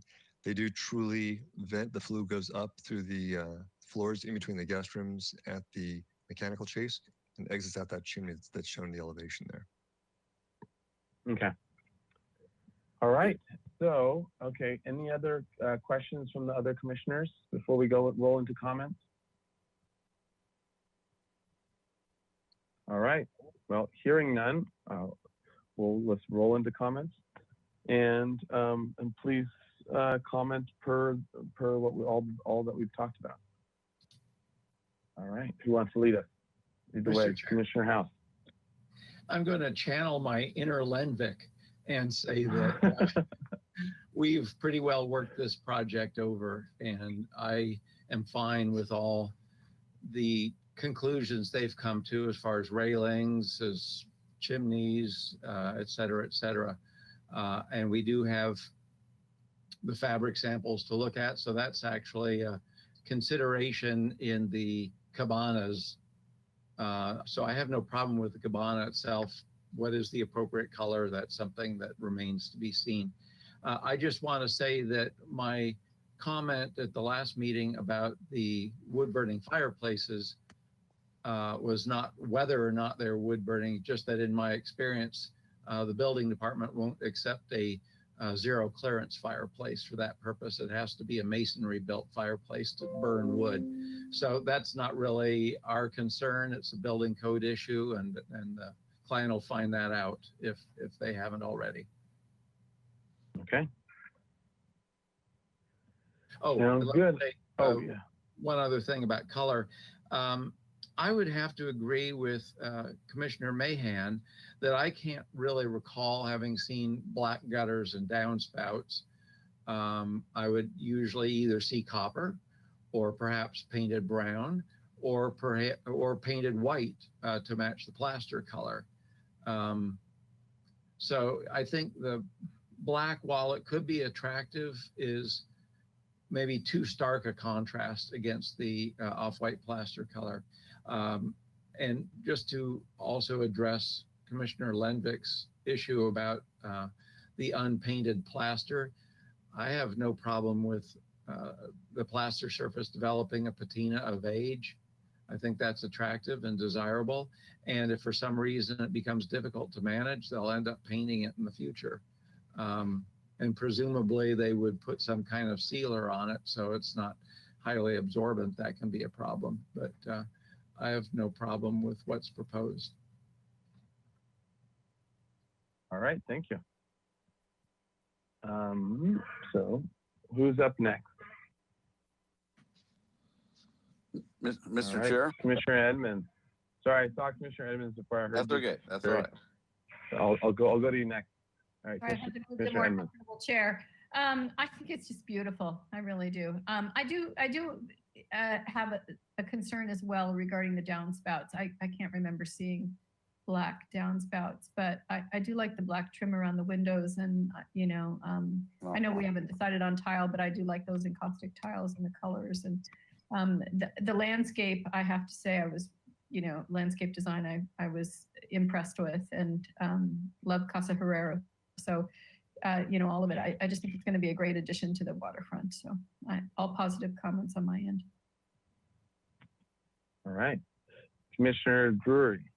Yeah, I agree with these comments, Commissioner Howes, particularly the downspouts would be rather stark, quite an exclamation point against the plaster. And I think I would say to the applicant, when they bring the samples for the cabana curtains and so on, that they bring a palette of what's available in terms of options for the downspouts. Otherwise, I think we're nearing the finish line. I'm very pleased to say. Thank you. Okay, Commissioner Uli. Thank you. I agree with most of those comments. I have no problem with fabric materials on the exterior. You know, if you take a really close look at almost all of the openings on the courthouse, you'll notice that the hardware is there for fabric materials, both drapes and awnings and etc. It's just that they're all missing. And it'd be nice to get them all back on there, just FYI. I also don't have a problem with keeping the wrought iron profiles as they've been designed. Again, I think there are plenty of precedents, not only on the courthouse, but within buildings from the masters that we all point to, that those profiles are appropriate. And just kind of lends me to a comment that oftentimes I think we overcook these buildings, you know, beyond the level of taste. You know, I wanted a once baked potato, but I got it baked 4 times, and it just never turns out. You know, so I have no problem with the simplicity and the cleanness of this building in its proportions. I also have no problem with all the windows being the same color. Again, you know, you overcook it and it looks like it's overcooked. And so I don't have a problem with the color of the windows. I'm comfortable with the landscape too, but I'll let the landscape architect who's edging me here off of the stage to make a comment on that. So perfect segue, Commissioner Vena. Hi, good afternoon again. Well, I like everything I've heard, and it seems like you selected a pretty good, substantial and colorful palette, texture-wise and so forth. I have one question, what the tree was going to be like in the center courtyard where the autos gather around. So I couldn't quite make that out. So if he might, you know, yeah, okay, that sounds good. Let's open it back up real fast and see if we can get that answer. If the landscape architect could answer the auto court, or any of the team members want to answer the auto court. Yes. Yeah, at the entrance auto court. The entrance tree that we've selected is actually a stone pine. We like the idea of that kind of umbrella shape, and they are already on the site. And we thought it would be nice to integrate them into this side of the hotel as part of the entrance. Okay, very well. I think that's good. Just get a substantial one, of course. We're going to work towards that. All our trees, and we're working to maximize what we can do here against the architecture. Very good. Look forward to it. Thank you. All right. Thank you, Commissioner Vena. All right, Commissioner Lendick. Yes, thank you. I agree. This is a beautiful project, and it's I hope that the Landmarks Commission, is recognized for their efforts, as well as the architect, who has really put a lot of time in on this to get it right. I would like to go to the exterior elevation. I think it's PDF number 9, if you might. Is that it there? PDF number 9. Blow up the area where the trellis is. Focus in on the trellis. I want to ask the other commissioners in the middle of the building. Blow that trellis up right there in front of you. Just right on view. I didn't realize until I looked at the drawings today that the beam ends and the sub purlin ends and whatever were square cut, and we're relatively close to the ending, pretty close to the top of the Capitol. For some reason in my mind's eye, I'd always seen a scallop. It should be a scallop cut on those bigger beams at the ends, and even on the other sub beams, purlins or whatever, could be square cut. But I just envisioned the end cuts on the major beams as having a traditional scallop, OG scallop to them.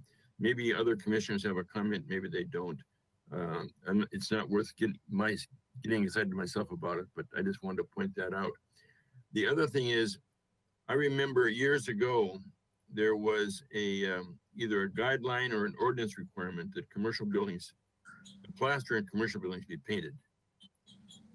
I don't know what happened to that, and I tried to quickly look through the guidelines and the ordinance. I couldn't find it, but I know that the lower part of a building where the sprinklers hit and the dirt splatters up from the landscaping, whatever, are going to be stained. And it doesn't have this building doesn't have the character of stained plaster in my mind. I see this as a more refined building, and maybe the architect and want to reconsider whether or not they should paint the plaster or not. You will get a real variation in color out of raw unsealed, unpainted plaster. So, but I'm really in favor of the project. Thank you. All right, Commissioner Uli. I just wanted to chime in on the squared elements of the trellis, and that reminded me that looking again, pointing to these masters that we all point to as our examples. Many times, the top of these columns don't have any articulation on them. They're just a square column with a square top, or a round column with a square top, and the beam elements that sit on top of them are squared ends, and very excited. So, if anything, I'd say get rid of the column cap. I know that's don't go there. We've already forced him to put capitals on there. I know. He had no capitals on originally. I know. I was silent during that entire conversation last time, and I should have said something. But anyway, be that as it may, I'm happy with these square ends. Again, keeping it clean and not overcooking it, I think, is really important. Okay. Other comments? Mr. Chair. Yes, Commissioner Mahan. Yeah, I disagree. Very seldom do I ever disagree with Commissioner Uli, but that girder needs to have an overhang, and it needs to be scalloped That's a very beautiful detail that enhances a pergola. And then I think the beams, which we're looking at little squares, I think those maybe should be rounded off. The lattice on top can be square, but that's really important to have that detail be traditional. I'm going to yield to the architect that this is a hotel and not a village. I tend to agree with all of the other comments that the commissioners have made. I think it's going to be very important to see what the colors of the awnings and the curtains are, so that this building is rich in color. And I agree with Commissioner Lenvik that if the building isn't painted, when the rains come, it will be one color up under the eaves, and then it will be stained water stains down below. And I think the owner should think very carefully about painting this building to protect that stucco. I think that's very important. Thank you, Mr. Chair. Mr. Chair. Thank you. Commissioner House. I will agree with Commissioner Lenvik that it is in fact the building code that requires stucco be sealed, but it doesn't have to be painted. It can have a clear sealer. And I forget what they're called, but they penetrate in and react with the cement and crystallize, and they make it very water resistant. So they may know all about that, and that's what they're planning on doing. So I'm supportive of it. All right. Okay, so any other comments? So, all right. So the only I agree with pretty much all my fellow commissioners for pretty much all the comments, and I appreciate the fact of not wanting to overbake the potato, as Commissioner Uli said. Sometimes the twice baked potato is really good though, and even the thrice baked. But I agree, 4 times baked is pretty bad. And I think that the applicant has shown, proof of some great master works who do a lot of the things that he's doing. So I think that's a justifiable justifiable pushback in terms of design. So I'm accepting of those things. So I can even accept the square ends, even though I think that having a shape to it, especially for the major beam, is generally preferable. But at the same time, you can find plenty of examples of masters, and so it's still within the language for me that I would still accept it. I think the landscape is great. There's only 2 minor tweaks that I would say to the drawings, and maybe they weren't going to be constructed this way, but I would point out and would ask for them to be, because this is going to have to come back again for final anyways, because of the pieces that are still missing. So I would ask, and these are very easy and minor to adjust. So on the detail sheet with the stiffener that curls, the wrought iron stiffener and balcony that curls, there was one thing, and it might just be in the drawing itself that's the issue, or the Revit model. And I don't know what sheet that is. There's a million sheets, so I might have to ask the applicant come on and point out which one that was that you had pointed to. Excuse me, Chair Grumbine. This is Kirk from Gensler. Page 25 is the first balcony. Yeah, okay. Yep. Keep going until we have the ones with the stiffeners with the swirly, the cinnamon rolls on the top. There we go. And actually, a cinnamon roll is not a bad analogy.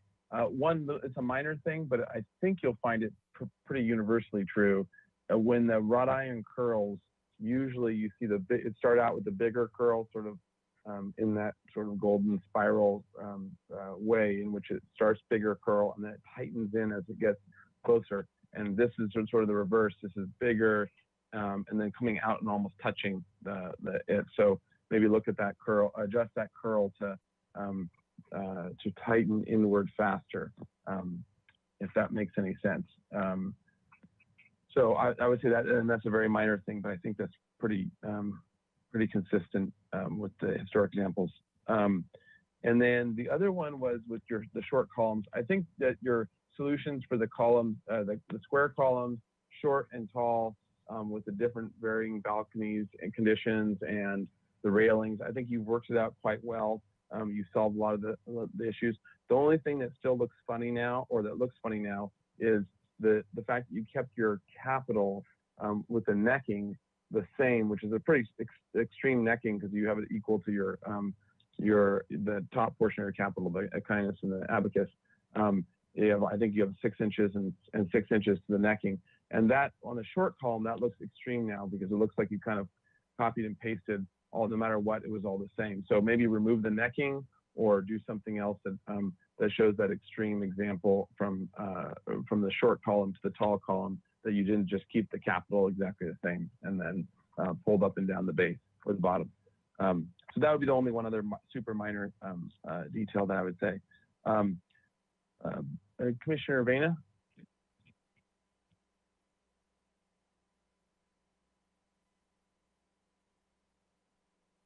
I have one more comment. Okay.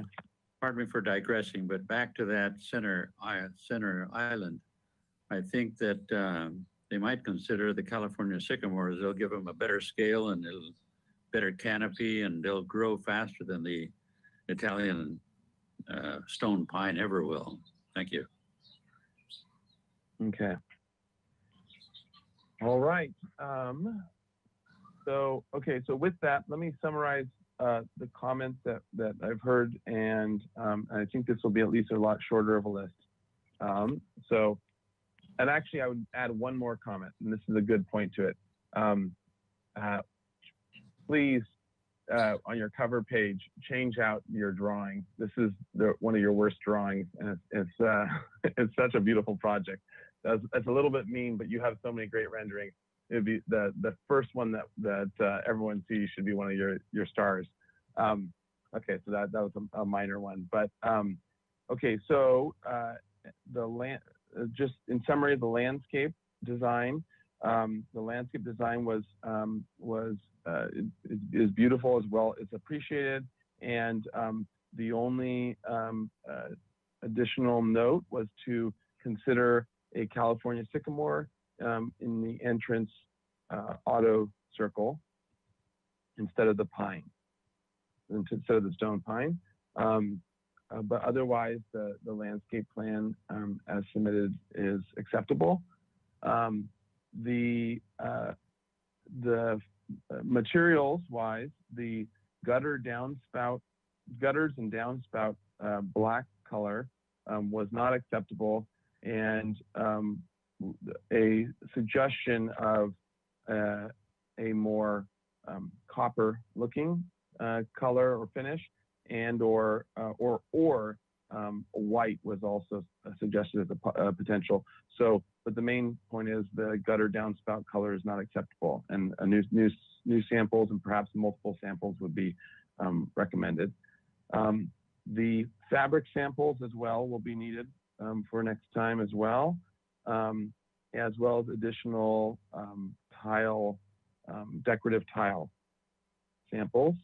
The plaster, while the plaster and other, we'll just say the materials as they submitted them, unless otherwise noted, were acceptable. So the plaster material is acceptable. There was a concern about paint for longevity and for cleanliness, but the plaster color itself was acceptable and sample. Let's see. Roof tile was either one was acceptable.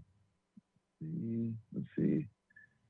There wasn't any other color sample issues. The ones that they submitted were acceptable. All right, and then the only other, the design for the wrought iron, except for the turn on the turning radius on the wrought iron stiffeners on, what was that page?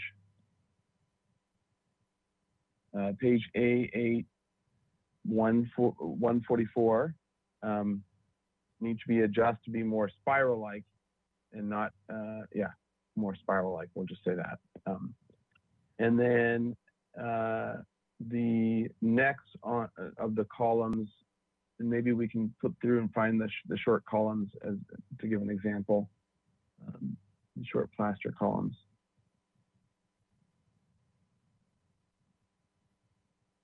There we go. So as seen on the shortest plaster columns as seen on detail, say 6 of A8.160.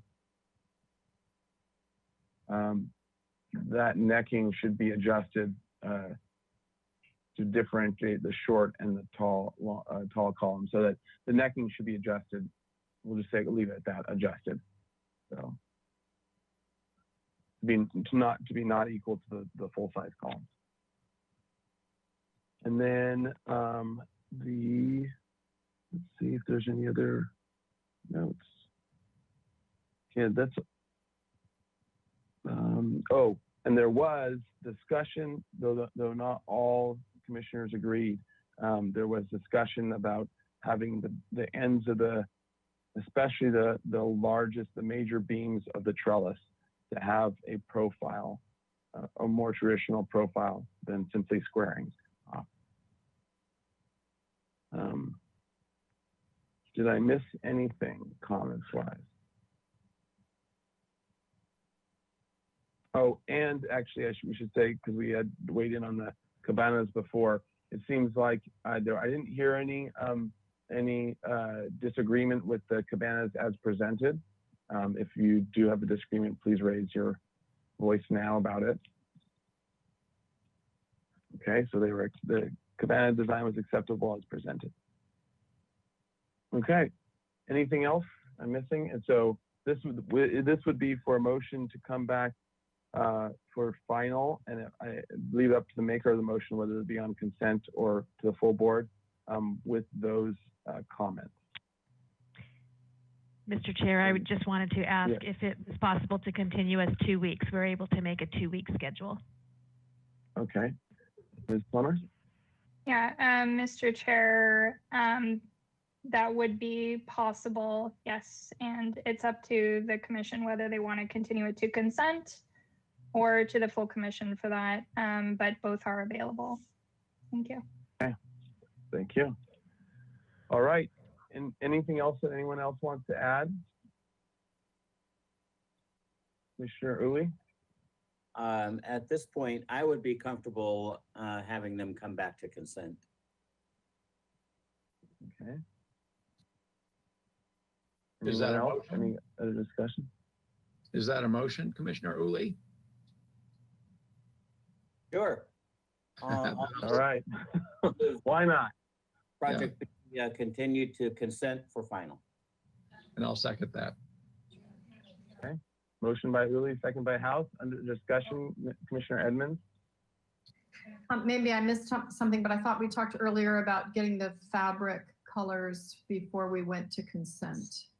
Yeah, that was one of the comments, was for them to bring fabric. There's a number of samples that aren't there yet, and included. Well, some of them haven't been seen at all. The fabric samples, so they would have to be reviewed on consent. Is that right, Ms. Plummer?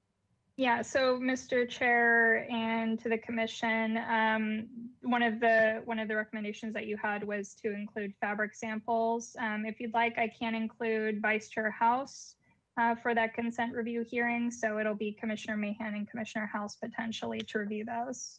I'm okay with and just as an additional, anyone else who is part of the original could also be on consent as well and be part of that review, correct?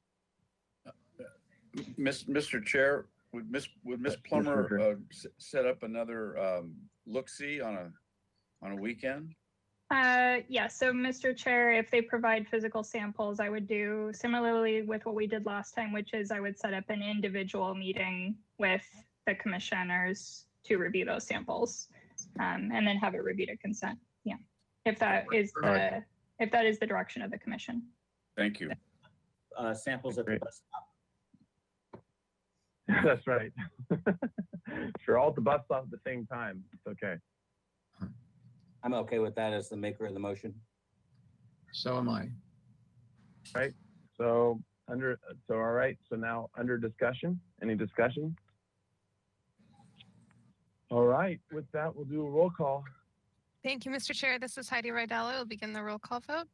Commissioner Mahan, Yes. Commissioner Edmonds, Yes. Commissioner Uli, Yes. Commissioner Drury, Yes. Commissioner Lenvik, Yes. Commissioner Vena, Yes. Vice Chair House, You betcha. Chair Grovine. This one gets an aye. That is unanimous. Thank you so much. All right. Very nice job. It'll be a beautiful project. All right. So is that it? Is that our last item? Yes, Lord, I hope Mr. so. Chair, so you'll just need to adjourn the meeting. Thank you. All right. You all have a great couple weeks. Good night, everyone. Meeting is adjourned.